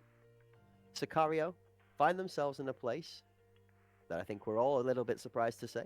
Down a map in a best of 3 versus New Dawn. This, however, was the New Dawn map pick. So before we get into Never Neverland and start drawing sunshine and rainbows around and saying that New Dawn's crowned the new champions of NA and start having, fairy tale 7 cloud scenarios, let's just focus in on the fact that now we're going to a Sicario chosen environment. And we know they're creative. We know we've seen them trying with a couple of boost peaks and stuff that we saw through Skybridge, that they have been very good at using on Bay 5 to gain great information, which is why they've been so good on that map. I'm looking to see Sicario swing this ship back around to where we would have expected the route to take its more natural pathing to, which is why I see, and we're still on for Hort, that 2-1 Sicario victory. Now, am I swayed? Do I think New Dawn could take a 2-1 here? Yes, I am now convinced this best of 3 has a chance for it to go either way. But I am very confident we're going to 3. Oof, I don't even know anymore at this point. The confidence is gone. I don't even know what to expect, which is something that I really genuinely love about this best of 3 that we have on our hands. I felt like it was still favored towards Sicario. We talk about how well they consistently play, but this New Dawn team, is here, and we saw it in Fort 9-2. They let us know that it wasn't a fluke. It wasn't a one-time thing, because they come back and do a 9-3 to a team like Sicario. I don't know if I'd ever seen a team 2-0 Sicario, but all of a sudden I think there's an opportunity. They're so good at Bay 5, so it's again, I still believe that Sicario would be able to take Bay 5 here, but if New Dawn surprises me and upsets Sicario on Bay 5, then you have certainly made a big believer out of me. No comment. No comment. I've said my piece. I'm not going to backtrack. It's to be played out. Okay, and this is something that we as viewers, that we love this kind of gameplay, this type of competitive gameplay, are thrilled to see. Because now the ball is in Sicario's court. They've been top dog for a long time. They've had a bit of a slamming on a map that they've shown us a lot of ability to succeed on before. Backs up against the wall. First day's worth of lack of success wouldn't have them out of the tournament either. This is double elim, so they're not done. But, you as the top seeded team going into this do not want to be looking at a loss on day one in an ideal scenario. So, if there was anything being hidden, if we were holding back stuff because maybe there was going to be a mindset of cruising through the early stages, and then we were going to be able to spring stuff when we were challenged in weekend 2, it's got to be thrown to one side now. This has got to be, well, we can't hide anymore. The challenge has been set. The gauntlet's on the table. It's on Sicario when they decide to pick the gauntlet up and throw it back. Well, they're going to have to decide to do it now or never at this point. I mean, obviously they get that second chance opportunity should they fall and go to the lower bracket. But as far as today goes, You know, it's now or never, as you said, backs against the wall. You know, win, do or die, win or not quite go home, but win or go to the lower bracket, I guess. So, how many times have you seen Sicario in a lower bracket? And it could create a good story down the road should they, be able to overcome that. But I think for New Dawn, you have to realize that you're not out of that deep water just yet. You have to continue to do what works. And well, we're gonna waste no more time. Sicario, New Dawn, back at it this time on day 5. Nuclear's back at it again already. He's opening with a quick two-piece. Con boxes are not open for service. There's the third. Anyone else want to run into the scope of Nuclear in round number 1? This man's feeling like he's just rolled himself a nat 20 and bought a lottery ticket for free at the same time. Take note, chat. Meta kit, if you want to look at the build for the SKS, this is exactly how it should be. SKS Tapco kit. Oh, slightly high on the scope, though. Sleek gets a good pick. Shuts Nuclear down.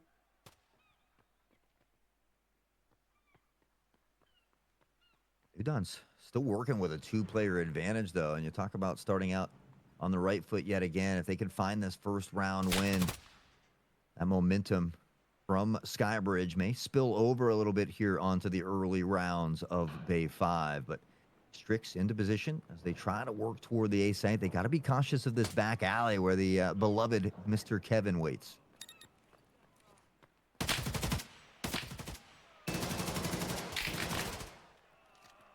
Mr. Kevin from the back alley finds the 2-piece to wrap it up. The defusal will come in, and New Dawn will take round number 1 here on day 5.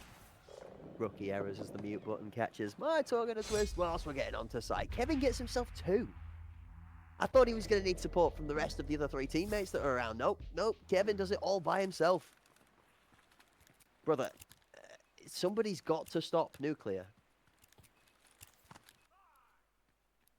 Like, this game literally hinges on who can get Nuclear to stop just decimating people. I wonder if as more people catch on to this SKS, if it's going to be like, instead of 2 enforcers, we've got 2 SKS marksmans running around. What a world that would be. Wow, Watchful gets a wicked one onto Nuclear. That's one way to stop him. Pug's laying away. Gets in for 1, gets in for 2. Pug, huge timing in the play. Hug, an absolute thug out here onto the side as he's not done yet. He finds another for the 3K. Guy Aiden will get a piece of the pie, and Slaughter says, not without me, you're not. As he finds this final one onto Watchful. Pug, a nasty 3K that turns that round on its head, and now it's a 2-0 start for New Dawn. I was semi-joking when I said, was there possibly a scenario where we saw a 2-0 New Dawn Sicario day 1? I feel like there's going to be a couple of Pepes and a couple of Mexican guy laughing emotes held in the chat if we get to this position by the end of this map. This is crazy. And they found the kill onto Nuclear too. That's the big thing for me, is they found one of the problems, their solution. And then another problem arose. This is quick. Oh, Sicario aggression. Oh, Guy Aiden's down. 1 for 1 though. Slaughter does at least get 1 pick in the mix, but this aggression from Sicario might be what they need. Is Strix on the Og, able to find Slaughter. They'll have the player advantage, which has been rare for them. Nuclear so close to finding this, and Strix flirting with disaster at the moment. Sleek, and now Pug finding that pick back onto Barbaric as we see him trying to get control of the back alley, and Sleek will find Nuclear, and now an opportunity to take their first round. Device goes down. Pug moving up towards flat with 3 problems to deal with. Biggest issue is going to be that cover off from Ali. 2 members on the front door just holding that crossfire. Point of contact will end up being strict from the door frame. Watchful swings, and that's just a trap you don't want to be caught inside. The device planted allows Sicario to set up some space for stability. They close out the first 2-1, 3 for Sleek. Oh, I mean, this is a similar situation that we saw on Skybridge, though. We saw Sicario start to battle back a little bit early. It was seemingly going to be a close game, and then New Dawn ran away with it. So I think it's going to be up to Sicario here to make sure that doesn't happen. And honestly, we're going to need to see a few more rounds strung together in succession here as New Dawn, Nuclear, the whole crew, everybody seems to be popping off at the moment. And now we're ready for round 4. Ali under assault this time around. Sicario looking to try and put more of this A pressure toward their success. Shots in from mid and Sleek, going to help anchor one of the rotating members. But again, 4 versus 4. Kevin, Gaiden together quickly. Sleek finds one to respond. Kevin out from the peak. Rat actually keeps himself his timing all in his favor. Back to the box. Kevin, Nuclear on the backside, but Cruisin trades into that Rat position for Kevin.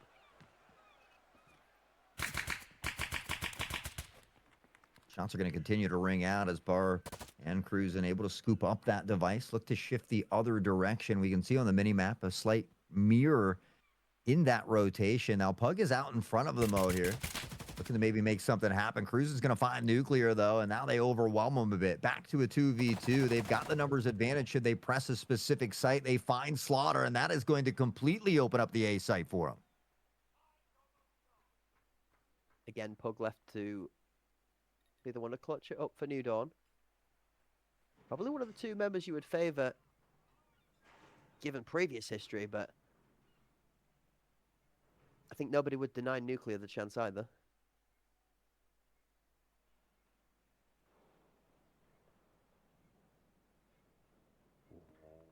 Cruisin made the smart choice to stay back Ali's side. If he'd have come into Rat there, Pug would have found the first. Now, shots in, checks it.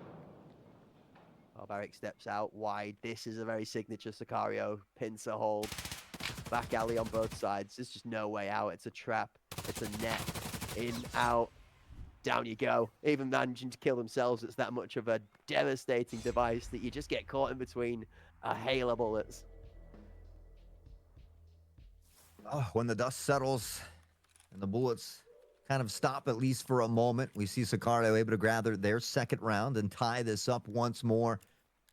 And again, it's almost a flashback to Skybridge. We're going to need to see a little extra here from Sicario, especially after that rough performance on Skybridge. And they need to win this map if they want to go on to fight for bowl here as well. They're at risk of falling to that lower bracket. And I got to say, I'm pleasantly surprised with how well New Dawn's playing all the way across the board here.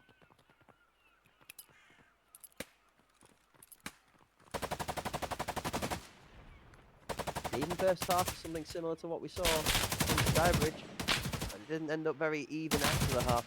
Watchful for Hurst. Kevin's got the response. Cruisin then trades back as the 1-for-1 doubles down in the favor of that for Sicario. Slaughter's down from Barbaric. Good shots, cross plat to plat.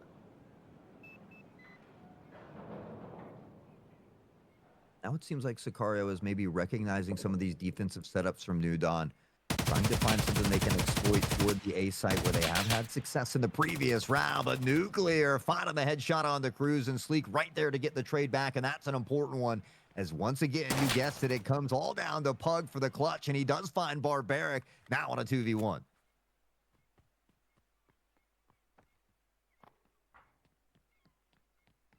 Again, Pug left to try and save the day. Different position this time as well. You see Strix's front door with Sleek out back alley. Sicario took a lead 3-2. Didn't see that one coming. Well, we talked about their ability to make those adjustments. They struggled to kind of do so on Skybridge, but we're seeing these adjustments now come in here on Bay 5, which again is their map pick, so probably a little more comfortable here on Bay 5, but they got to continue to put these rounds up on the board. They can't allow New Dawn to get a little bit of a break and find their way back in, because this team has been steamrolling here today. Smoke towards Forklift is good as Sicario looks to be steaming in. Nuclear's been challenged again. Sleek finds him, but it's only after he's done 2. Slaughter and Gaiden come back for 2 more of their own. It's all left on Barb. Oh, Hort. They went away from the B site for a couple of rounds, but then they forgot about Nuclear. On that SKS, it's just been so tough to deal with. Great crosshair placement from Nuclear. Great decision making. Continues to put kills up in bunches. Only 7 on the board here, but Barbaric Trying to find a nasty clutch of his own. Not Mr. Kevin, lurking in the shadows. Finds the headshot here as well. And New Dawn will tie it up. I say they forgot. It's not like they forgot. They sent a team and an attempt to remove him.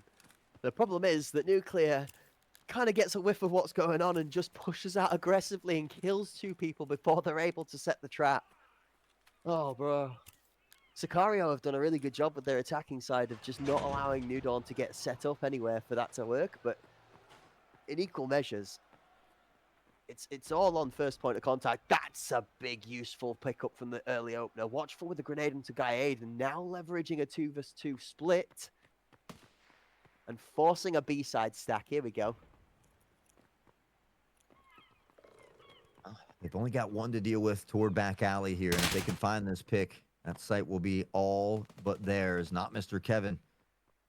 Now lingering back toward this back alley, trying to clear this first initial point of contact. Now knows and hears that there are a couple on site, but is going to try to spray through the wall, maybe buy some time for a teammate to get into play. Cruisin finds the first pick on the Slaughter. Pug able to answer back with one of his own. 3 members of Sicario inside. What? Yes. Oh, Mr. Kevin gets the wall bang through to Rat. Okay. There's space to get in now. 2. Double swing for Strix. Goes down. 1 for 1 as Watchful does find Nuclear. Big return. That door frame from Watchful. Calls Barbaric.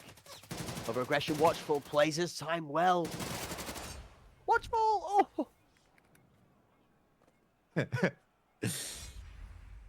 Yeah, I think we're feeling just what the players are almost feeling out there. It has come down to the wire in quite a few of these rounds. But Sicario, already more rounds than in that previous map on Skybridge. They guarantee themselves a minimum of a tied half, and they're going to look to gather this final round before we swap sides to see if they can pressure up to that 5-3 half. So it's been a tough one, but Sicario now, again, we've seen them kind of gather their footing. They're starting to fight back here on Bay 5. We'll see if they can continue with that momentum. I just had a moment of worry that Watchful had jumped out. He played so well under aggressively, not overcommitting to peeking from that door frame and then to jump out, but communicated. Oh, Bob! On timing, Nuclear peeks out there. That's minor rookie mistake, but one of those small micro errors that will get punished by a team like Sicario.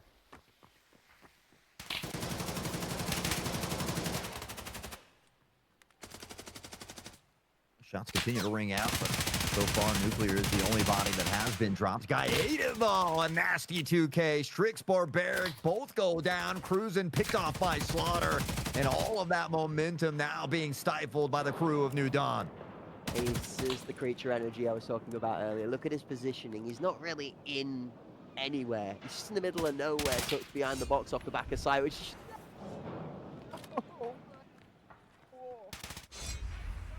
Oh, the back of alley is smoked off. The front door's smoked off. He's exposed to everywhere. Except from if you push through the smoke. Oh. It's smart play. It's honestly just really, really smart play. We call it creature energy because it's like...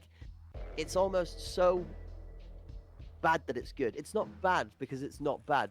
It's so hard to explain. Do you understand what I'm saying? Like it's out of order. Like you just, it's illegal.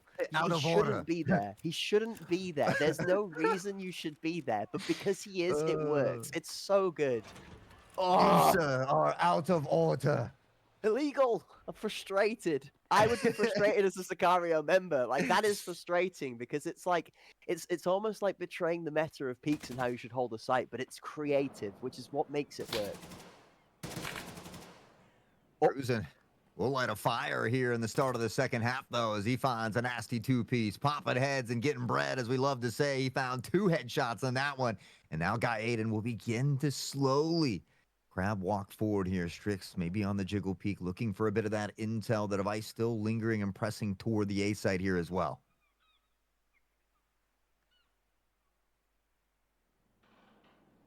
Oh, timing wise. Strix. You know, Strix is good for that every day of the week. Slaughter, a nice little flick and a nice readjustment. Unfortunately, doesn't quite hit the shots that were needed. Dealing with a broken bone and a couple bleeds here as well. Look to pop a stem and see if he can get back into the action as Nuclear holding down this mid area at the moment. But again, Sicario is aware of this, I think, and they have the luxury of being patient now. But Barbaric, and what a nasty shot from Nuclear.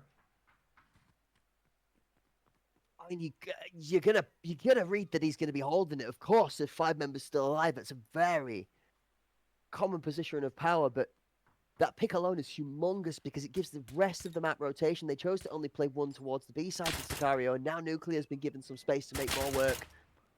That's the second. Oh.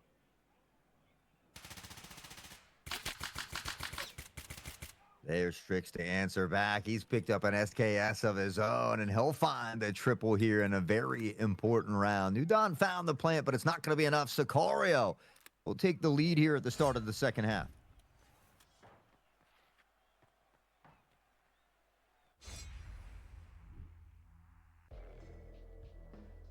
I can't stop but smile. So, we know Strix likes the marksman class too.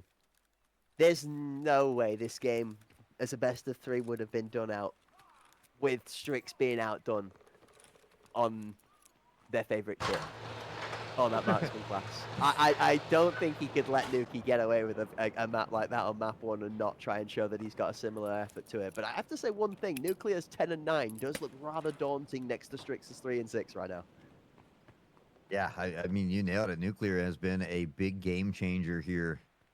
And, you know, we've seen a couple rounds where Sicario had the numbers and Nuclear just reels it back a bit. So they definitely have to be cautious of Nuclear, but it is good to see Strix kind of picking it up to combat it here a bit as well. New Dawn's going to slow things down quite a bit, though, here in round number 10, and maybe see if they can catch Sicario pressing forward somewhere, looking for a flank, see if they can find that early pick and advantage and work off of it.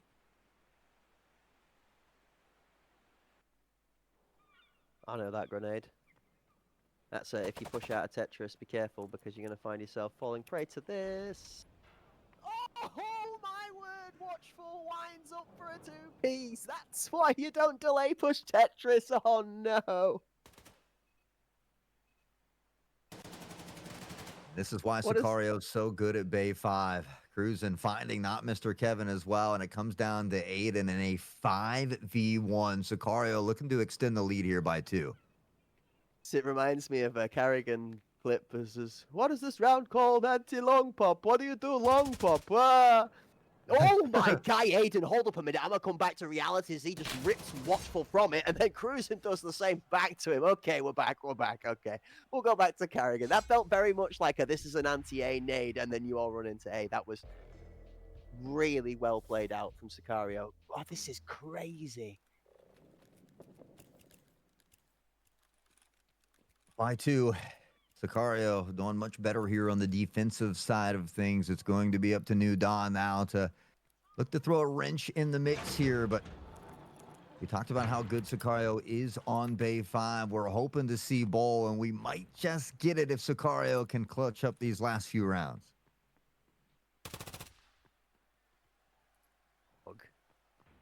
Quiet game so far from the name of Pug at a 7 and 7. Barbaric's still lurking around com boxes. How is Barb still just randomly in the vicinity? Okay. The ballsy play pays off, but for how long?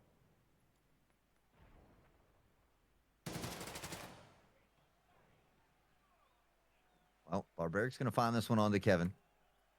And now they'll get that player advantage here once more. Pug just being cautious, knows that there's probably someone here on site. Is he aware that Sleek is tucked back toward the corner? Almost spots him just a pixel away from being in view, and there it is. He steps into the crosshair of Sleek, not for the weak, who puts him down, and now Sicario looking to get to 7.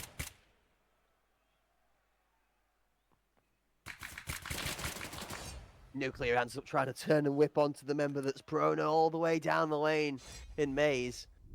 The swing from Con comes through at the same time. Sicario do squeeze it ever closer to getting the second map over the line. 7-4, Hort. I don't know what it is about this game. I feel these two teams just scrapping it out in a best of 3. Map 3 is going to be explosive. It's a New Dawn pick as well, theoretically. You go all the way down a 5-map decider. The last map, although it does kind of get decided for itself, it's still... Oh, watchful! Massive! Hey, that's not the first time he's done it this map as well. Watchful. The 2K on the nade. Hit him with a Kobe from a distance. And now Pug and crew at a player disadvantage yet again. But this is one team that has been able to kind of pull up some of these upset style rounds. And, well, you got Nuclear still standing. It's feasible.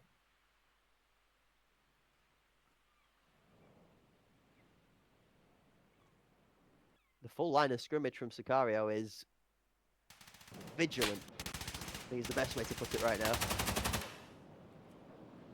Where do you go as New Dawn? You have to find a pick and punch a hole through the line. There's one.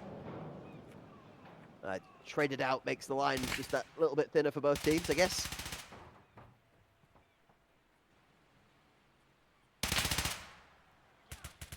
Whew, Sleek. Nasty shot on the slaughter. Strix will find Nuclear in the battle of the SKSs. And I think maybe Strix's kills down there, but it said 3, but he's actually at 7. So we talked about it earlier, that 10 and whatever looked better than 3 and 6, but he's getting the kills or maybe just not registering until that end screen there. Yeah, maybe, yeah. Do you know what? Fair point. Fair play to that one. But 11 and 12, Nuclear is reaching as hard as he can to try and find something for his team in this one, but it's not there. And the 10 and 8, 10 and 6, 10 and 7, 9 and 9 scoreline from top to bottom from Sicario looks real appealing.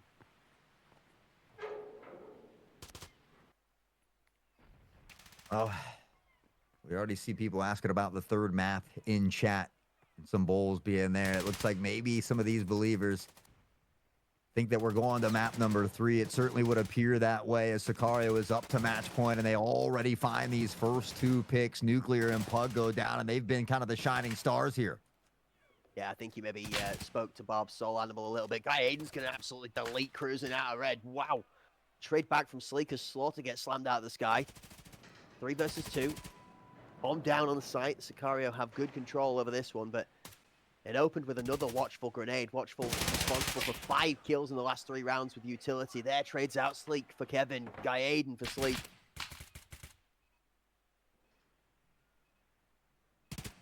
We've seen Guy Aiden pull this off.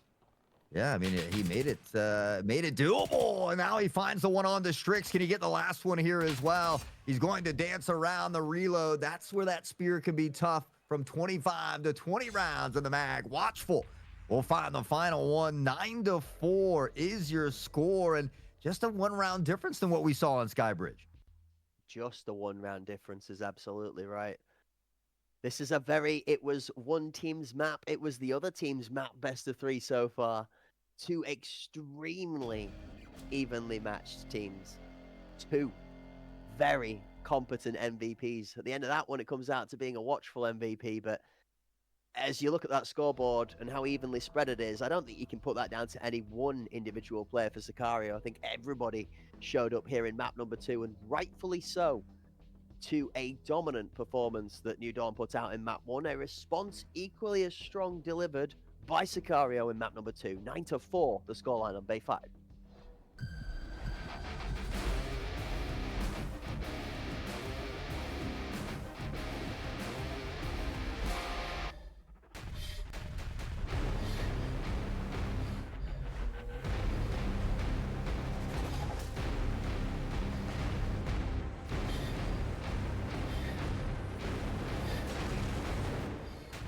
This is why we came.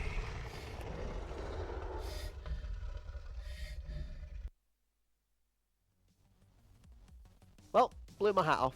Absolutely, thoroughly, and totally need some air to the brain cells. We need to try and amalgamate all of the knowledge and get those temples working, because I've got to cook up a prediction for map number 3.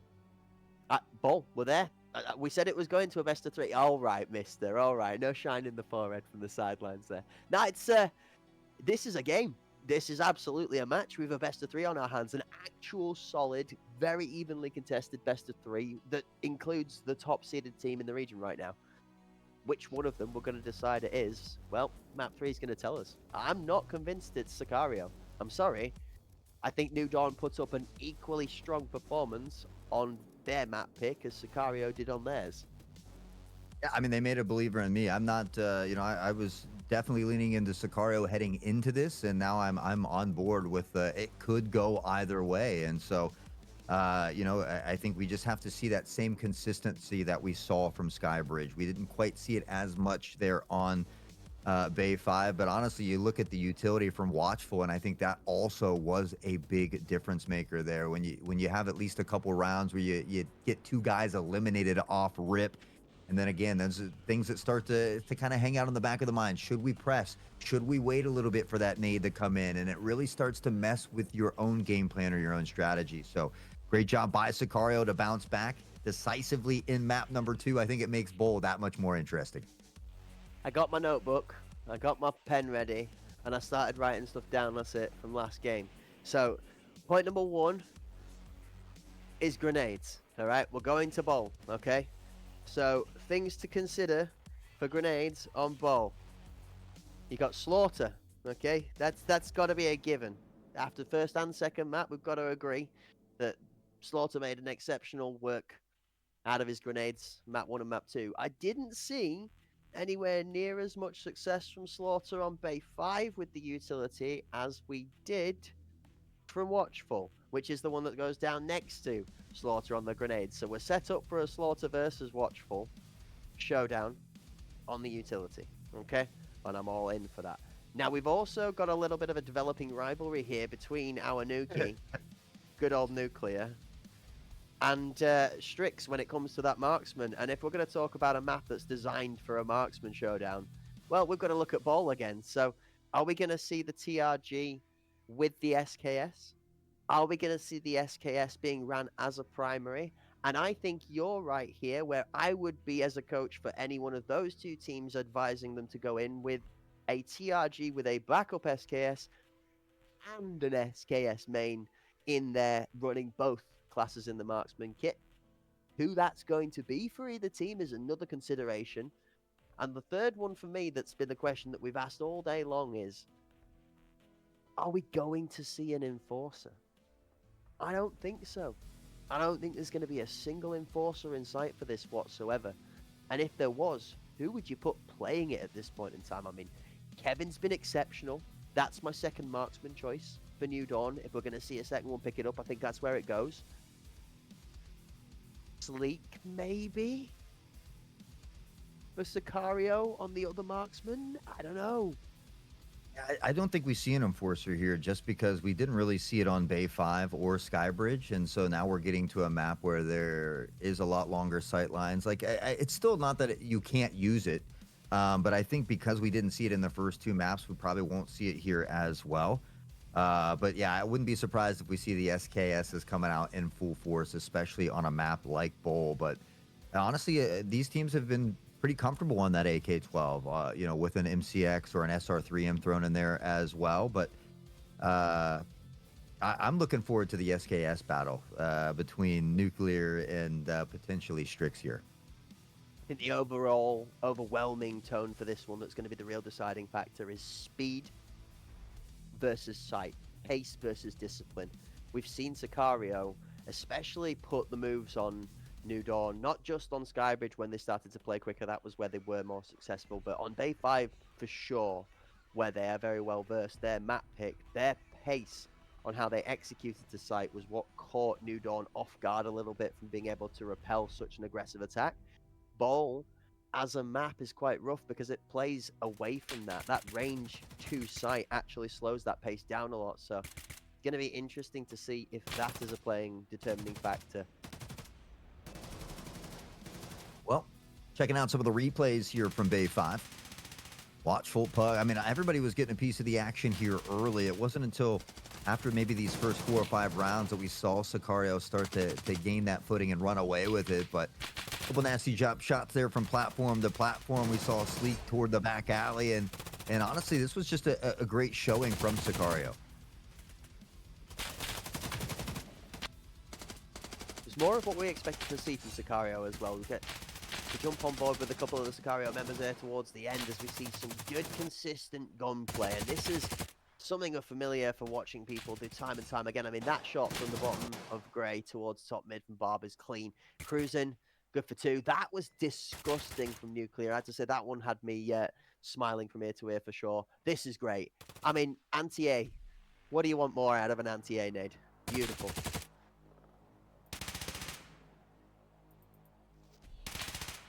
Leak really holding down that site as well. The B site over here. A lot of great quick picks, decisive action. Guy Aiden getting some there at the end as well. Unfortunately, it just wasn't enough to close out that important round there. So, I mean, we talked about it. New Dawn 9-3 on their map pick. Sicario 9-4 on their map pick. Bowl just got really interesting.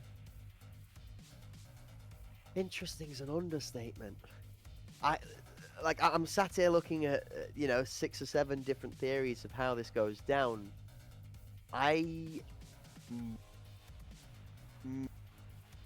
Okay.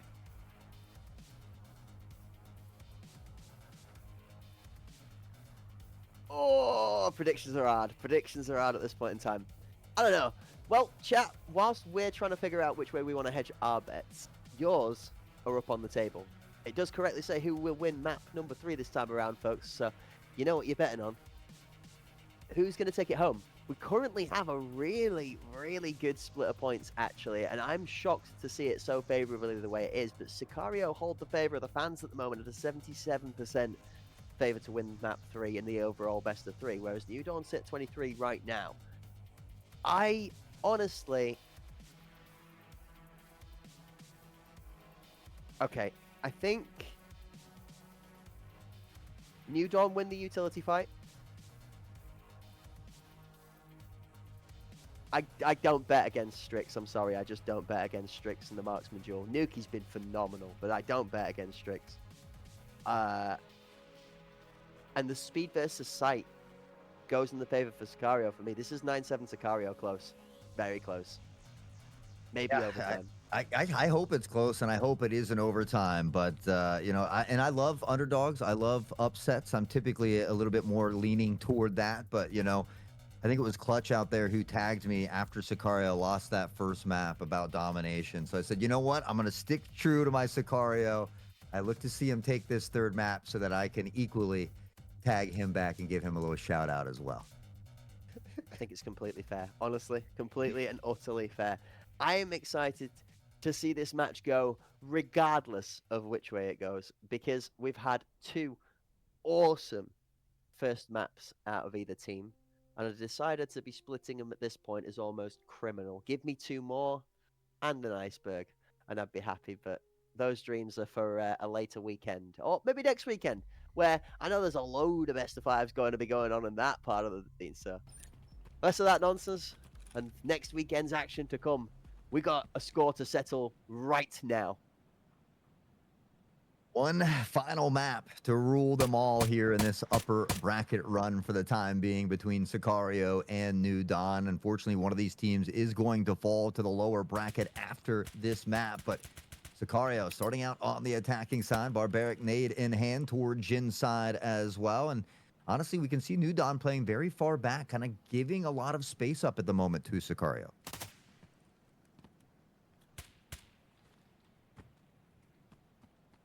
Space is good. Did talk about the pace versus plant sort of conversation just a moment ago for this exact reason. I would hate to see New Dawn revitalized with a fresh map, run at Bowl and feel like they had to do more than what they did map 1, because let's be very, very fair with New Dawn. What they did in map 1 was discipline. They didn't overcommit. They played a great game of arena. They just kept it clean. And that was what got them over the line. So I think more of the same would be good. Pugnos is in a tough spot. Good dodge of the grenade. Saves him from falling all the way over, but will lose just over half of the health. Gruesome finds his first pick, and it comes with just 35 seconds left in the round. Watchful takes out a teammate. Pug answers back. Now Sleek for another 2-piece on the side of things here. Bomb Vice down on site, and Barbaric threading the needle. Guy Aiden in a 3v1 has the flank here toward A-Plat.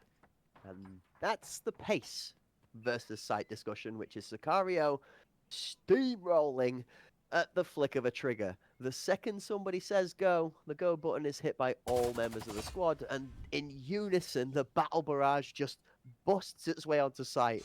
Final member goes down. Sicario do start round number 1 off with a success. Little bit of sticky something on the way through as the site is slowed by double smoke, but that's it though. It's merely a halt, wait for time to push traffic light system rather than an actual denial of the site. So New Dawn maybe need to get a little bit swifty with it when it comes to being able to repel this aggression, or try and make some plays whilst those smokes are up if they're going to be able to see that line of defense work to their favor. About that utility battle back and forth. We saw Slaughter with the lineup. Unfortunately, doesn't find a hole in one there. And now Pug looking for a smoke here as well, trying to just slow down any initial push that might be coming in. But honestly, both of these teams have been playing these, at least these first couple rounds, very slow as far as Bowl goes.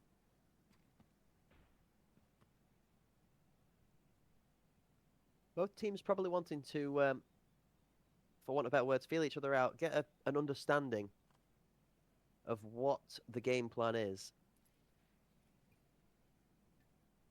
See Slaughter now walking his way up in towards that old hop-up position. Now Cubby, thanks to the removal of the box. Very commonplace to have a grenade thrown there for those of you at home that like enjoying pub games of Arena on the evening after work or whatever. A spot that we see Slaughter in right now is very commonly has a grenade thrown at it, so you see members maybe move up to it late to avoid that early grenade throw. Pug again also very wary of a similar thing, got grenaded on site last round, now stepping up later. You see Sicario are holding onto the util to play into this counterplay. Different positions on the grenades, doesn't work out. 2 going down to kills with the gun. Slaughter's good for 2 on response, but Barry. Oof. Strix finds one just after Barbaric as well. Not Mr. Kevin. Back to a 1v3. That's a nice thing about having a roster this deep, though, is any of these members are capable of these crazy 1v3 clutches, but everything has to kind of fall into place here for you. We see Sleek and crew getting into position for this post plan, and now things are going to get increasingly more difficult here for not Mr. Kevin. As Strix will find it, and on this SKS is already being a menace. Gets to the point where the kills are going through the feed. Stop trying to call them out one by one as they go. So I'm like, when's it going to stop? I'll give it a second before the action ceases and then stop immediately. The second after the final kill goes and we stop talking about it. Only for Strix to put one more down just short of the round being closed through the objective. Good effort from Sicario and New Dawn so far, but a comfortable 2-0 lead for Sicario is going to need to continue if we're going to see New Dawn out of this. I like the adjustments they made round 2. I feel like New Dawn have read the approach much better.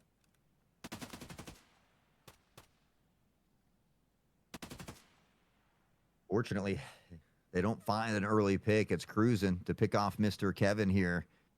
And now again, at this player disadvantage on the defensive side of things, Sicario really hasn't shown much face toward the B side. It's been all A through these first 3 rounds. We haven't seen any flanks come in from New Dawn, but honestly, Strix and crew have been prepared for any potential flank at the moment as well.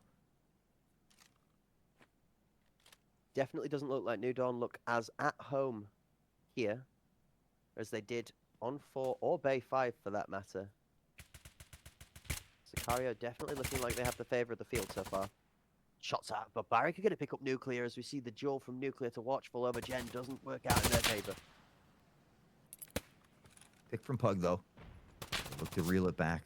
Still at a disadvantage, and Sleek with a nasty nade over the top from downtown. Finds Pug. Back to a 4v2. Slaughter here toward Tower Lane. Does shift back a bit, but Aiden able to find Strix. Sleek back to Slaughter, and now it's down to Aiden yet again on this spear. Can he make the magic happen? 1 versus 3. The space on Gen Sleek.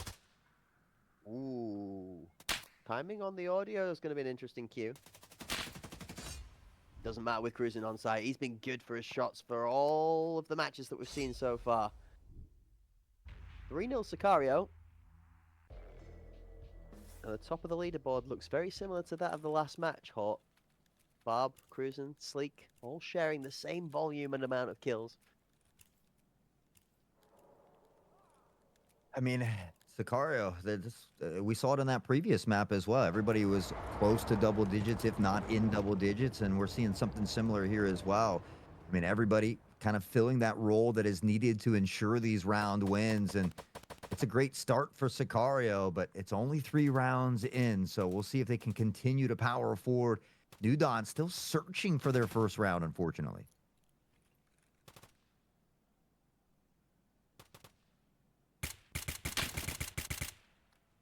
Ooh. Cruising almost peeks into the scope of nuclear, but decides against it this time around.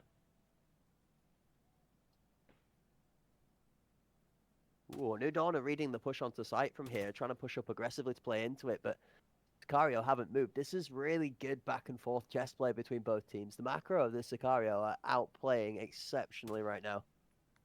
The patience is just huge.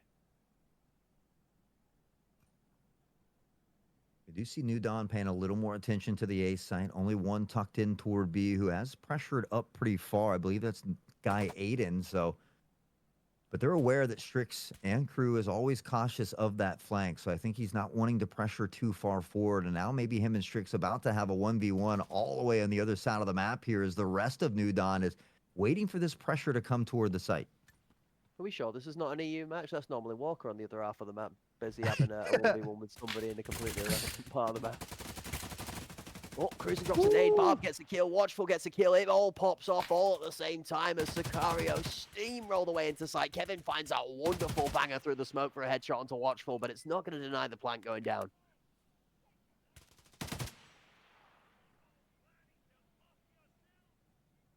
Aiden does find the pick on to Strix, though.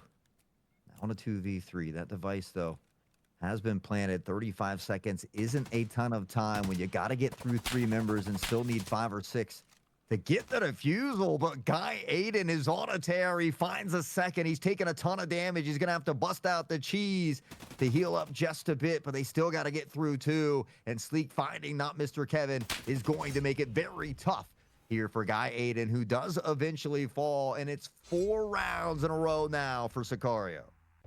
Point out, I know it's obviously not good enough because it ricocheted, but Guy Aiden did tap Cruisin in the helmet there before he went down. Unfortunate circumstances befalling the man that would have been one short of clutching up the round had he have managed to get through the helmet, but that is something that a lot of people will talk about. Your assault class, Cayman and the slap plate that goes over the Cayman, if you're not wearing that in the assault, then you're kind of throwing. There are options. Some people prefer the fast MT, but honestly, that Cayman is very good.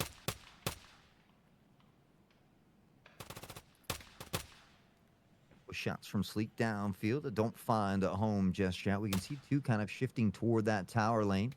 A couple towards split as well. And Guy Aiden's kind of been that anchor toward the B site. We really haven't, again, seen any pressure over toward the B site from Sicario, but it's Strix on an early peak, and Guy Aiden able to find this one, now potentially could work with that flank.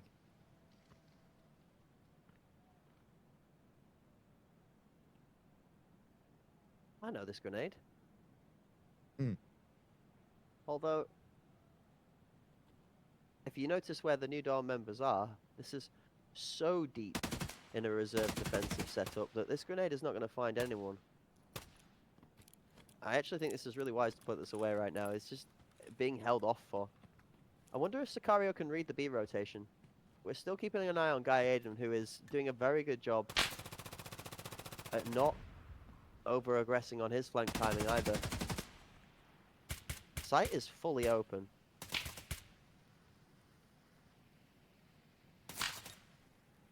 New Dawn that has the numbers advantage to work with. They're still searching for that first round, and they need to get one here. Slaughter through the smoke, finds Watchful. Pug steps in, denies the device as Barbaric picks up 1, but it's only a consolation prize, and New Dawn will get a much-needed round here. There we go. That's the round we were looking for. New Dawn finally put the pieces of the puzzle together.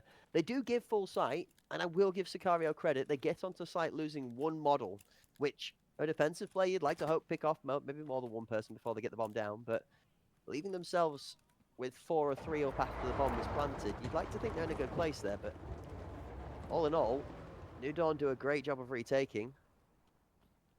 And it works out in their favour. It's the first on the board. It's 4-1. And it's a mirror of the scenario from the first game, where we saw No Dawn doing devastating work to the Sicario lineup.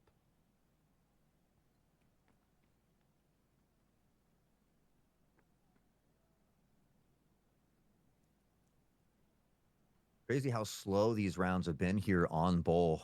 Definitely a big change of the pace from what we saw in some of those previous two maps, but I think both teams really respecting each other, both really understanding how important this map number 3 is. But Guy Aiden, a couple tough first rounds, have now had Strix's number over here on the B side.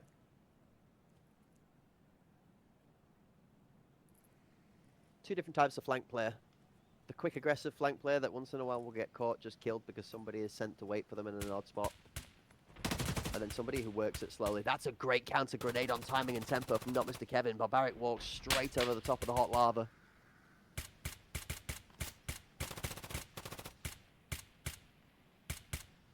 Peppering in a lot of shots here. And again, it's New Dawn that has this two-player advantage. They've seemed to maybe find something that's starting to work for them. They're dissecting the strategy here toward the A site from Sicario. Now, the plant's still going to go down. We see that long lurking flank coming in toward that A-plat side, but Sleek with a nasty shot on the nuclear. Ball's going to go down as well as Sleek finds him in the back of tower lane, but he doesn't realize this one's still close. He's going to rotate away from it. Kevin's going to step up. Guy Aiden finds Sleek. Kevin finds Watchful from Generator, which should have just been cleared, but the last in the smoke comes out. Cruising does get one as a response. I don't think there's the space, though.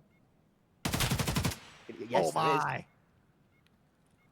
Beautiful. And Cruising is insane. 9 and 3 gets a triple kill. Mark it up for the full house because it was Sleek that got the other two. And a round that New Dawn probably should have been able to solidify. Cruising snatches it from the grasp of their fingers. Sicario now up 5-1. Couldn't have said it better myself. You've hit the nail right on the head. Smack bang on the top. Dink, and it's done. Coffin lid closed. Send him, ship him off to the graveyard. Absolutely disgusting gameplay out of Cruising. Gets himself 2 ohms for the dome. He's bought himself a double loaf of bread.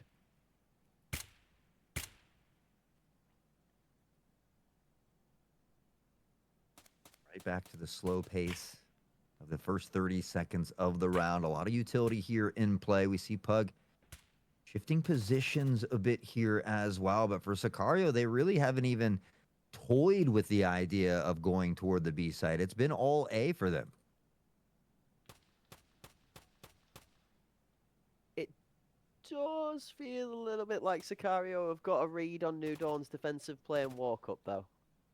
They are just simply outweighting them playing back and then throwing util.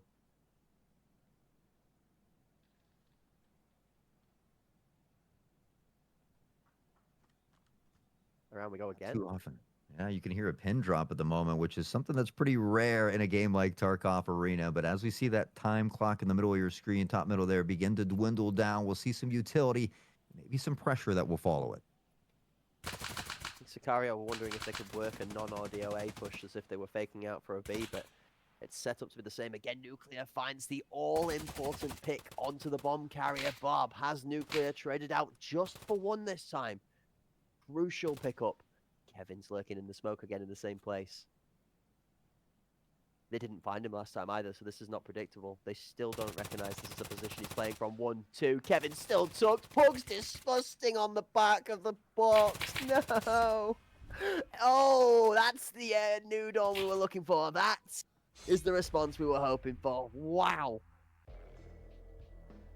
Big question for me is, can they get this final round of the first half? We talked about it a little bit earlier when the roles were reversed there, but that 5-3 half is just something for a lot of teams that is so much easier to work with than that 6-2 half. So New Dawn looking for a very important round here to close out in our first half. We'll see if they can grab it. They survived the onslaught of the push. It looked like it was much better divvied out who was covering which angle for when the push came through this time from New Dawn, and which is why they did so much of a better job of being able to pick up the kills. First quick, though, speaking of quick, they're already through. Stuck on site, sneaking is going to be Pug, but he's put down by Watchful. Watchful gets the second 2.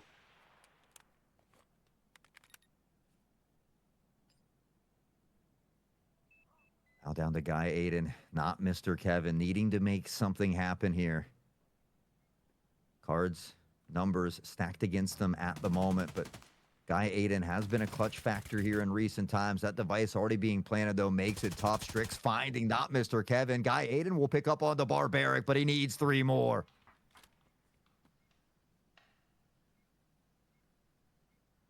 Similar situation.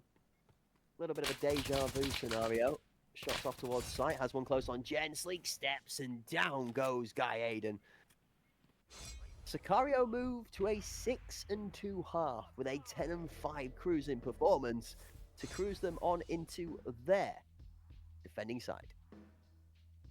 Cruising feels like he's just on cruise control at this point. These shots, he makes it look so easy. Lines them up, knocks them down, and, well, for them and Sicario really are in the driver's seat at this point. 2 away from match point, just 1 away from closing it out. New Dawn is going to need a couple big rounds here to open up the second half.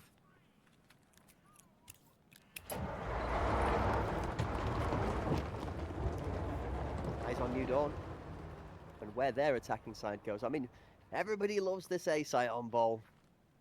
Been the same for Skybridge actually too.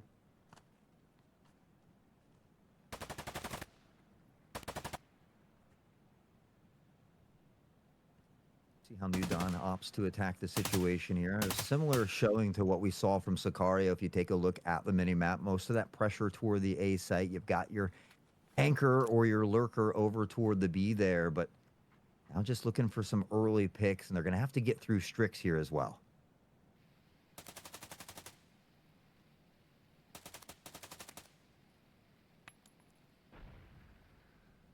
Nate goes off just behind Hop Up. Nobody home though.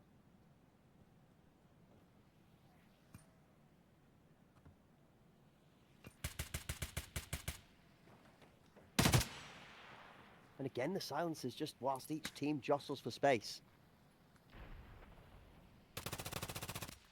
Oh, that's a nice pick from Pug over the top, though, to get Sleek here as well. And now they're just looking to open up the site a little bit. We're going to see that rotation from Barbaric begin to come into play. Mr. Kevin's going to mirror that as well, heading toward ambulance side potentially here. But Nuclear over the top, just looking for something through any crack of this smoke.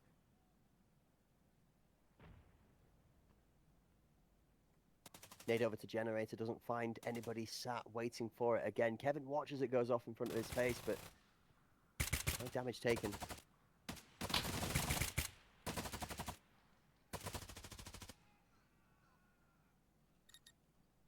Trades back and forth, the bomb goes down on site. There's only 4 seconds left to get this planted. It has to go down now. It does, as New Dawn trades 1 for 1. And Nuclear finds the final. What a disgusting whip, snap, and clap onto Strix. Nuclear started to warm up again, it looked like, from Shades of Map 1. Yeah, and honestly, that's exactly what New Dawn is going to need here. Great plays out of Nuclear. Great, just little flick of the wrist there to find that second one as well. And so if they can continue to play like that, they can find themselves a way to work back into it. Sicario has built a nice lead, though. They've given themselves some rounds to give and some leeway to work with here. So it'll be up to them to make sure that New Dawn doesn't put as many rounds on the board in a row as they did in that first half. And we'll see if they can find a way to stop them a bit here. Pretty spread out as far as the defense goes.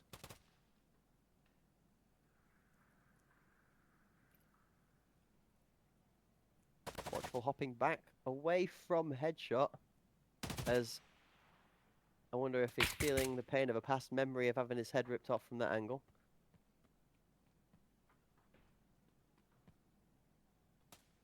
Interesting, Sicario's B members are both grouping up together towards that site once a lot of audio is confirmed towards A. I'm really curious as to why the flank activation from Sicario is so delayed. I mean, you look at Guy Aiden playing the nose again, and he is holding off for an aggressive flank. But how well read it is being by Sicario right now is impressive. They're just not playing into Guy Aiden getting a pick for free at all. See Pug drop a smoke down here, and most likely that pressure is going to try to come in behind it here. We see Sleek toward the Jin, and now all that utility raining down here. They're going to shift toward the ambulance side momentarily. They've got 3 stacked here, now beginning to push toward curtain.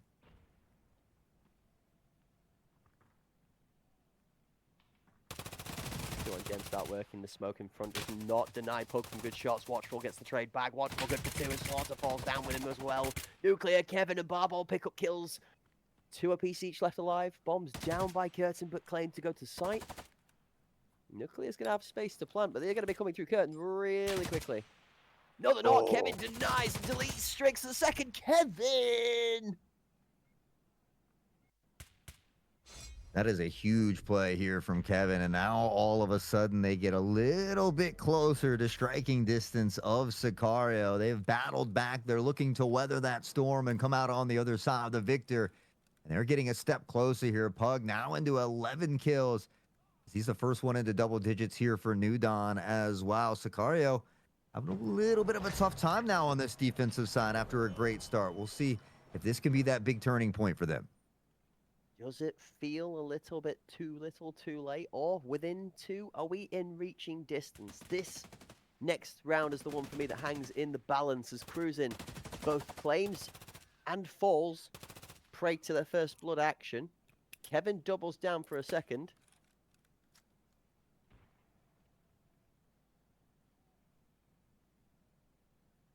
You don't have got to pull one back now. Need to keep it close. Got the player advantage to do so. Plenty of time on the clock here as well, and that's what we're seeing New Dawn really just work with all the time allotted. Waiting, I think, for Sicario's smoke to dissipate so they can toss one of their own down lane, but we see Barbaric and Watchful both tucked very close here, and still some utility to work with for Sicario as well.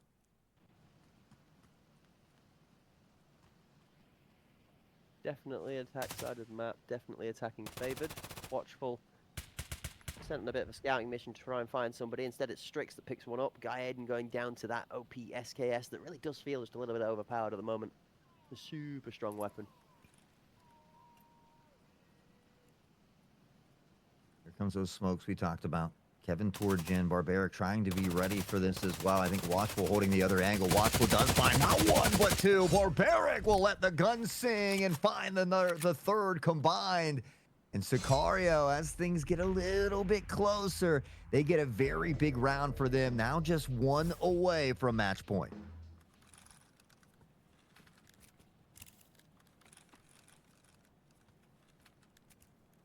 I don't think New Dawn's done just yet. But they're going to have to pull a new cat out of the bag if Sicario are going to find themselves pushed to another gear's worth of adaptation to be able to overcome. It does feel like they've been halted a little bit in their tracks right now, but you have to give them full credit. And we're talking like we're asking New Dawn to just walk over one of the best teams in NA, if not the best team in NA since competitive arena has been a thing. And they've done a really, really good job of giving it a good go so far. Certainly have put on a great little cinema for us here today in our first best of 3. Really excited to see what else is in store here for New Dawn.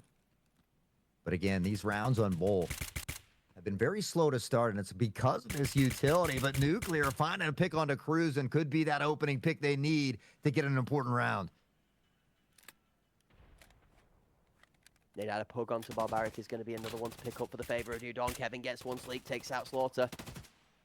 Pug for a secondary into Sleek as the trade goes back for the favour of New Dawn. 4 versus 1. Device being planted and Strix stuck behind a smoke on split.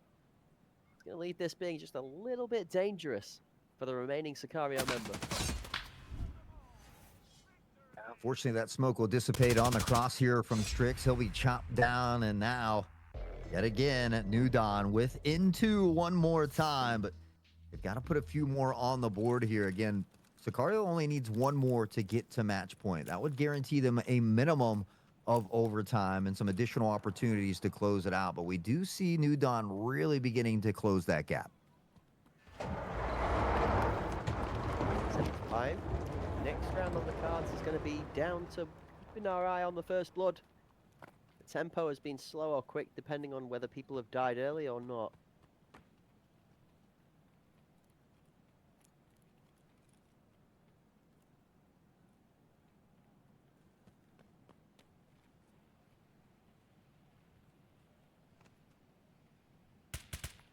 slightly slower start. Shots out from Nuclear, finds Sleek. We do have a little bit of silence in the Cathedral as the round starts to pop off. At a very slow pace. Util from both sides.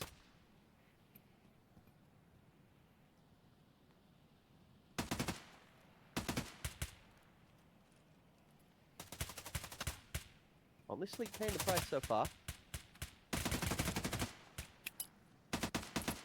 Continue to put these bullets downfield. Is this one going to find a home? Watchful has been so good with the utility here today, and he finds that one as well. I'd love to know how many nade kills he's got on the day here, but Pug says, I'm going to get a piece of that pie as well. He's going to find one on the cruise and back and forth, and it is New Dawn that still has a 2-player advantage. Ooh. Slaughter gets removed from his seat in the game. Hug almost fired through the top. Guy Aiden on the rotation, though, is going to find Watchful. All left to Strix.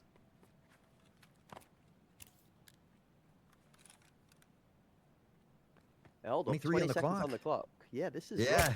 I think we saw the same thing, that rotation on the mini-map. I think you and I both got excited about that one. Strix tries to find at least one on the crossover. Unfortunately, not able to do it. Doesn't connect on the jump over as well. Now he's just going to try to pressure forward, see if he can deny that plan. If he can stop it here, it would be huge.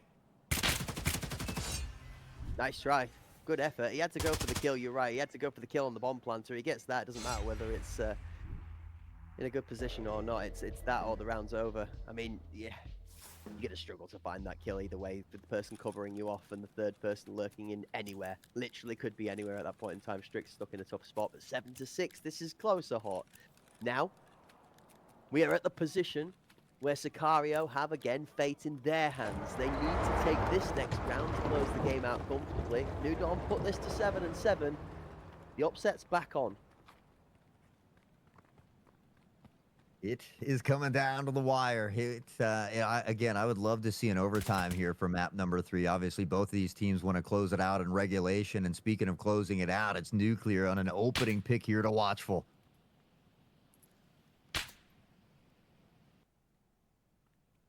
Smoke out towards Gen. Covers off Nuclear's retreat.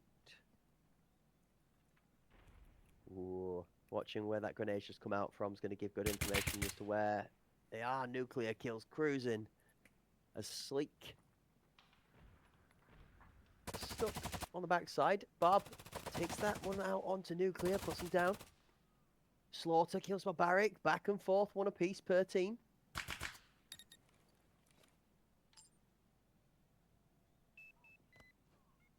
Get the device planted 4v2. It looked like Sleek maybe had disconnected from the match as well, maybe experiencing some personal internet issues over there. So not sure if he's moving back there or able to get back in at the moment here. Guy Aiden, Slaughter, they're holding down the site. And for Strix, he is just in a very tough spot. Yeah, actually looks like he's still there at this moment in time. Strix goes down. That's going to be the round for New Dawn. It does take us to 7-7. A tight scoreline.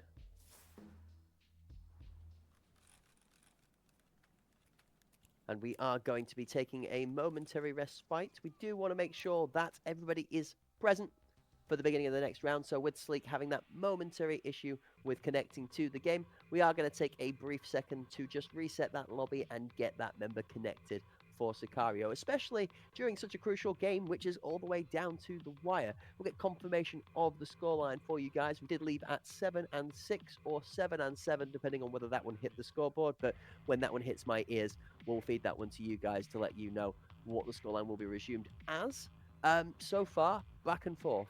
Does the restart favor either team here? Would you like to be in New Dawn's shoes to have a couple more minutes to talk, or would you like to be in Sicario's shoes to reflect and talk a bit more here? I mean, honestly, I think it favors New Dawn just because, you know, there was already a kill in the round. So that round should be credited, I believe, 7-7. And so if anybody's frustrated, in my mind, it would be Sicario or, you know, the member that suffered that DC, especially in such a very late and crucial round. Now we see the game tied up. So in my mind, it would favor New Dawn. They've fought back. They've now tied up the game. They got to be feeling great. Maybe a little frustration on the Sicario side due to that disconnect. But it's just one of those things that happens with technology that we love to hate. And so I think for Sicario, they've been around for so long that they're still not going to truly let it affect them. Hey guys, yeah, it sucks, but it is what it is. Let's focus on the round ahead of us here. And so this next round to me is the most important round because you guarantee yourself overtime. You know that no matter what happens in that final round, you're still at least safe for a little while longer. So it is tough that it happens right here, but again, I think because this next round is so important, for Sicario, they're going to be able to wipe that slate clean, focus on what they need to do, but they do need to address what's happening here because New Dawn has found a flaw in their plan and they are exploiting it.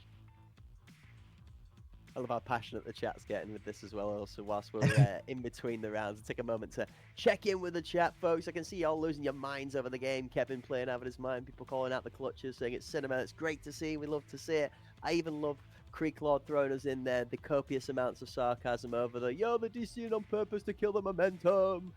Good old Creek Lord, always throwing a bit of a wrench into the works. We'd love to see it.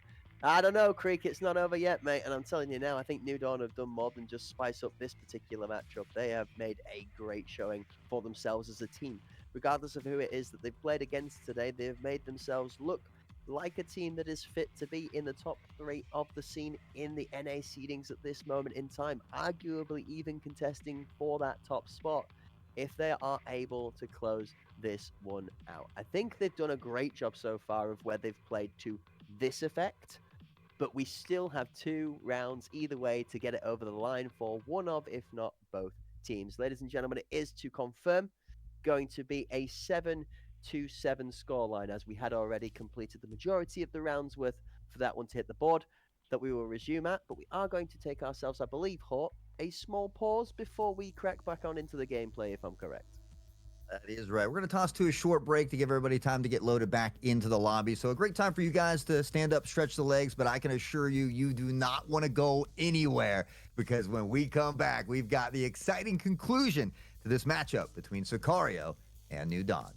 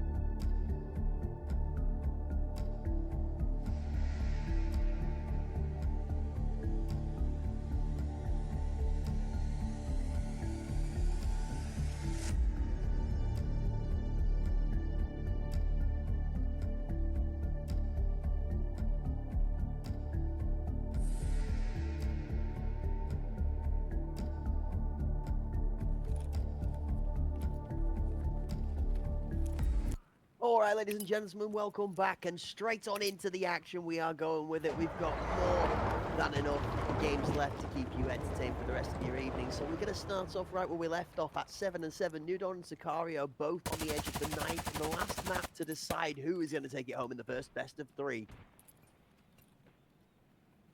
We'll see if that little pause affected either of our two teams here as New Dawn back toward the A site at the moment. Sicario seems to be set up here as well, but it's been kind of the staple here for Bowl. We've seen that anchor toward the B site, one member per team, and then everybody kind of chucking down toward the A site here.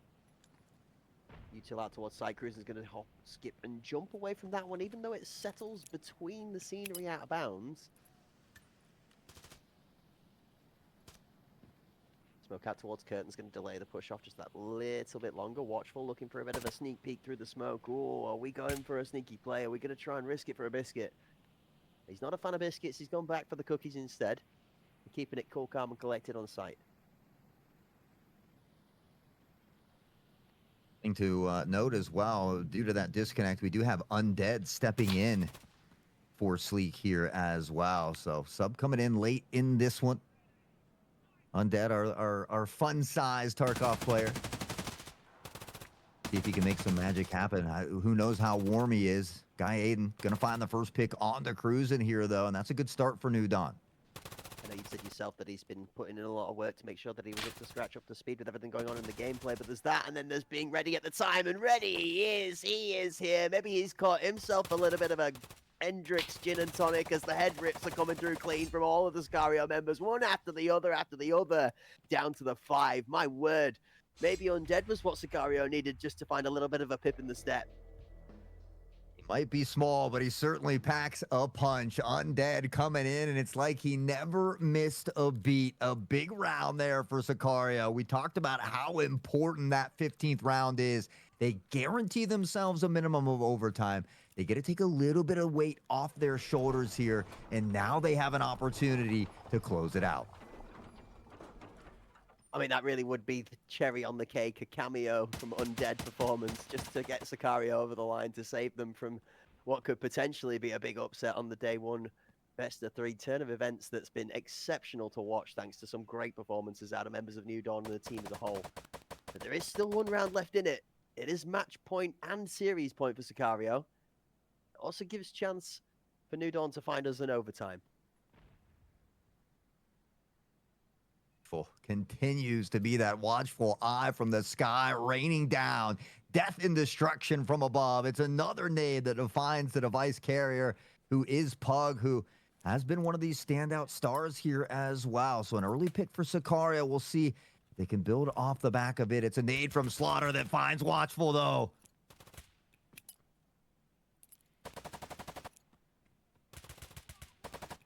Only a 1-for-1 for now. I say that as the second that Nuclear puts a bullet through the body of Undead.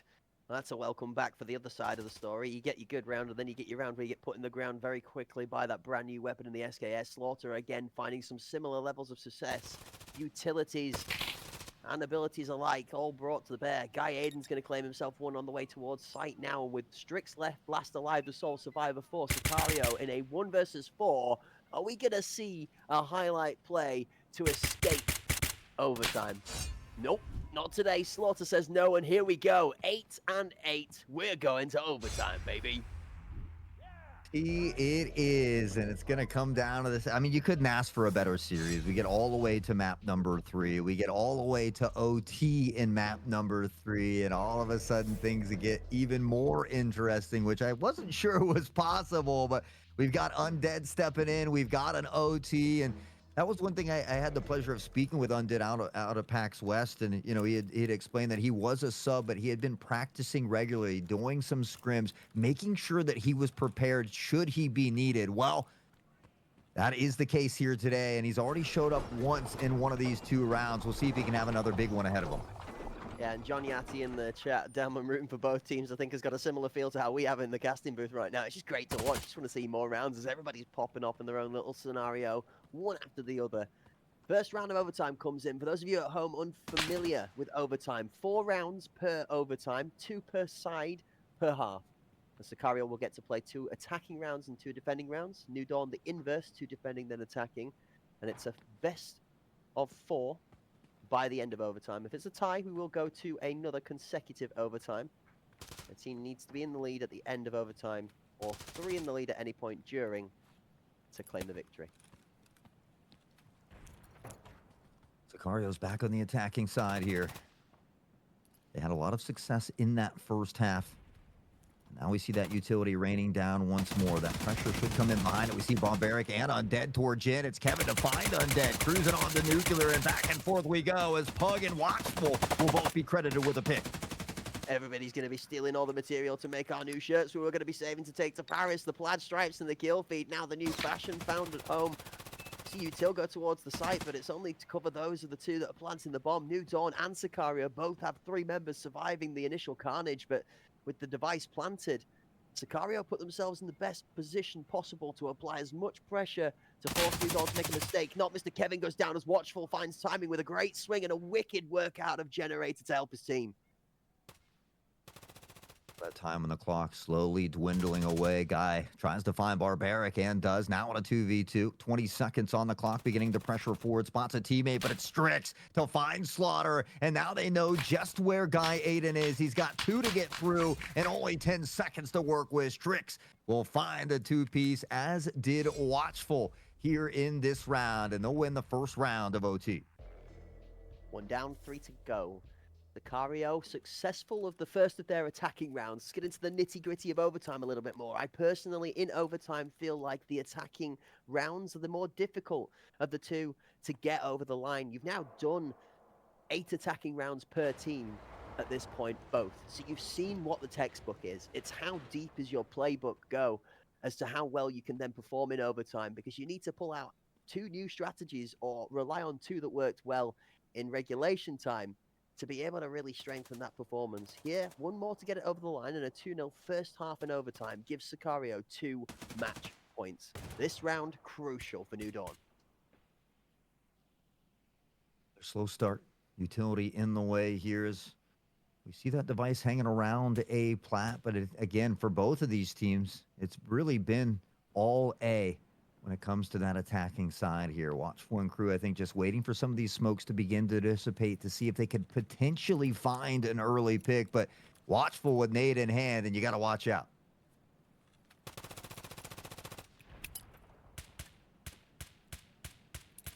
Flashes and smokes out. Extra util coming out towards Jen as well. That deep tower lane nade, not Mr. Kevin just strafing away from that one.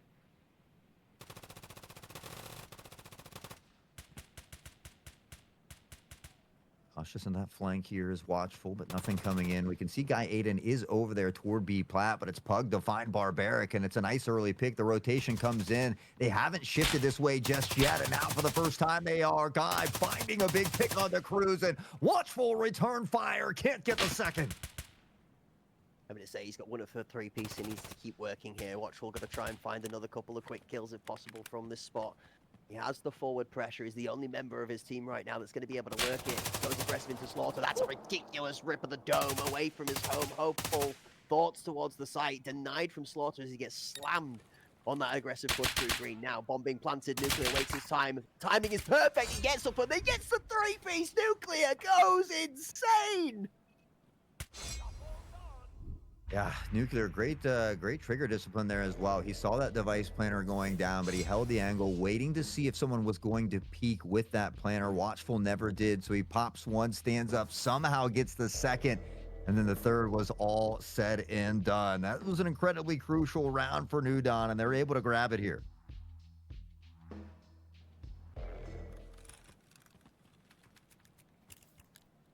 I don't think we're going to be in overtime just the one time. I think we're going to be in overtime for a fair while here. This one is ridiculous. 9-9. Now New Dawn have 2 attacking rounds, and this is another one Sicario have done a good job of being able to get 1 of their 2 attacking rounds over the line. Sicario again put themselves in a position to chance at a match point by a successful round here. New Dawn have also earned themselves a similar scenario if their attacking strength can be better than that of what we saw from Sicario.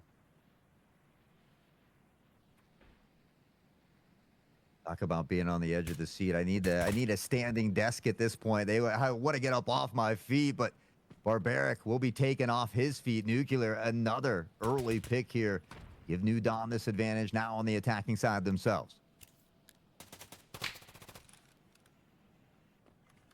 Again, we have this lone battle from Strix and Guy Aiden over towards the B side that is being played out separate to the action on the other half of the map.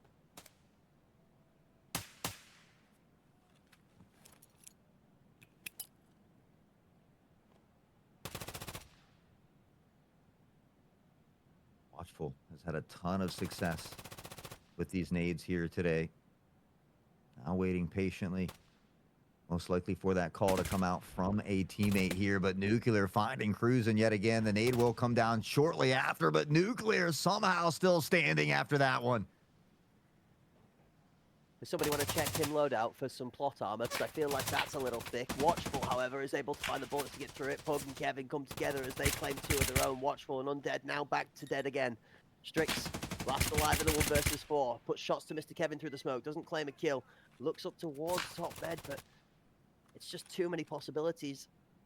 Although that 36 rounds in the magazine might be a deep, deep mag to be able to go through, it's still got a finite limit of bullets. Top bed, still looking. It's just too much to have to work with, and with 30 seconds left on the clock, Strix is running out of options.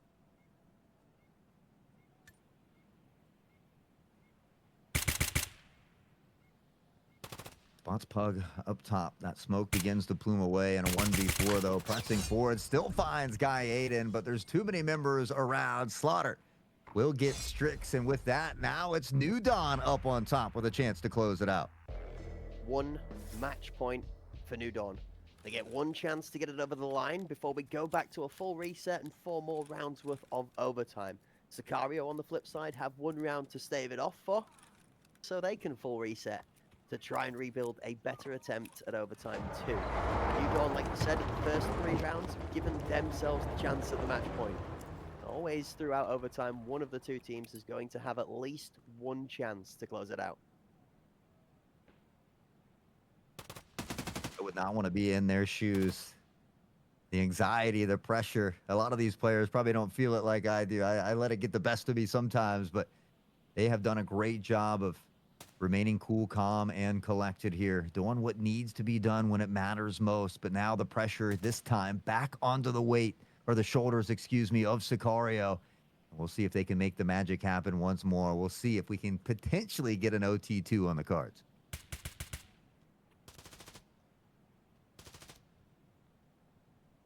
This is when I would look to a Sicario squad member to make something crazy happen. This is where you kind of expect that step-up performance. And it's normally in place of someone making a mistake. Undead on the generator. He's been brought back from the grave, brought out of retirement to cover that connection loss from Sleek, and he's here making the difference when it counts.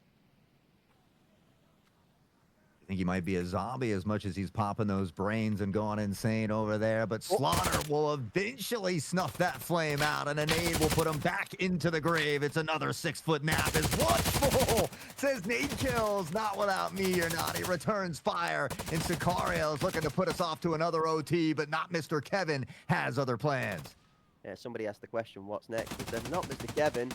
Uh-oh, cruising, and we go to overtime number 2. Slides in from the flank, gets 2-piece from the back line. Going up against Cruisin', you're probably losing. My man has been on fire here today, and now we go to another OT. You couldn't ask for a better series, and we're not even done on the day. We got another exciting best of 3 after this one concludes as well. This game is hotter than cleaning out a vampire nest. And that stuff could be all up in flames.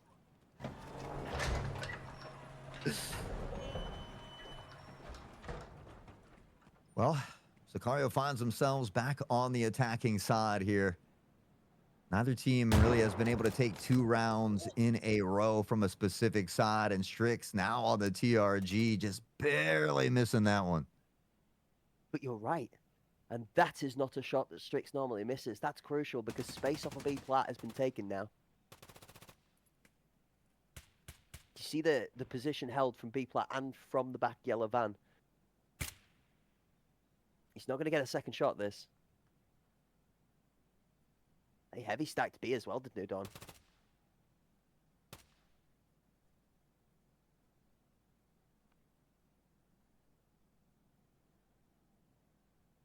They just have to be very careful here. Nuclear has been an arch nemesis with this SKS. And now on the prowl, on the hunt here for another one. A little less than a minute on the clock, and this smoke going out is going to buy a lot of time, but hold up, Undead?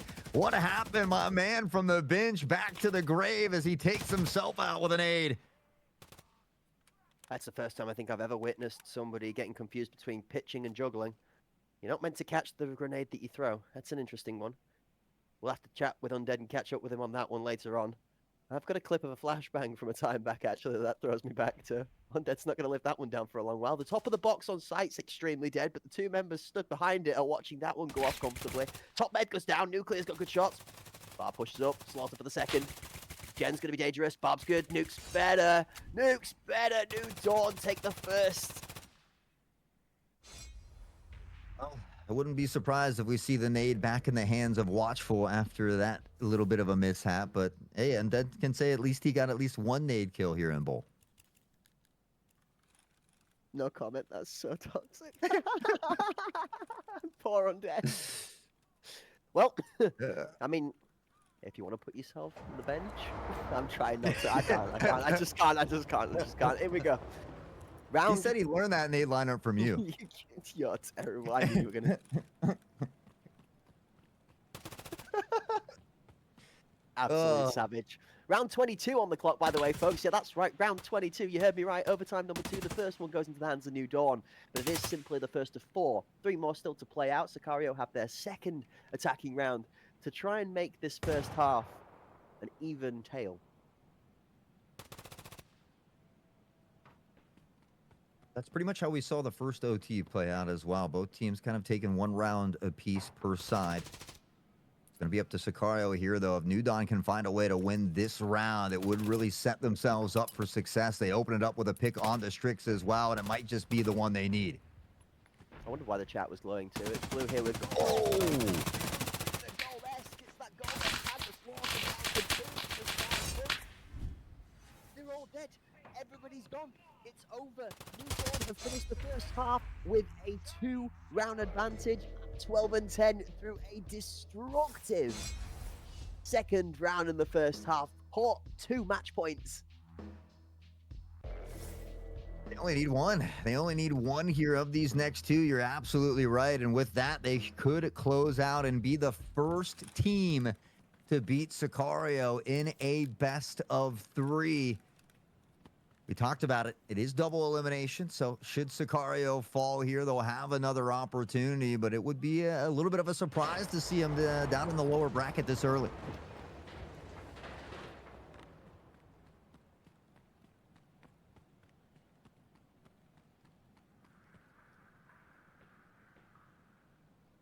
Strix up towards Yellow Van early on. Trying to match that pace out of Guy Aiden here in the elbow. And this is one of the fights that's just kept Strix out of the gameplay. This Guy Aiden playing passively and not giving up his place. So gunfire rings out over on the A site. This 1 versus 1 duel is just draining time. And it's happened on both sides. So Guy Aiden and Strix have basically mirrored each other's position for the majority of the match. Yeah, they've been having this battle over here, back and forth. It was Strix initially, but then we saw Guy Aiden with a lot of big plays that ended up leading to some flanks here as well. So I think Strix is going to be a little bit cautious, but is he aware that Guy Aiden is so close here?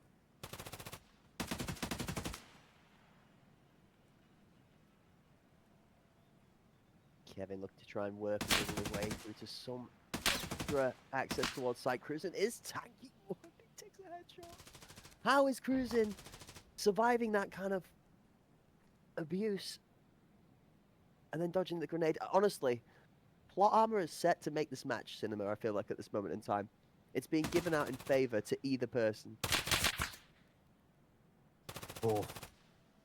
2 picks though, and New Dawn only needs 1 more round. It's all down to Strix and Watchful here in a 4v2. The card stacked against him, and as Watchful stands, he's immediately dropped yet again. Strix all alone in a 1v4. Guy Aiden has spotted him. Shots ring out. They don't quite connect here, and now things are going to get tough. 48 seconds on the clock. Tough is an understatement. First down towards 90, and Guy Aiden's been more than ready to be able to deal with this flank all day long. It goes 13 to New Dawn, 10 to Sicario. In the best of 3, New Dawn do manage to close it out after a second overtime. And the Sicario squad at the top of the NA scene has fallen for the first time in a long while. First time in a best of 3 as well. And so they are going to go down to that lower bracket, but at least they get a second chance opportunity in days to come. New Dawn has really put a statement across the league here for our first NA Pinnacle. 5-3 on Mr. Kevin, 5-5 on Pug, but 11-5 on Nuclear, and a standout performance on the utility all day long on Slaughter at 8-4. It's credit to multiple different levels, but New Dawn really putting it to Sicario, and a phenomenal performance. 13-10, that final match finishes in the series, 2-1 to New Dawn.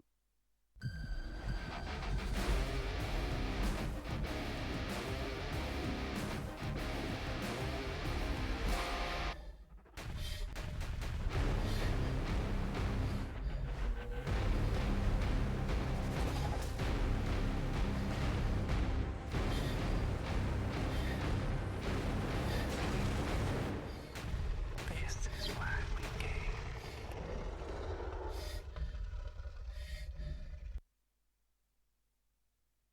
And the crowd goes wild. The chat goes up in flames. Everybody's losing their stuff. Everyone's throwing their hats and their key fobs and their stress balls that they got from PAX West all over the scenes. It's all going mental in the chat. Sicario fell. And I know that they've taken a loss in a couple of maps and different scenarios and whatnot recently, but it's the first time, like Hort said, in a best of 3 in the longest time, I think ever, actually, that this Sicario lineup, this specific lineup, has taken a loss in a best of 3. So a phenomenal performance out of New Dawn. But it is not the end. This is the first step. It is a double elimination tournament, and therefore there is still a chance that we might even get blessed with that match again across the best of 5. Maybe. But that's thoughts for the future. For now, we've still got another blasting best of 3 still to consume before we close out today's action. Hot thoughts for the previous match and thoughts for the one following.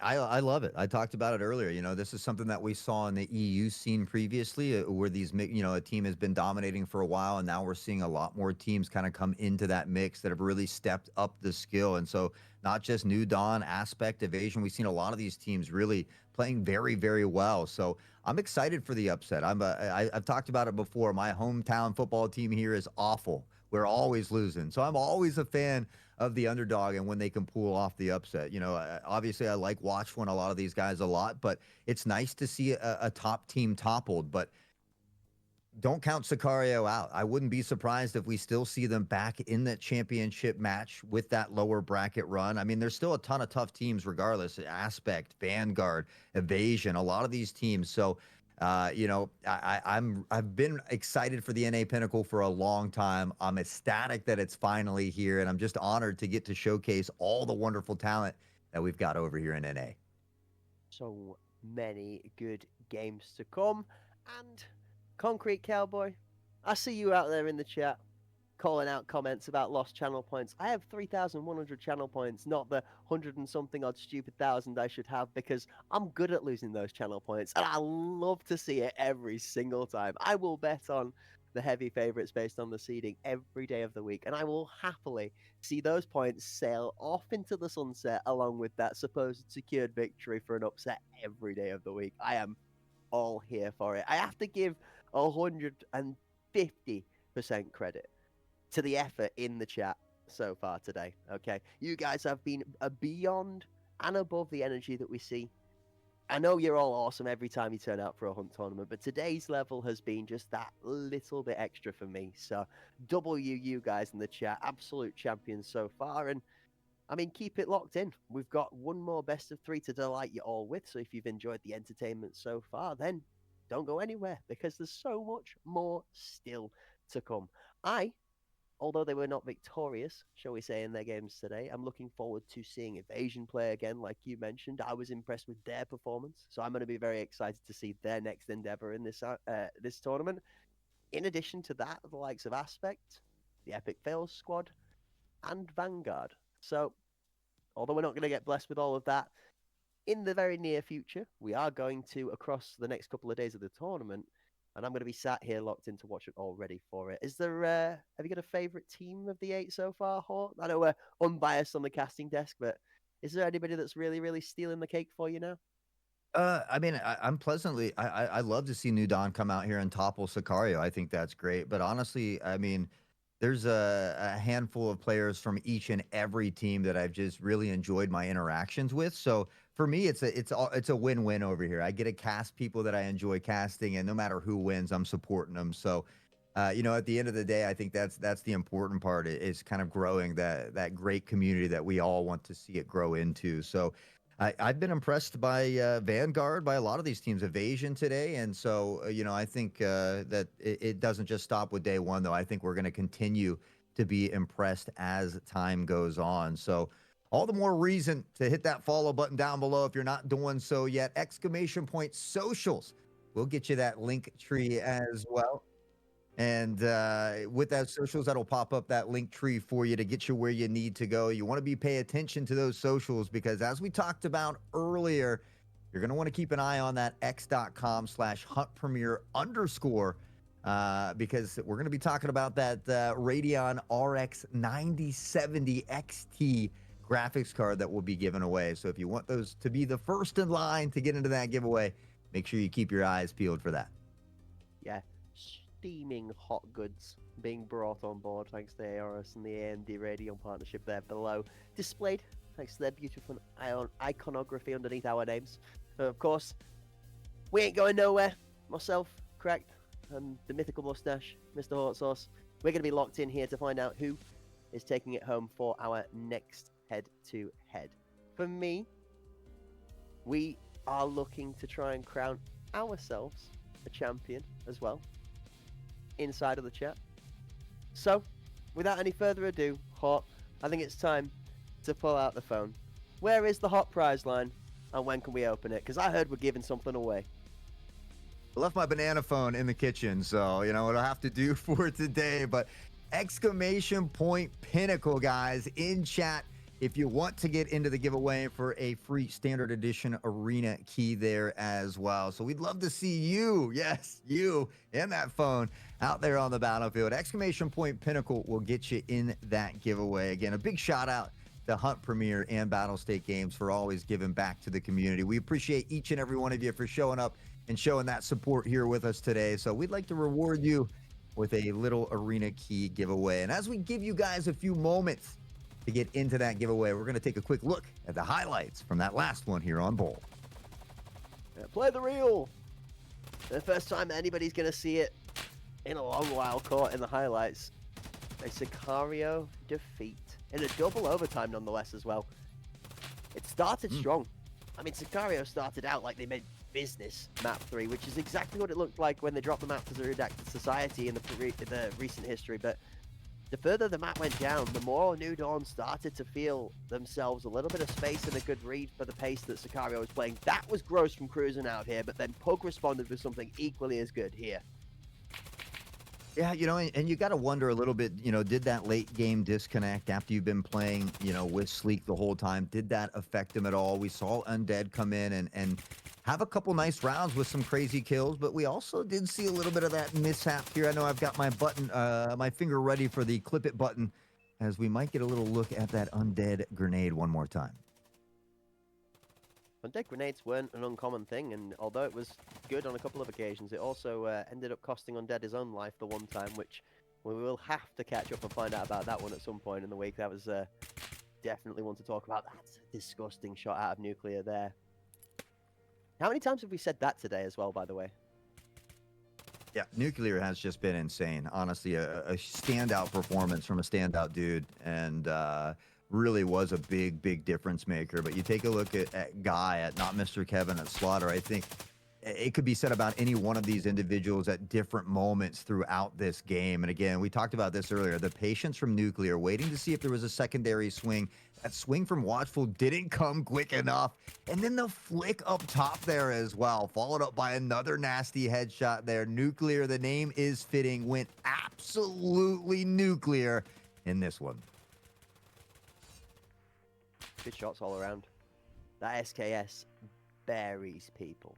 Like, actually buries people. And we said too many times earlier on, that weapon has the potential to be able to delete people within the same magazine. It doesn't get held by a bolt timing or needing to reload a magazine. It's 2 to 3 to 5, maybe at worst case scenario, slightly stray bullets, and somebody goes down. Like, it kills people. And you get 36 rounds of it. It's a lot to deal with.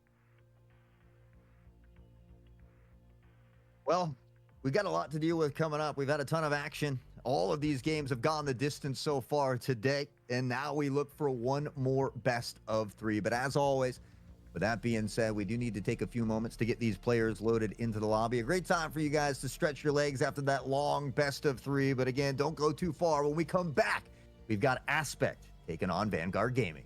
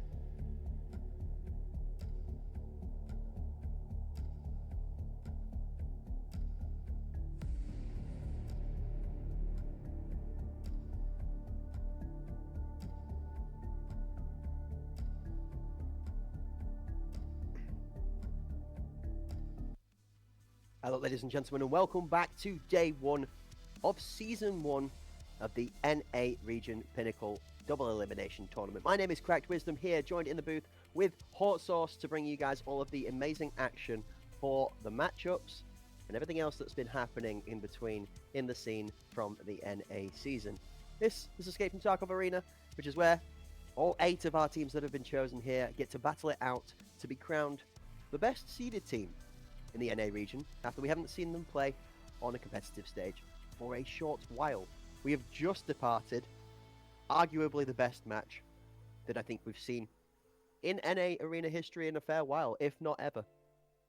Thanks to a great performance out of New Dawn, who have knocked down the champions in Sicario. Now, we get blessed to another best of 3. But this time, we've got 2 fresh new teams for you. And again, much like our first series, right? It was Sicario who 9-0'd to get there. It was New Dawn who 9-2'd to get there. 2 very evenly teams as far as that went that ended in a best of 3 nail biter. It's something similar here. We've got Vanguard who won 9-7 versus Aspect who won 9-6. So I'm hoping that we have another nail biter that goes down to the wire in a best of 3. Maybe sprinkle in some OT there as well. But Aspect, Vanguard, I mean, both teams we've know very well at this point, at least the rosters of these teams. And so I think this is going to be another exciting one.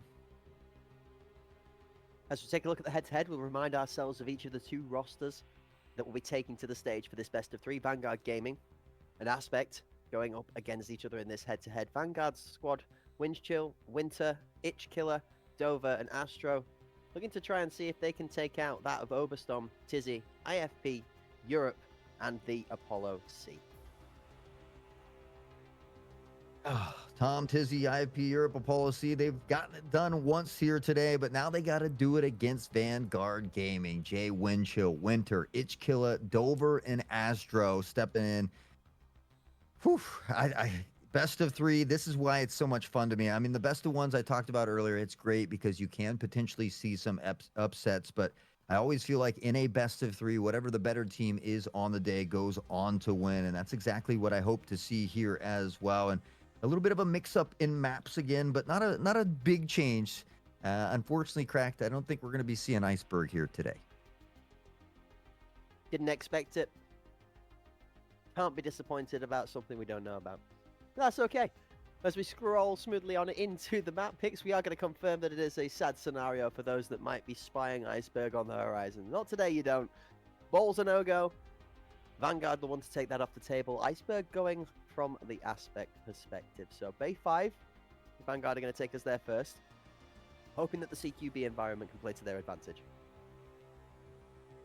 This is going to be interesting, right? Because Aspect then goes to Skybridge, which we saw Vanguard play very well on already. And then Fort would be that decider map, you know, if we were to need it, which Aspect did get a very fun win against Evasion on earlier today as well. So I think Bay 5 is the only map that we haven't seen either of these 2 teams at least take a gamble at here today. And so not really sure how that one's going to play out, but obviously Vanguard picking this map has to be or feel very, very comfortable here. Fort the decider falls into a similar line of thinking when you're talking about how the map plays out as Bay 5 does. Does that mean it's Vanguard favored should we get there?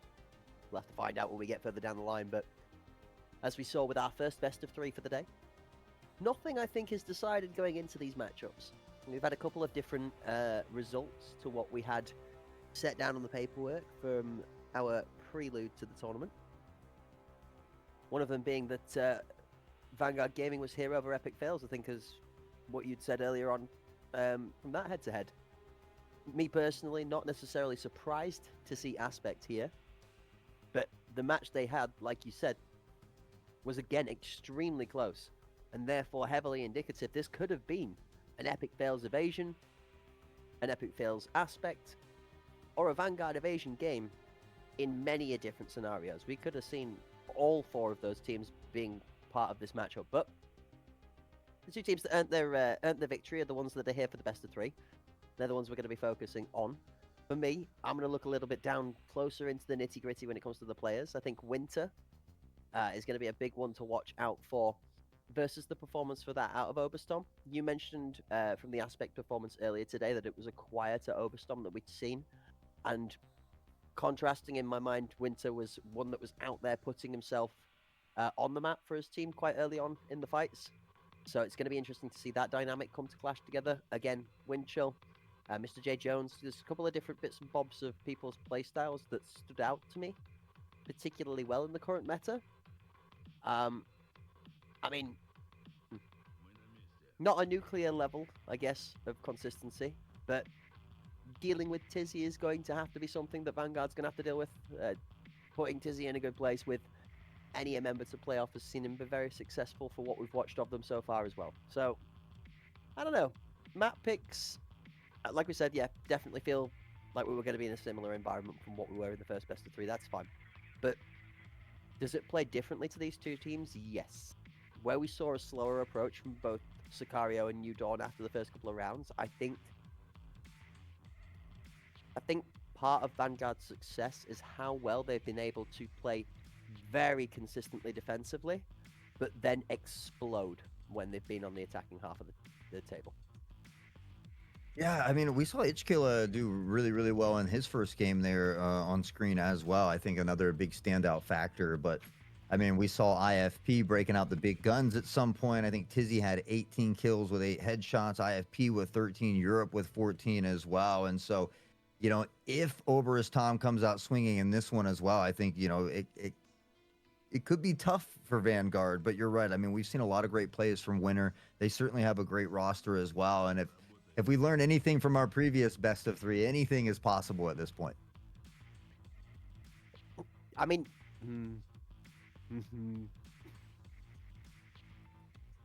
Spit it out. No, all right, because we did this last time, and the predictions we've been wrong all day long, and I'm down for this. I am down for being wrong. We've had a couple of good guesstimations, and I don't think anybody with any sense would be correctly predicting New Dawn's upset versus Sicario, but we did call 3 games. So I want to give this one a realistic amount of respect as well. I think Vanguard have been very good. The match they showed their first of the day was above and beyond. I would normally say but its aspect. Except Evasion really gave them a run for the money. But I do feel like everybody's standards have risen. I don't think the ball was dropped by Aspect. I do think Evasion just outperformed drastically, which is really good to see. 2-0 Vanguard? 2-0 Vanguard. Yep, 2-0 He Vanguard. said, you know what? We've been wrong all day, so let me just go ahead and put a crazy upset prediction out there. And so Let's be wrong again. I'm a big fan of being devil's advocate, so I'm just going to go completely the opposite way. I'm going to put 3 games out of the question. I'm just going to go 2-0 Aspect just to be, you know, just to be that guy. I don't think we see a 2-1. I'm going to be honest. I do agree that this is not a scenario when we go through maps. I don't think either of these two teams has. I don't think that their skill levels are that matched. I do think there is going to be a skill disparity here. It's going to be whether one can overcome the other. So you're saying whoever wins map 1 wins it all? Yes, absolutely. Yeah, big agree. I still believe Vanguard wins map 1 too. I still think Vanguard wins map 1 as well. Big time. Well, Purely because of map pick. Just from the last match that we saw. We saw 2 good map picks go. That's fair. Favorably, right? Yeah, I mean that's fair. And Vanguard played well on Skybridge. I think if they could win Bay 5, we could see them win Skybridge. But it's tough. And so again, you picked 2-0 Vanguard, so I'm just gonna go 2-0 Aspect. It just feels right. But Bay 5, that first one, it's gonna be exciting. Skybridge, the second one, Fort, that decider if we need it. And it's just funny because Vanguard, you know, they played Skybridge earlier today. Aspect played Fort earlier today, but neither team was on Bay 5. So I think the first map might tell us a lot. Neither team being on Bay 5 also could be an interesting one. That's one that, for me, it's I like telegraphed gameplay. Like I like to be able to play against somebody I've seen do a couple of things once in a while because that's about, you know, part of my game style. I like to build around that, be able to send a couple of people to isolate a player or use some util to maybe get somebody a little uncomfortable, try and make a play off of that. Whereas there are demons built in here. Okay, there's some of the players that run in most of these teams are just strong enough to be able to say it's okay. We don't really matter too much how you set up. We're confident enough to fight into it at even angles that it's a fair fight, and we can win that through gunplay. So it's a hard one to look at from this perspective, because some of them are dice rolls, some of them are big ego challenges, some are big risk reward plays, and some of them are very calculated plays with a lot of discipline in them. It's how you juggle all of those and make the good decisions in between the rounds to when to choose to do those things that really does carry your team. So, and we've seen, I think, equal measures of that from the best of three for the first one today. We saw Sicario succeed in the first map through good decision making, good aggression, and good adjustment. We saw New Dawn still manage to win out because they put themselves such a good cushion ahead of themselves with what they brought to the table in that first map, that it was a 9-3 for New Dawn's first. It's almost an egregious score. Sicario comes back, New Dawn takes it in double overtime. You know, it just shows a status of evolution from both teams, where they have in that match both grown to match each other's playstyle. And I expect a similar standard here. I feel almost like map one, although we do think it might seal the deal, it doesn't necessarily telegraph the real story of the head-to-head. I think map 2 is the one that really kind of tells that tale. Well, as we look for one more winner in this best of three, we certainly found another one in chat. Congratulations and a big GG to Exotics Zinio on your standard EFT arena key. Make sure you join the Discord and create that support ticket. We can get that over to you as quickly as possible. A friendly reminder, everybody's working here behind the scenes, so be a little patient with us as we are now ready for Bay 5, and you can hear the guns already singing, but this time it's IFP on the AUG, the AUG for the triple. Apollo's going to pick himself up a little one-tapski on the end of it and just punctuate IFP's sentence with a finishing blow. House. Well, he's the last person left alive. And I think he's found himself on the wrong side of the road, Hawk.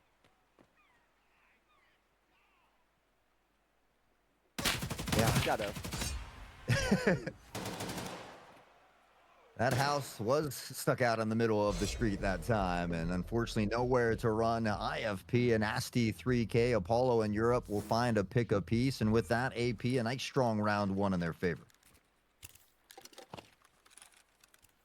Yeah, their house caught in the middle of our street. A bit far back towards CT whilst all on his own. Absolutely right. Heads up. The Enforcer's back. Winter has brought the boomstick to town. That's a 97 round count, by the way, as well.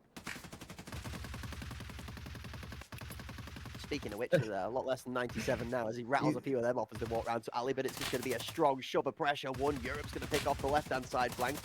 Now he goes for the right-hand shoulder. Can't quite cut off the body of Exodia, but he gets two limbs for his business on the way through. Great work from back alley. Winter, he's only got about 29 rounds left, but he's certainly put those first 70 to great use as he finds two picks. He's not done yet toward back alley. It's IFP to go down, and now the player advantage does favor Vanguard with that device already being planted. Tom stuck on site. It's an absolute nasty adjustment to a headshot from the hip fire, but it's going to be Windchill to take him out in the trade back. Apollo, Windchill, and House. All left and level down to death. Apollo goes for a nutty hop, step, and a jump, but only ends up jumping into his coffin. House puts him down. Vanguard claim round number 2. Well, early back and forth is what we love to see. We'll see if any one of these teams can begin to put rounds in bunches, something that we're always looking out for. But for Vanguard, it's a great way to answer back after a tough round one. So they get a little bit of footing of their own. And honestly, that was a big round for Winter as he breaks out the big guns here. So we'll see if he can have some more success. IFP on this Enforcer as well. But with that AUG, which we've seen some players struggle with it a little bit, but we have also seen a player have some success with it earlier today as well. I'm sorry, but that kit is disgusting. I mean that in a very comical way, but ew, gross, man. Like, I mean, look at the oppression. If anybody's still site or rat or office, they're very dead. Like, you just can't stand there. Tizzy backs out, Europe closes the crossbow, and that's how you deal with him. Tizzy gets the second onto Dover, Tizzy gets the third onto Winchell, Tizzy gets the fourth onto Killer. Tizzy for 3, combined with Europe for 4 on the door. Tizzy has put the other team in a tizzy at this point. They are just looking wrecked in shambles as Apollo C will come from behind to find the house. And, well, Aspect, they drop around, but that next one looks very clean from them.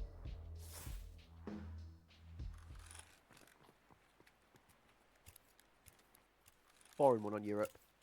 A great start out of the Aspect lineup.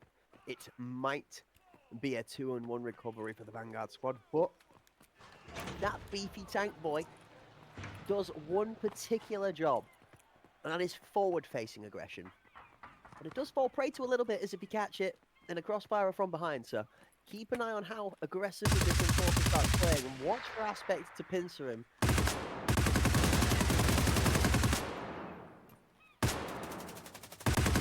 Double laser setup. He said, what's better than one laser? 2 lasers, baby. And he continues to let the gun sing. Unfortunately, he only finds one here as Tizzy has been on fire here on Bay 5. He finds another big pick, and they've got the player advantage once more, but the device has been planted here. Interesting positioning from both teams, as both teams have a member trapped on the opposite flat. Europe finds Winchell, Tizzy takes house. Apollo's going to be the one that ends up picking up the last onto Killer, and it felt like the second we stopped to try and assess the damage being dealt, done, or needing to be dished out, that the Aspect lineup just handed out anyway. Finished the round off, 4 strong. Okay, not to criticize, but to analyze. That's a lot of rounds being spent to walk into that A site. I understand for pressure, but Vanguard just completely and utterly walked into an empty site, which starts to reduce the efficiency of how many bullets you really need to spend to clear that. I do feel like there was more than enough space given by Aspect there, that they made that very well played from their perspective.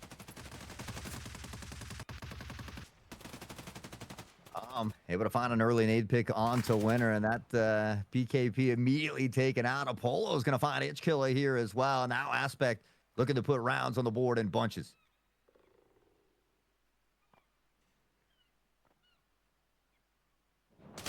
Tucked into con, Winchell's going to step at the wrong time. IFP on the boost gets the kill.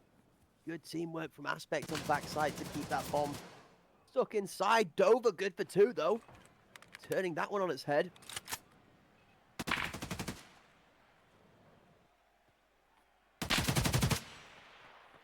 Has for 1, not quite able to convert onto the second. Good shots out as Tizzy backs off just a little bit. 2 versus 2. Vanguard going to get the bomb down on site thanks to the work done by Dover inside of the building. Puts away from site in time to avoid Europe pushing in. Had a rat, trades out a house as Tizzy does eventually go down. House takes out his... No, he doesn't. Europe gets the final killing blow and manages to transfer to the team on con. Europe with the deactivation after a messy end of the round.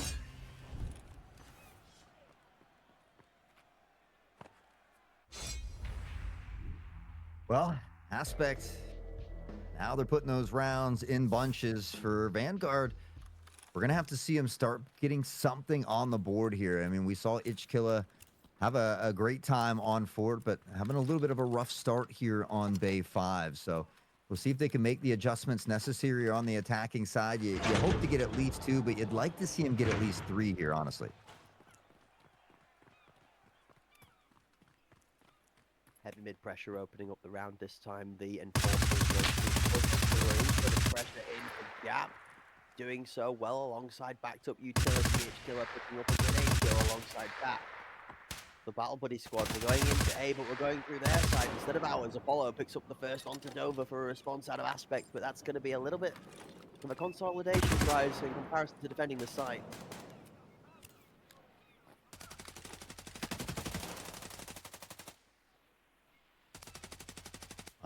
Vanguard has the player advantage here. We'll see if they're able to utilize it. The plant already down. A Winchell finds Europe on the jump. Winner drops Apollo simultaneously, and IFP all alone in a 1v4 with only 25 seconds to work with.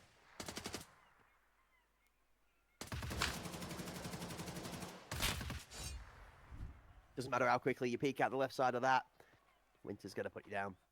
Lots and lots of approach from the aspect mindset of different ways to handle this pressure over the A site, but not all of them necessarily working out in their favor. That one falls for Vanguard, puts them to a 4-2 scoreline where they are down 2 rounds. There's still enough time to be able to close it up to dead even before we swap the half. Still time. They've got to be able to win the rounds. That's the important part here. And I mean, we were talking about Tizzy, who was on fire, but you look at Europe, who's 7-2 as well, and everybody else just right behind them. So Europe on the boost over, spots one, but gets a little shaky on the shots and can't find a pick.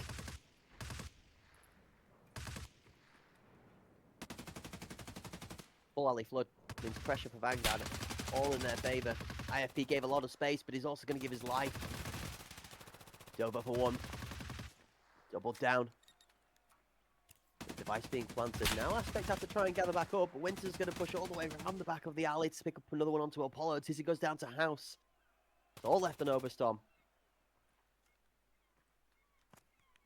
I mean, what do you really do in a situation like this? 1v5, as soon as you start to shoot, everybody then looks to collapse in. The device is already planted, and to find 5 kills and still give yourself 5 or 6 seconds to get the defusal seems like a near impossible feat.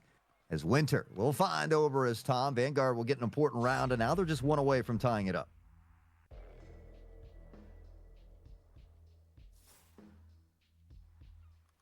Is the Enforcer working? For which side? Exactly. Because I think there's no doubt on the side of Winter. I'm not convinced. I don't know if it's working as much for him as it is against him. I see equal amounts of audio being confusing for everybody, and I'm not sure. It's really confusing me. I am impressed at how well he's making it work. As he is being very liberal with his ammo, but he's not run dry of the magazine yet, and opposed to he's needed to fight. Dover doing some great work. He's going to find the captain and Tom again. The big kick from Itch, though. He finds his second one. Apollo able to get the first now. The Jiggle Peak trying to make it happen, but it's Winter on this Enforcer, and it just seems to be working for him as he finds that one through the wall there. Tizzy able to gather a kill onto House, but has taken quite a bit of damage, and it's going to be Vanguard who finds this plant with ease yet again. This is the 2 players, I guess, that you'd want to be able to take this, though. Europe, normally one that's at the back end of the round able to help solidify. Tizzy definitely the member with the firepower to be able to put the kills down. Really strong hold over the B site. Con, both sides of alley. Nova takes a good set of shots out of Con, clears the bomb, with Tizzy now left in a very, very tough spot. Aggressive swing out of Winter with that Enforcer kit with what's left of the magazine. Is going to put him down. The round goes to Vanguard, 4-4, an even half.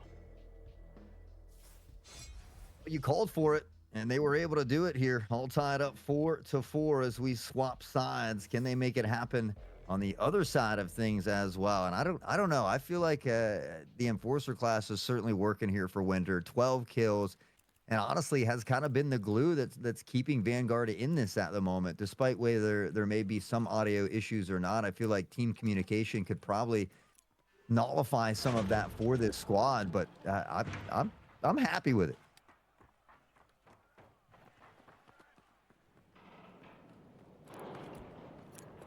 Well, they're sticking to it.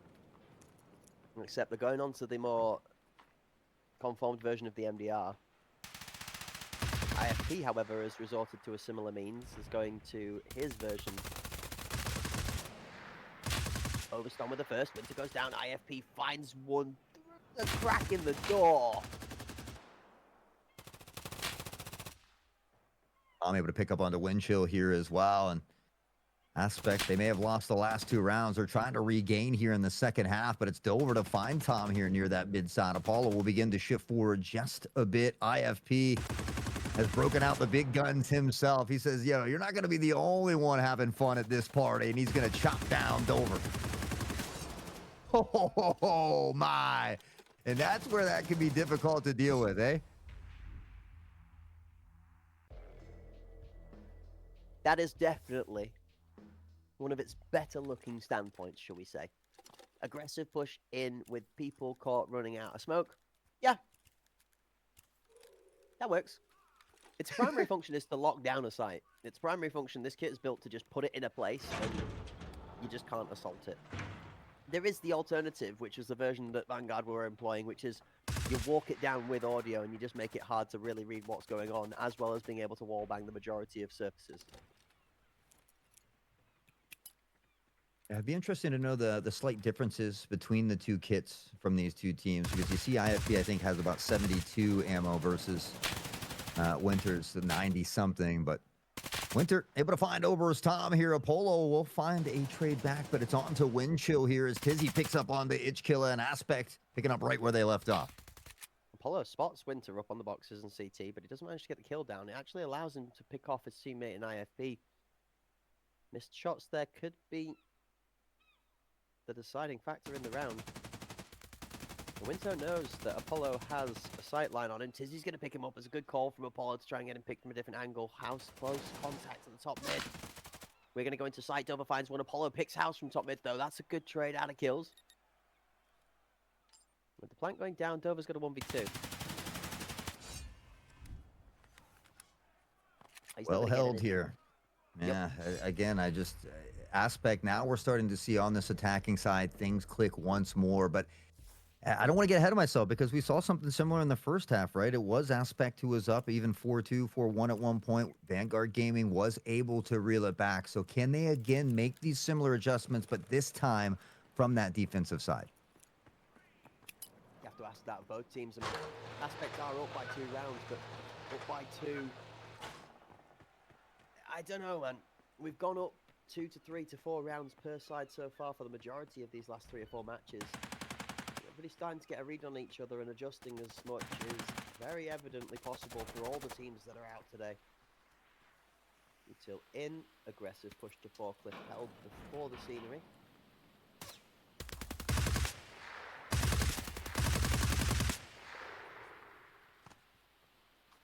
Down to 42. I'm going to watch that bullet count. We'll run drive extra at some point. Killer doing a great job of just being patient here, though, waiting for that pressure to come forward to see if they can find this first initial pick onto IFP, who continues to let that gun sing down. Just a little less than 30 rounds in the mag, though. You're right, and Wind Chill's going to find over us. Now Europe shifts forward. The spray from Itch is good. 24 now, but like you said, Itch holding his place and not walking out into a fight you don't think. That's how you win that fight. Whoa, okay, Apollo takes a hop and finds the head of Dover for it. Little unconventional gameplay to get that one over the mark. Bomb is going to be planted on site. Apollo covers off extremely well as Winter gets domed inside of his own door.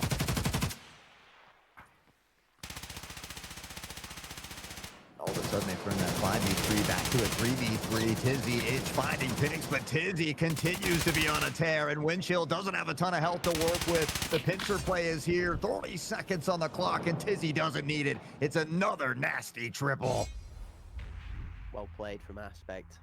Tizzy is stepping up to cook right now, and I'm going to give it to Apollo as well. Apollo absolutely slaying out as well. An 11-5 scoreline. Some good performances out of 2 of the top fraggers from the Aspect squad. 7-4, the other 3-round advantage. Winter's up there with 12, but the shining light for the Vanguard squad right now, short of that of the support from Dover. He's been getting in the thick of things when it comes to first blood, but normally on the receiving end of the negative trades coming out from Vanguard's lineup. Maybe needs some teammate to help on the shoulder whilst pushing in, or just some support of some form. A little bit of utility surprise will do the work.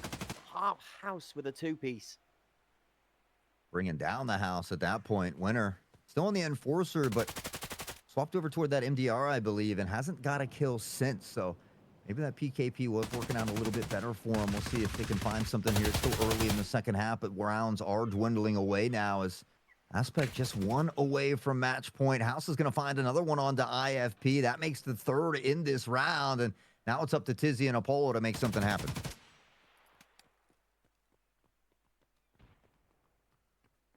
A little bit more of what we were looking for from Vanguard to get closer game out in map number 1.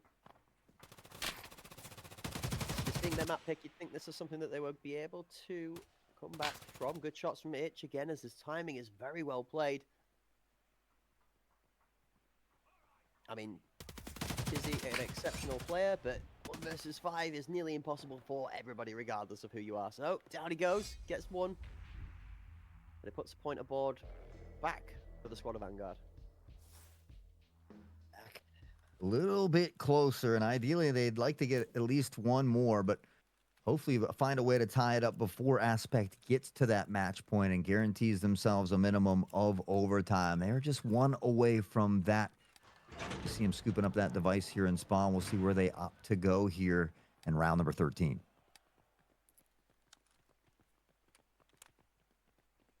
Relatively well spread pressure from both sides when it comes to attacking each site on Bay 5. It's good to see. Does always concern me that there could have been more to do if you have a chance of attacking both sides and you only go for one side. Nice to see both teams pushing the pressure on either side, as though the bullets ring across the courtyard all over the map. Nobody's health bar taking a dent just far. This is the sound of the Enforcer kit just melting its way through the audio whilst we walk towards site, or try and cause a distraction, which the latter of the two this time seems to be doing the inverse of that, Hort, and almost telegraphing the play. Oh, wow. Look at how well Red Vanguard are getting to this one. Now they all begin to shift toward this A site here, too, in toward back alley as well. Tom looking for just a pixel toward Dover. We can see Winshow and crew back there getting set up, but still a minute on the clock. Plenty of time to work with. You take a look at the mini-map, though, and there is a big flank play coming in from Itchkiller, I believe.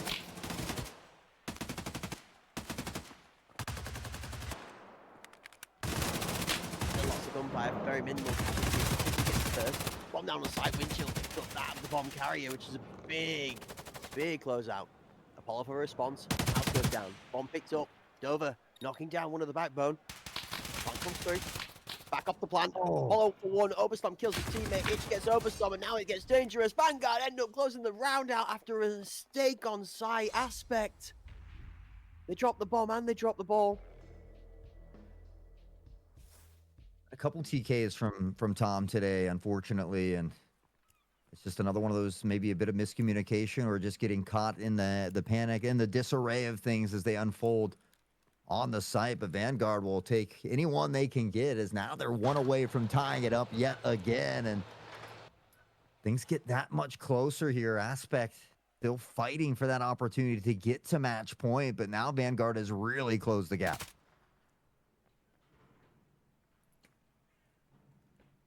Still a gap for now.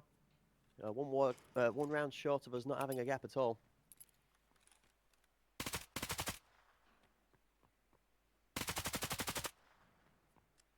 Lots of pre-fire from Apollo. Just covering off the angle through the bus to make sure he's not going to have his head ripped off by somebody waiting on the edge of the platform.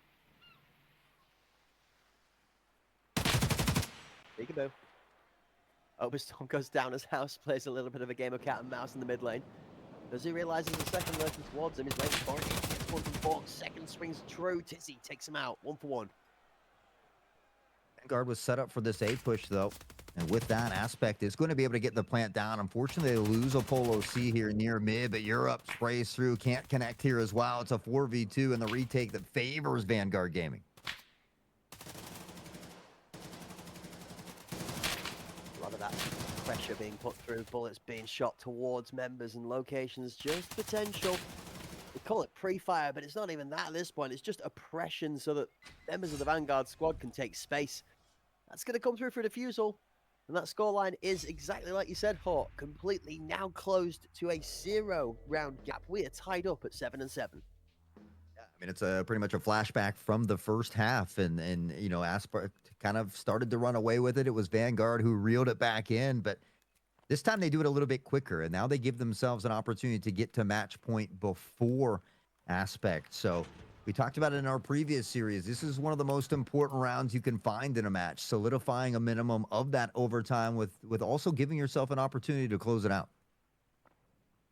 I think Blues may be right. This new version of Aspect looks like it might have gotten itself through the Zoolander field where it's able to turn left now. However, speaking of turning left, 2 quick shots off to the right-hand side, and Apollo seeming to read the 6th 7th and 8th sense all, a sickening time. Manages to 180 onto the member stuck in con that would have headed back open for free. Now timing almost favors that of him. Padova walking into the gun spray. Instead, it's Europe. He trades out through green. Europe picks up the kill. 8 seconds here for Vanguard to work with. Only Winter and House still standing, but they do find Apollo here. It's Europe. Look to get at least one of these trades back. Has spotted the last member here as well. Will fall back to use that buddy system. 25 on the clock. House needs 3. And he's not even going to get one. That's going to be the House brought down around him. Aspect moved to match point. One of the two teams was going to get the chance to sneak out of the first map without having to grace us with overtime. I say nay, but I don't decide how the game goes. It's down to Vanguard to try and pull another one back. I think Aspect might just have it in him to get it over the line on this one. And I'm very confident that, like you said, that could be the momentum factor. I don't know if we've got 3 games of a series on for this one.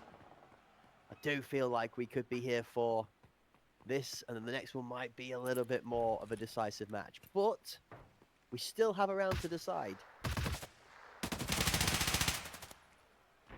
Europe's going to open it up with a pick on to House, and now things will get a little tougher here for Vanguard as we see Itch on the pre-fire trying to hold it down. Apollo has already shifted through mid, though, and the pick on to Winter comes through as Windshield finds IFP.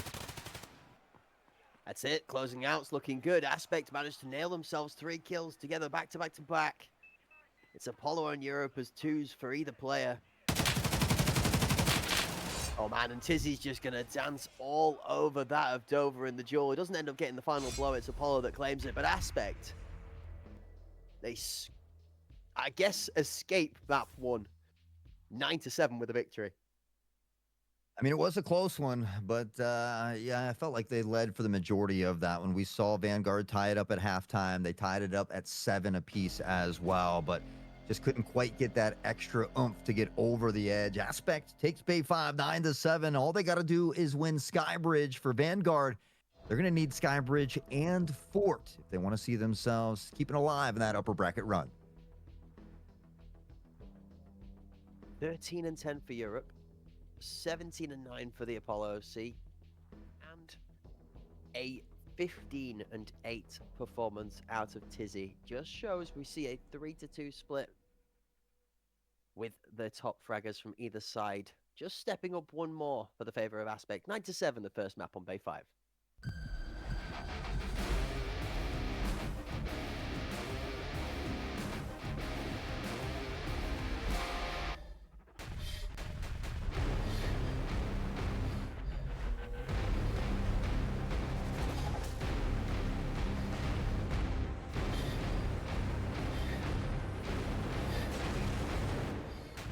This is why we came.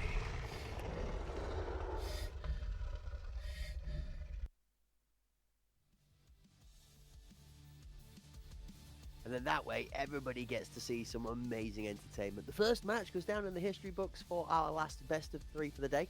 Aspect, they take the lead, 1-0.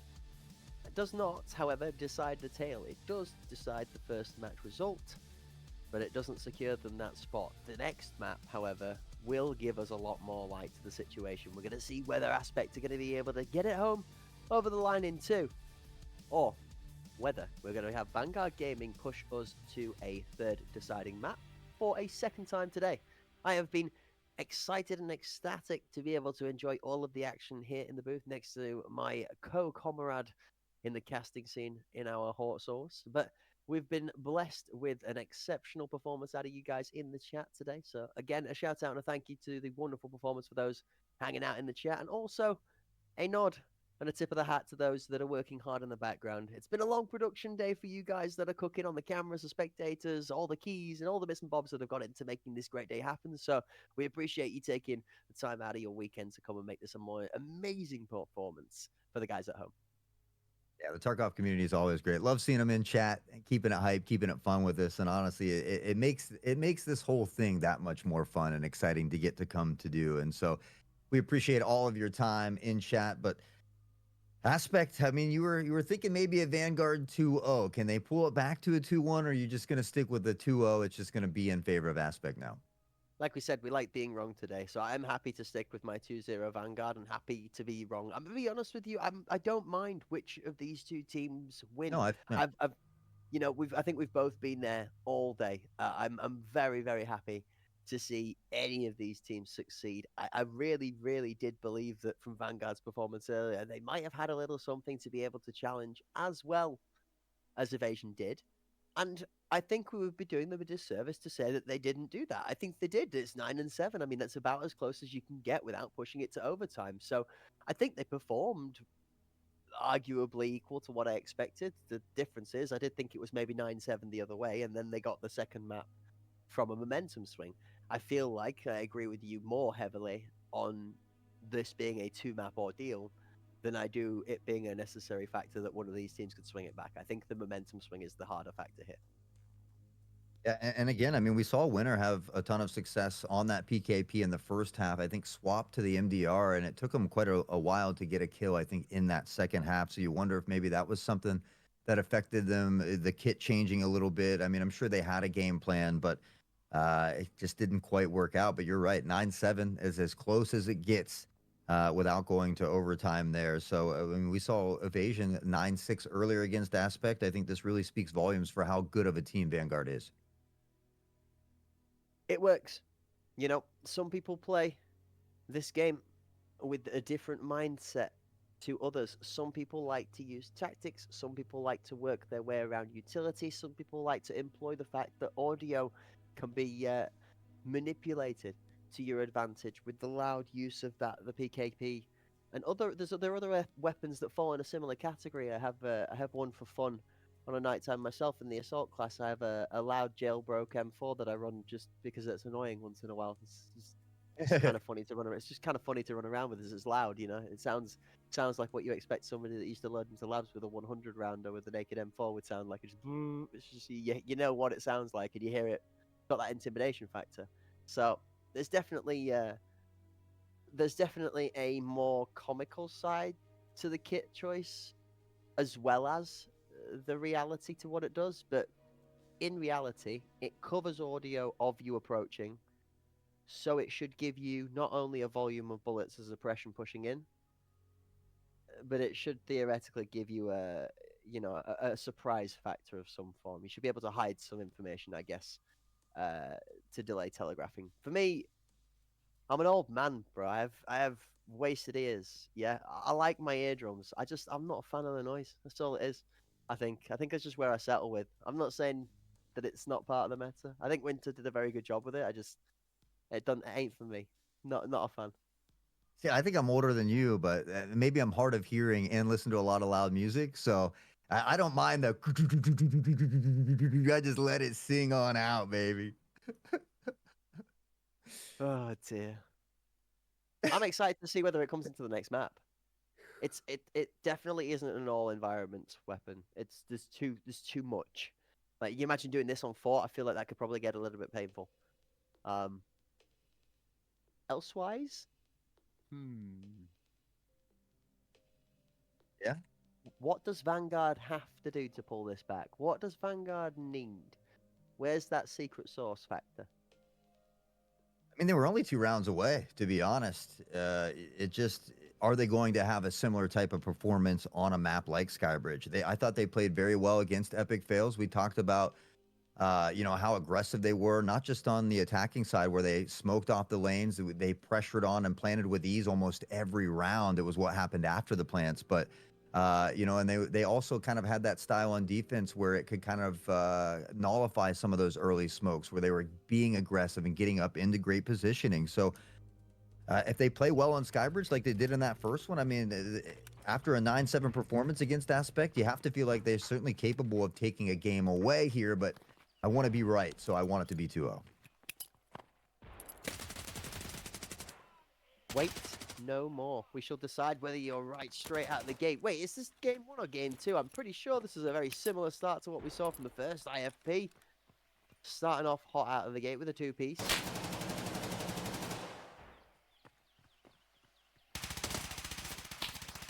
Itch fearlessly stepping through the smoke, though, to find IFP. We see Aspect has made their way onto the site here, but Still trying to clear out some of these angles before they look to get that plant down. There is someone lurking through the smoke here. I believe that's going to be Itch as he slowly crab walks slightly forward here, but that plant will go down. He's trying his best to find his way back. He's going behind Reebok as well, actually. Almost a caught on the edge. Overstorm looking for a bit of free fire timing. Europe finds one down on the ground. Scratch finds one on Dizzy. Europe gets the final kill, though, and that's going to be the first for the favor aspect.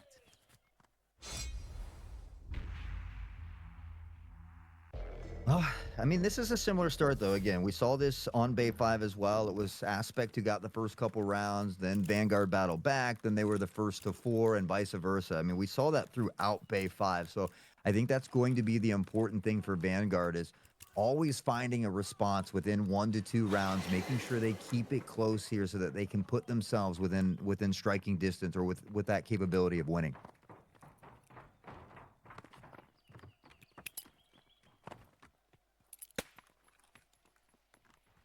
Round number 2. Lots of util towards VIP, but an absent amount of pressure from the defending side inside of there is an interesting look for the A site. Again, doing a really good job of wasting a lot of the Aspect attack inside utility, though.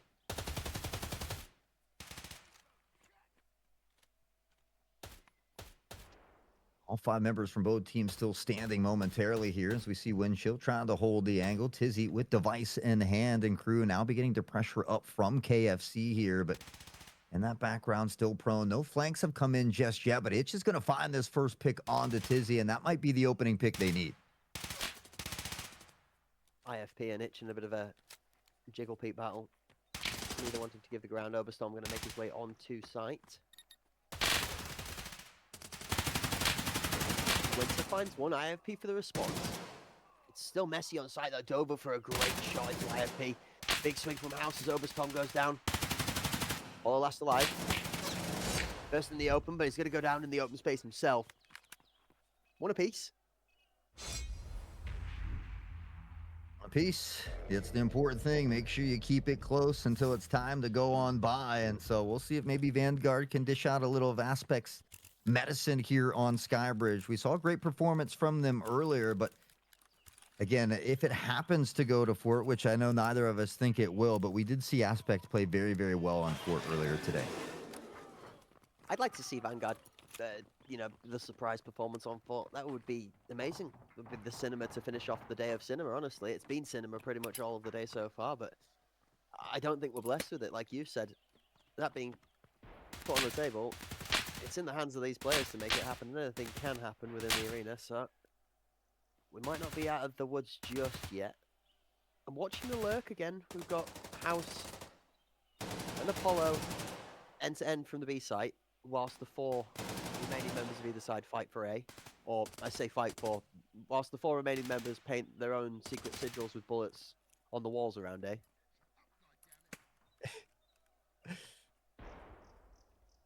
Well, at least, you know, you don't have to deal with the PKP singing out, at least momentarily here for the first half. Save those lovely ears for a little while longer. That's it, exactly. I can hear things now. I know what's going on. I just can't hear like somebody left a lawnmower on, you know? Well, they're going to continue to put some bullets downfield. It's a hailstorm from Crew of Winter, but it's Itch who finds the shot. IFP has taken a ton of damage. Europe still able to find Dover somehow through the chaos.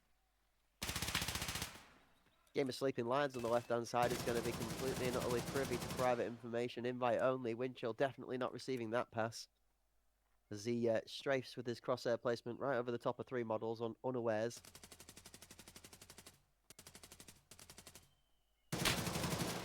That's a good shot, Tom. Oof. That's a good shot from Winter as well. 2 quick members go down off of Aspect, and we turn it into a 3v2. 25.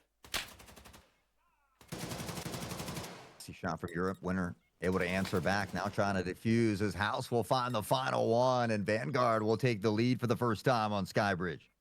They played that really well, actually. So the trade from VIP calls out. Winter decides not to stick the bomb, thinking that the trade from VIP would cover and encourage him to do so. Gets off and kills the member sandwich, then calls for teammate to trade him out for the person that should be looking for his sandwich trade. Good mentality across the team play, honestly. You can tell there's probably good comms under that as well, actually. Really well played out of Vanguard. They find themselves in the driver's seat for the time being. Mm-hmm. See if Aspect can answer back here in round number 4. We saw a lot of back and forth in our first map on Bay 5, and it continues here momentarily for Skybridge as well. You know, in previous tournaments, we've seen teams recently working B site a little bit more, but that has not been the case here for the NA Pinnacle as far as Skybridge goes. Ooh, Apollo is good for the first 2 inside of VIP, and with 3 members of Aspect pushing it together, you'd have to hope they win that one out. Itchkiller, however, has got himself in a position here. This is interesting. So full VIP control for Aspect, full lift control for Vanguard. There's Itch doing crazy things out of a crazy position. How many more does he get? It's just 1.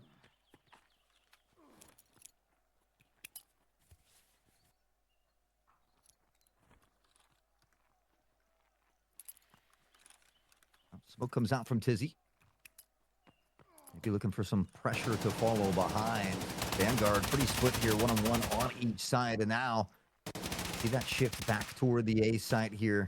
They are lingering in that background. Tizzy has made his way on. Looks to get that device down as well. And there's so many members here holding it. Dover stepping out into the firing squad. Europe will put him down, and Tizzy finds the final one. 2 apiece. Aspect pull it back to a level playing field. Europe. 8-2 is a very strong start to a map. 4 rounds in, 2 around every round. And only 1 death per 2 rounds is a great showing.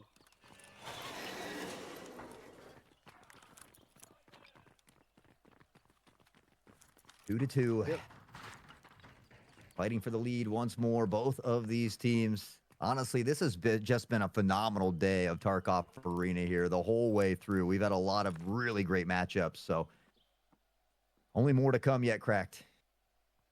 I'm just amazed. People do not want to take the bomb lead.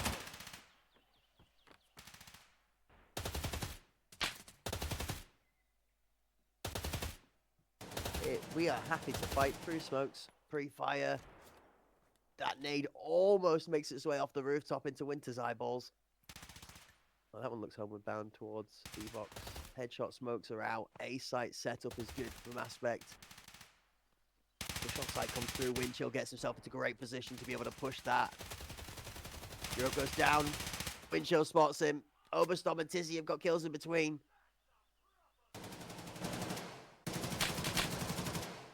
House on the flank from behind gets Tizzy. Oberstorm was able to find at least one. The jump comes in and he gets another somehow. House goes down. The walls are crumbled, and now it's Dover versus Tom in a 1v1. How many members can Oberstorm jump in front of and get away with in 1 round? Let's see. He's got to 2. Problem Oberstorm's got is he's got to pick up the bomb. All Dover has to do is play Ring Around the Roses here with 20 seconds left on the clock, and he is gold. That top does make it a lot harder to... Oh, big brain Dover. Huge play. He makes the micro massive maneuver. The Giga Brain comes out on top. Back on top they go. 3 rounds in the bag. House, who I believe is the sub, right? Filling in for Astro today, has been near perfect. In every game that we played, House has really had some standout performances here. So might be vying for a starting spot after this weekend. Sure. Round number 6 on the clock. It's been a very evenly matched game again so far. This time, however, it seems like each other's map picks have favoured the opposite team, which is a funny concept. Good shots out of House down the lane. IFP goes down. You speak about House and we'll bless him a little bit more.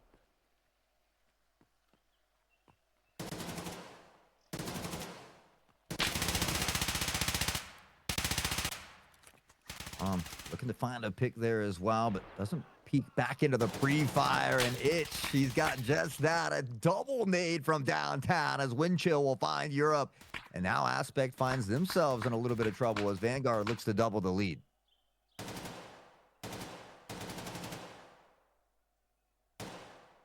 That's 5 Vanguard members and a bomb on site. Apollo is, I think rightly so, taking a moment for his team to just reassess what's going on, pull it together, lock it in, and move forward with a good plan. I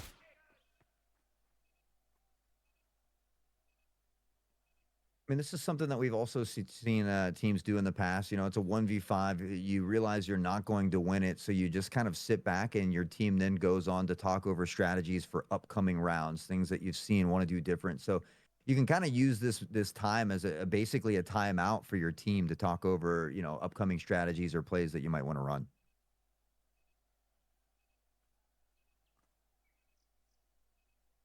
Not just that, but obviously saving for Eco is a wise mechanic to play into that doesn't exist in Tarkov. Memes aside, the conversation that can be had in the background really can help reset the mental. And the other thing is that it has another playing side too, where Vanguard have just left here to, you know, sort of wait. I know that sounds really obvious, but it kind of does help drain a little bit of momentum if you feel that the game is snowballing out of your favor, is just to take, you know, 10, 20 to 50 seconds sometimes to just breathe. Let it chill, let it settle, figure out what's going wrong, maybe ask a question. Is somebody getting swamped? Are they double swinging something? What's happening that we're not prepared for? And then make an adjustment. So the question we've got to ask now is, was it worth it? And what adjustment do we see come into play?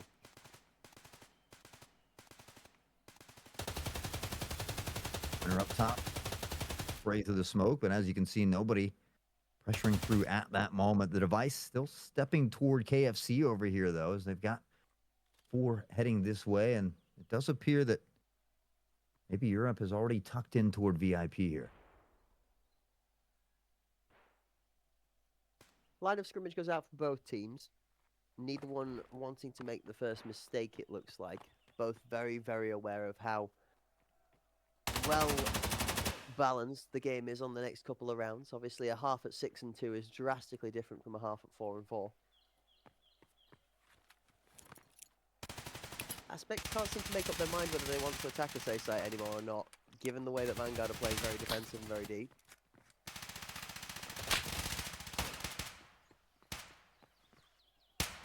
They're going to pressure forward. It's Tizzy that is able to get the device onto site here, so we'll get it planted down. All 10 members still standing here with just 48 on the clock now. Shots from IFP find Dover. One goes down. Device planted, only ends up losing one defending member.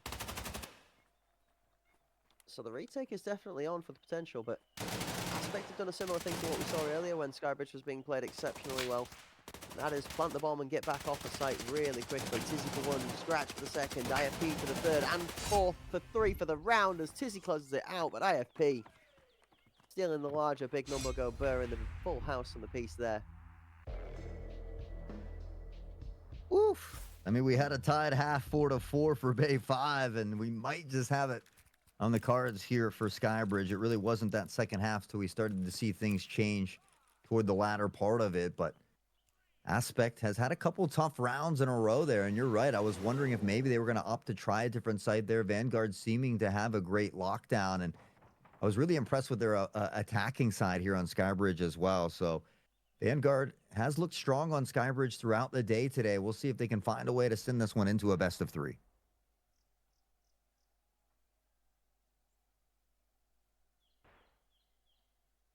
Similar approach. But this time over, nobody from Aspect is set to match that B-site aggression. There is obviously that of the Apollo just lurking towards the lobby in case somebody does turn up. As you see from Vanguard, they are not moving a muscle.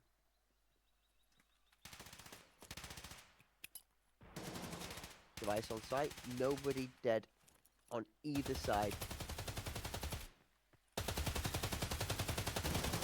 Oh, that's going down, shot through the smoke. Some of them so close, too, as well. We see Europe and Tizzy have taken a bit of damage, but it's Europe and IFP to find them. Europe takes out a teammate and Itch as well. Dover eventually answering back as House will be credited with the pick on to Tizzy. Those shots, dangerously close to finding a home as well. Back to a 2v2 and 30 seconds on the clock. And you get to the point where you're all running around in the smoke and it's just kill everything that moves. Dover's on the bomb. Deactivation coming through. I'm wondering if he stuck that, if that would have worked out. Ends up in a 1-for-1 trade. Dover goes down on sight from Apollo, but House takes out that of Overstorm. 15 left on the clock. Apollo just playing his life. Chase gets caught. House has got it. Has he got enough time to get to the bomb? 8, 7, 6. Get on it. 5. No, and he's going to be just short. That is an unlucky situation. Aspects do manage to close out the half 4 and 4. Only just. Yeah, it doesn't get much closer, but I mean, again, House has really just been playing very well today. We see a triple in that round, 10 and 4 at halftime, almost sneaks in that defuse as well. But yep, here we are, all tied up, 4-4 at halftime on Skybridge. Can Aspect find a way to close it out here into Vanguard? Has looked great on this map.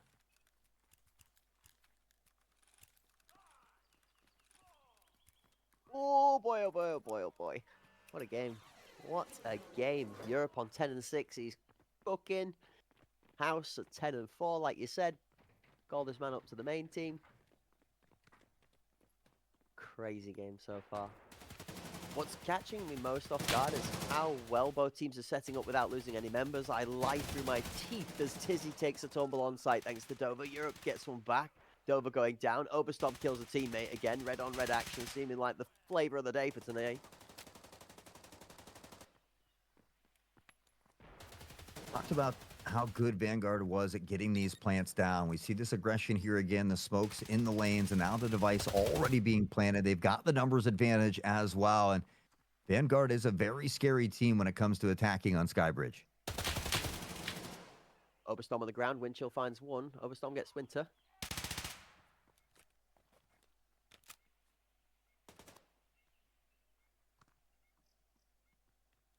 2 versus 3 with device planted. Vanguard are very comfortable not to have to do anything here. Easy work.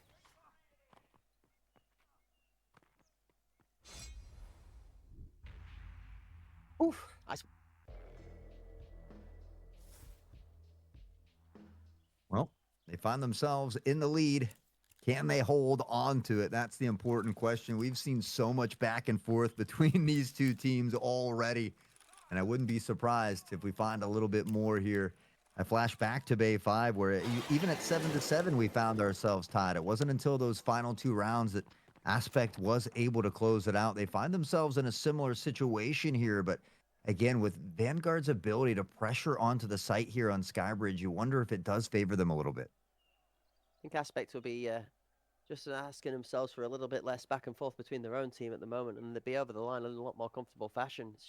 In short of a couple of slightly chaotic incidents, it's been a good match again from them. But Vanguard have done an exceptionally good job of being able to step up to the table. Like you mentioned, that of House. Really a standout performer here on this one. Winter.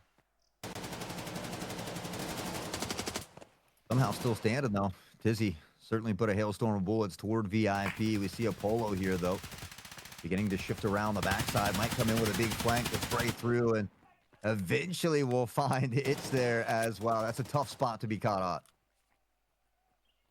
Speaking of Winter, here comes the Enforcer. No flank allowed. Down he goes. Front angle going to be a tough one. Oh, Overstorm's gun blocks him as he goes for the first time. Now he repeats to find the info. Swing in. He's still defying access. Hole is closed for business. Europe for 2. Aspect win the round. Never mind. Sometimes literally you blink and you miss it. It looks so good for one team, and then they just out of nowhere with explosive plays. This time it was Europe and the triple. And just like that, we are tied up again here. Now 5-all between these two teams. And I really could go either way. I am just a little bit of a loss for words here. Well, it's the pressure that they've put on the site. That's well played, actually, as they're working around it. Winter's attention is completely and utterly absorbed on the hole, so they move the rest of the squad, the 3 bodies, onto site, and then they put one on the defuse and send 2 to go and deal with him in VIP. So good closeout actually from Aspect. Really well played.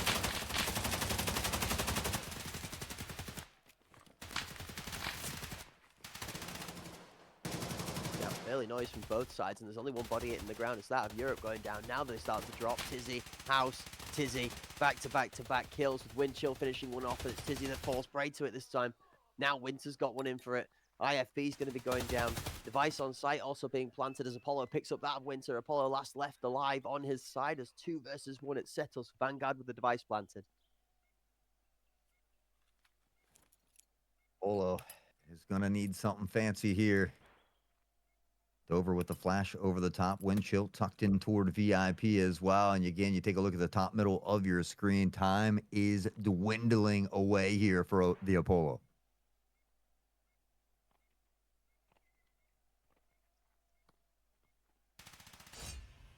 Windchill's going to find him. And Vanguard take the lead again with 16 left on the clock as the kill goes down. It's another 2 versus 1 closeout with Vanguard, a numbers advantage, and now a round advantage again in their favor. We could ask for some confidence from them and see them put a couple of these rounds together in succession, 6, 7, 8, get themselves to that match point and really push the threat of the third game in this best of. The aspect of not let it run away from them, more than 1 or 2 really for the entirety of the series so far.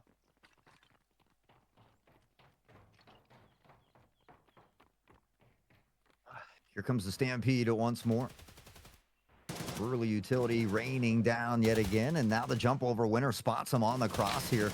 Tucked into a rat. Dover an itch. Find 2 combined. Tizzy will pick up one of their own, though, but the player advantage still favoring Vanguard, and it continues to grow off the back of itch.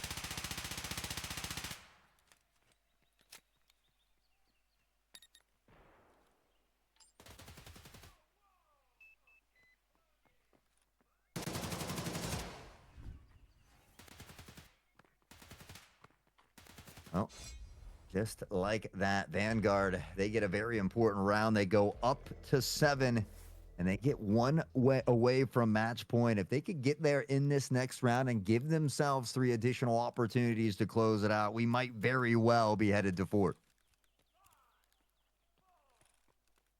They've put themselves in the best position. We talk about that lucky number 7 on the edge of both danger and success. 1 shot of match point, and as House is having a little bit of hardcore parkour problems trying to get up the stairs, it's going to be the least of his worries whilst Vanguard push forward to that all-important third decisive map.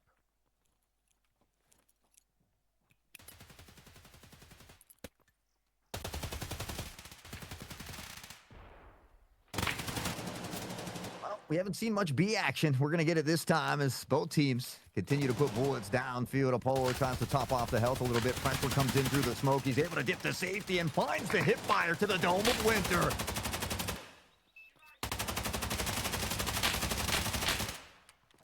More pre-fire through the train, ends up in blue on blue action as Itch takes out a teammate and inside a red. Can't get the words out as another gets knocked over on the exit end of the fight. Works in the favor of that of Aspect as 2 kills go down from opposing teams, but in the favor of the same. Apollo finds himself an excess kill as the device is being deactivated by his teammate. Europe picks up the final from the end of lane 2. And it turns out to be an all-round comfortable and flawless round out of Aspect. 7-6, the ties are pulled closer. I smell overtime. I get a stench of overtime. It's not just a little whiff that passed by as I sort of walked past the bakery shop. It's like somebody just stuck, I don't know, a scent box in my face and told me to inhale. It stinks at overtime. Oh, I'm pleasantly surprised, impressed. I mean, you name it. I'm pretty much there at this point, but anything could still happen. It was 7-7 before Aspect went on to win last time. We have a similar situation here. Aspect knocking at the net once more to tie it up. It is Vanguard that has the lead, and Vanguard beginning to mix up the strategies a bit here. Take it on. Winter gets deleted. Apollo's going to put the bullets down. Itch finds the response. Apollo into the ground.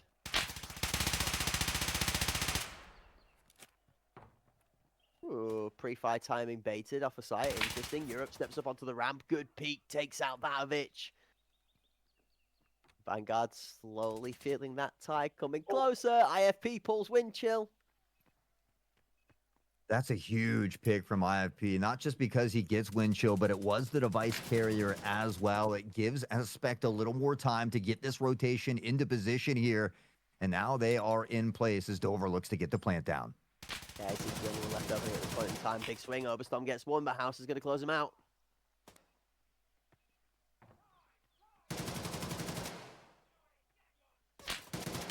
Nearly. Not quite. And you know what not quite leaves you with an arena? Absolutely nothing. 7-7. The scores are settled even. Aspect pull us back to a tied match.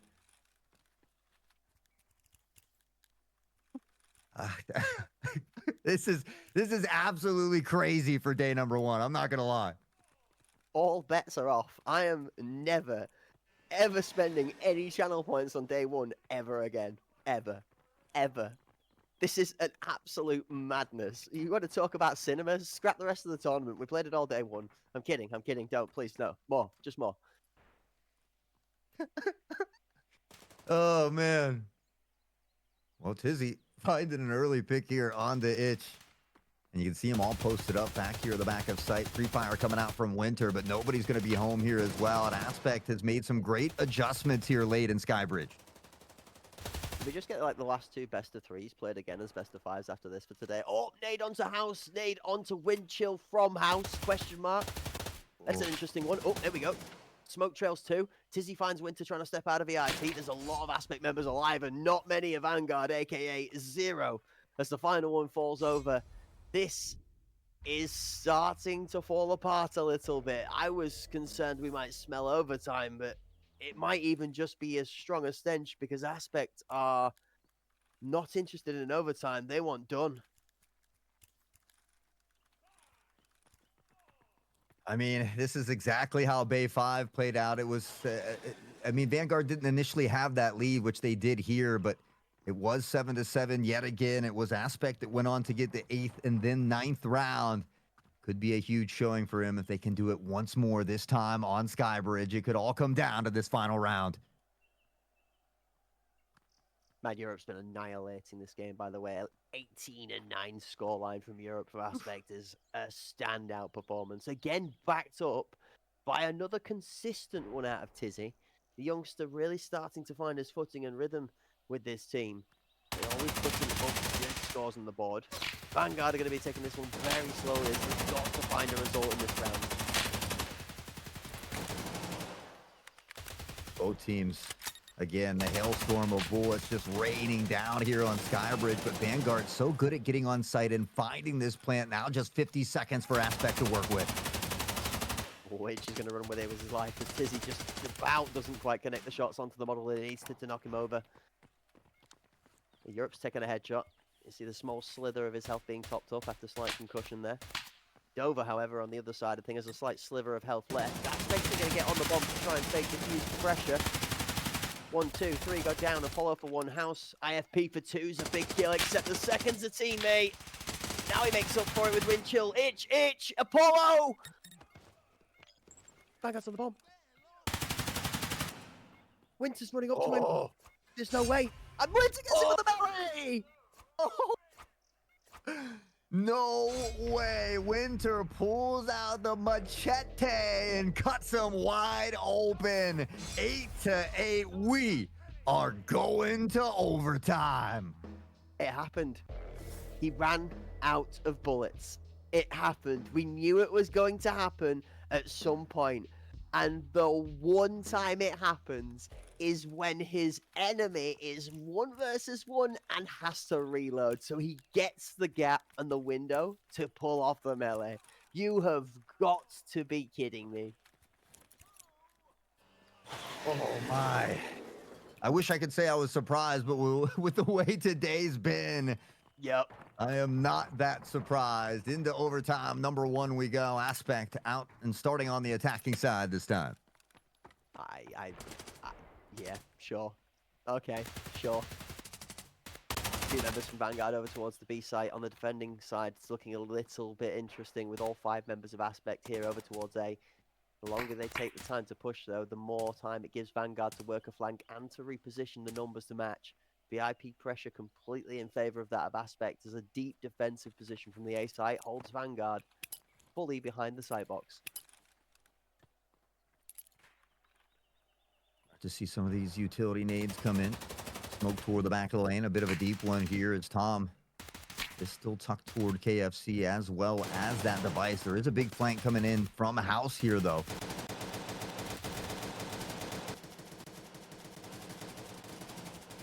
Back and forth. Lots of bullets, many, but not so many dropped bodies. IFP is going to eliminate 1 member. He's also going to lose a lot of his health for it.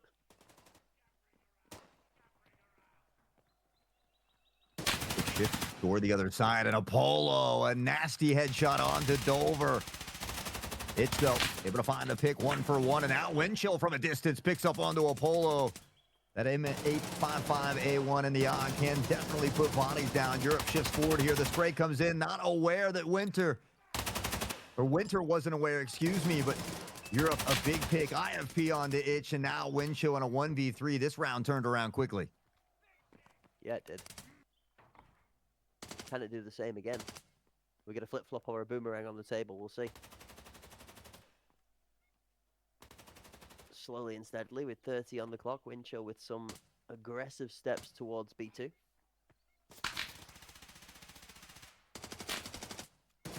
Ooh. Nope.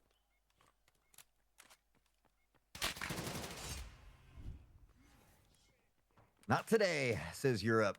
Windchill will be put down, and Aspect will take the first round of OT. Can they get a second one in a row, though? It's always nice to get those first 2 rounds. Give yourself a couple additional opportunities to close it out, but are they going to be able to do that? I mean, you said it yourself. They put themselves in a position where they shouldn't have won the round and then changed that completely up to on its head, flipping it over and turning it into a round that looked all but spoken for. So, I mean, Aspect have got the fight in them. We've seen that Vanguard have got the means to an end, regardless of whether it's with a bullet or a melee. Both of these teams throwing it all out on the table in our last best of 3. This is only map 2 of this one as well, folks, remember. Aspects have the golden ticket to success if they find a victory here to slide out of the best of 3 over only 2 maps, but Vanguard fighting for a chance to survive at the moment.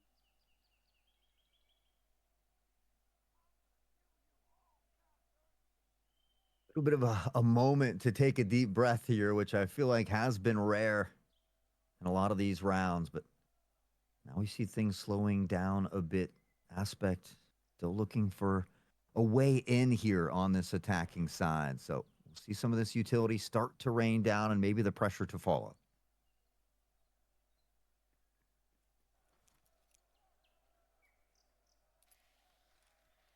Again, we see the trade-off of House and Apollo over on that B site, just mirroring each other's energy as well as matching it.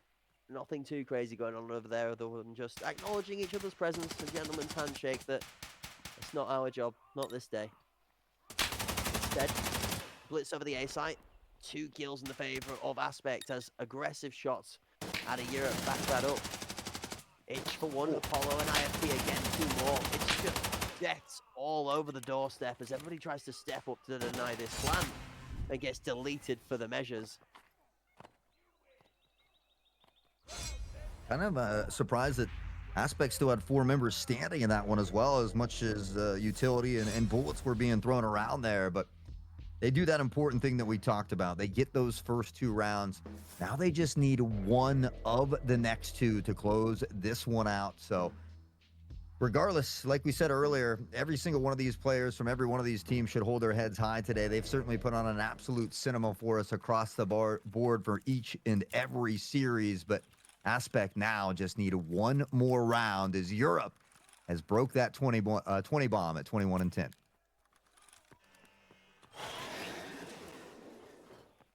Two match points for Aspect.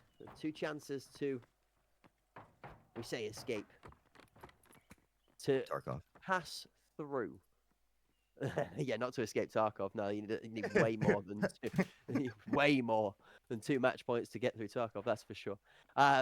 2 match points to be able to get themselves out of the best of 3 without the third map on the table, but it definitely isn't going to be said and spoken for until the round is done. That, though, is a good starter out of Tizzy through the smoke. Hitch has got one in response to Europe as the team aspect kind of bunches up in a similar location. Gotta be careful not to stand too close together or end up finding each other cause for collateral. And again, Vanguard is so good, though, at getting this device down and planted quickly and early. All that time gone. Now just 30 seconds on the clock here as well. It is a 4v3, but if they don't make something happen soon, they're not going to give themselves enough time to get that defusal. Double for 1. 18 seconds, though, like you said, is dangerous. Oberstorm finally showing up like we expect him to from a quieter game so far. Windchill manages to get the one off of the device. Hold up. Team kill on site. Wait, it's done for. They haven't started defusing. The time's too short anyway. I don't even think Tizzy has time. It doesn't matter, and he's going to get killed in the bomb anyway. Vanguard have done it. They actually managed to pull one of them back out of an absolute nightmare on site. What? What did I just witness? What is going on? I need to know what happened with that team kill, though. I mean, they were both on site together. I felt like, yeah, but he started to defuse, or at least it showed that at the top middle of the screen. I felt like maybe he killed him while he was starting to defuse there. Maybe. I'm going to have to go back and rewatch that one, but you know, we talk about Lemony Snicket's lurking about. You want to talk about a series of unfortunate events here for Aspect, but luckily they give themselves that extra opportunity that you had mentioned. So maybe potential one final round here, or maybe another overtime on the cards.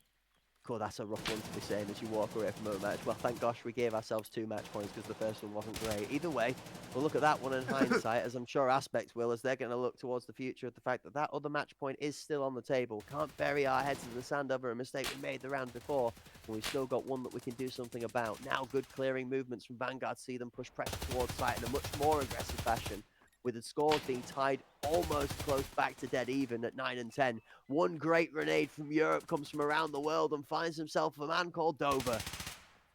Oh, Windchill! What was that peak?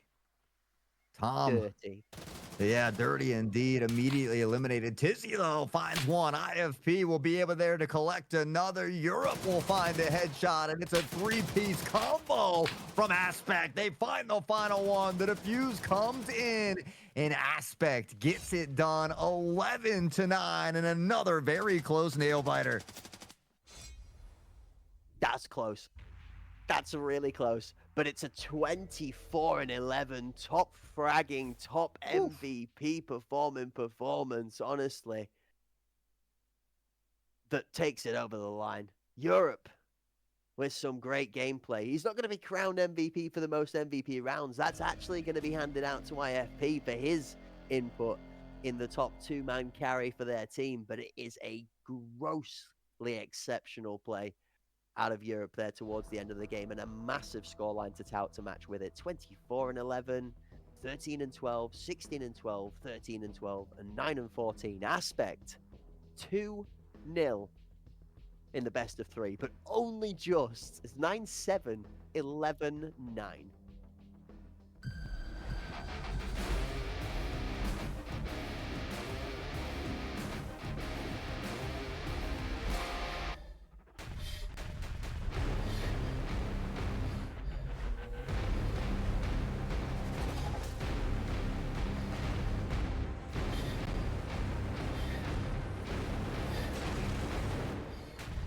This is why we came.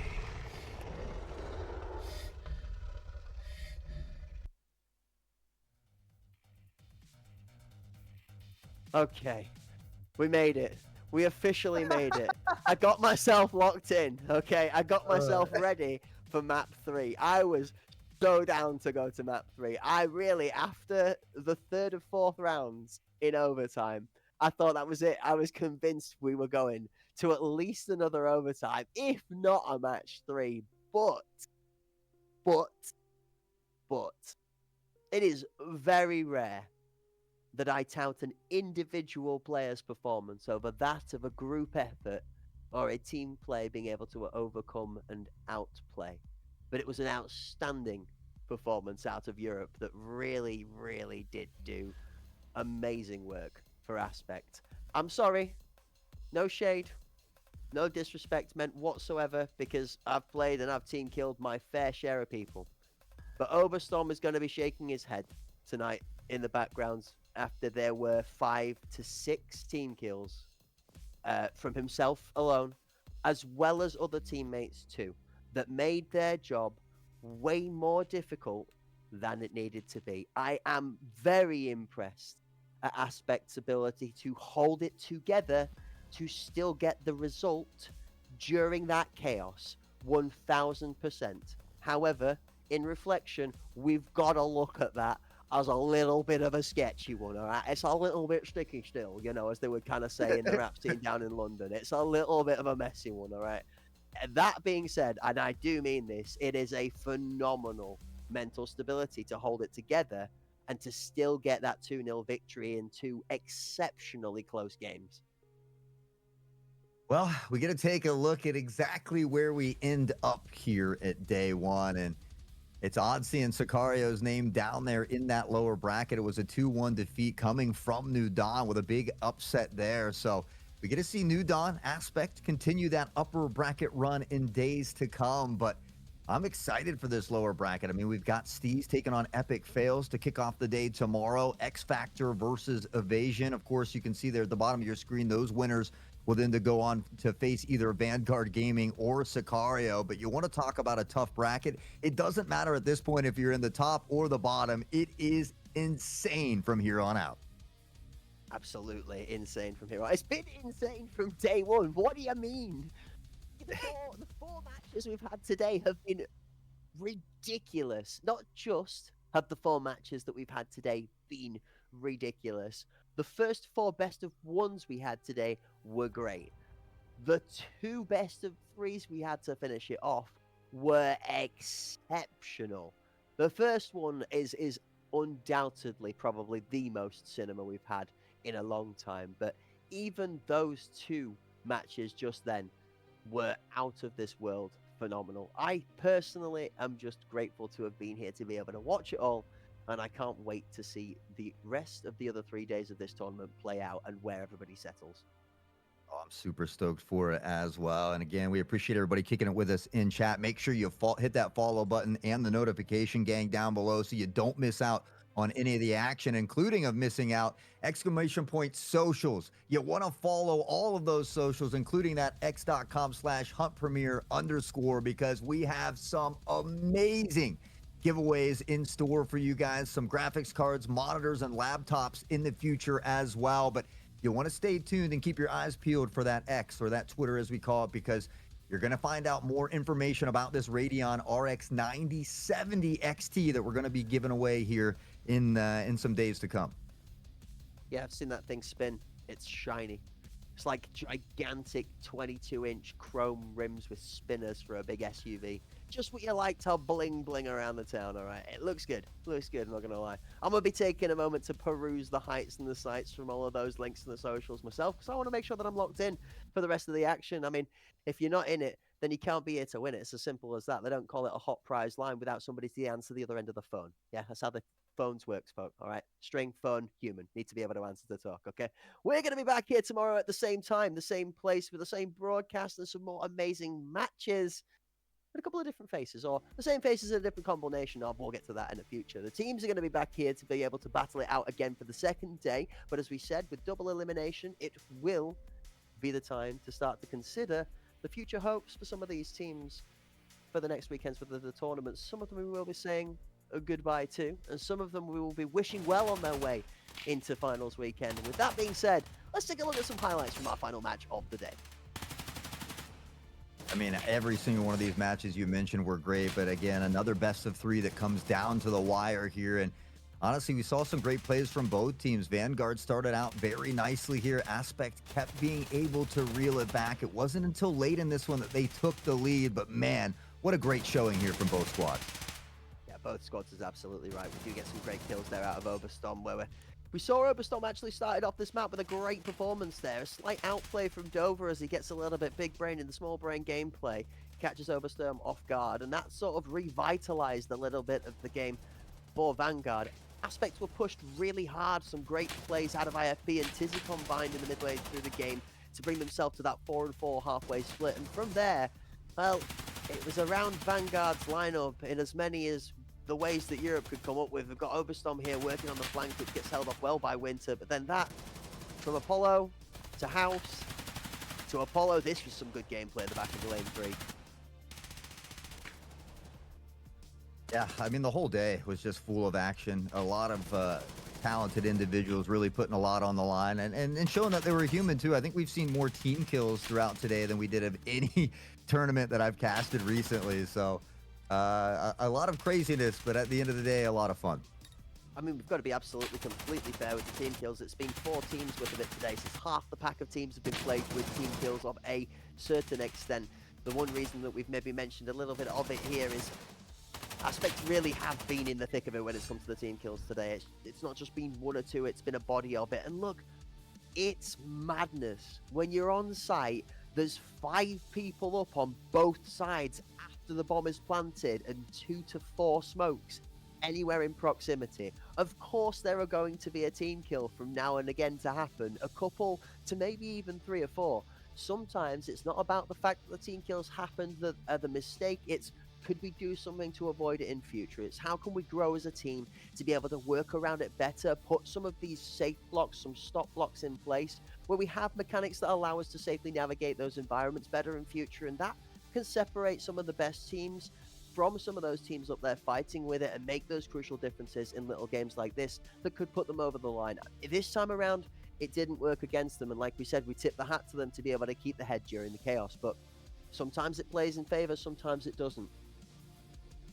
Absolutely. I mean, you're never losing when you're learning, as long as you're taking something away from it. So I think that is the important part. But it seems like it's been a long one here today. It was packed full of action. It finally comes to a close as we look to wrap up on our day. But as Crack said, we've got tomorrow and next weekend as well. All the more reason to hit that follow button and follow the rest of the socials as well, !socials, so you can stay up to date when we got these cast and those giveaways heading. But before we get going, as always, we need to take a moment to thank all the wonderful people behind the scenes here, from Preppy to Kevster, Schmitty, Boosh, Step Sherpa, Miss Hellcat, Steffi Don, Crispy Lemon, our King Connor, and old stepdad Philbo here holding it down. Of course, all the players, the teams here today, and everybody in chat holding it down with us. You guys make this so much more fun. We appreciate each and every one of you. Again, click that notification button. As Crack said, back here, same time tomorrow. That's 11 a.m. Eastern, 4 p.m. British Standard Time if you're joining us across the pond. Guys, we expect to see you bright and early tomorrow, but we hope you have a wonderful rest of your evening. That beautiful bald man to my digital left is Cracked Wisdom. My name is Hot Sauce. You guys are beautiful. Take care, and we'll see you tomorrow.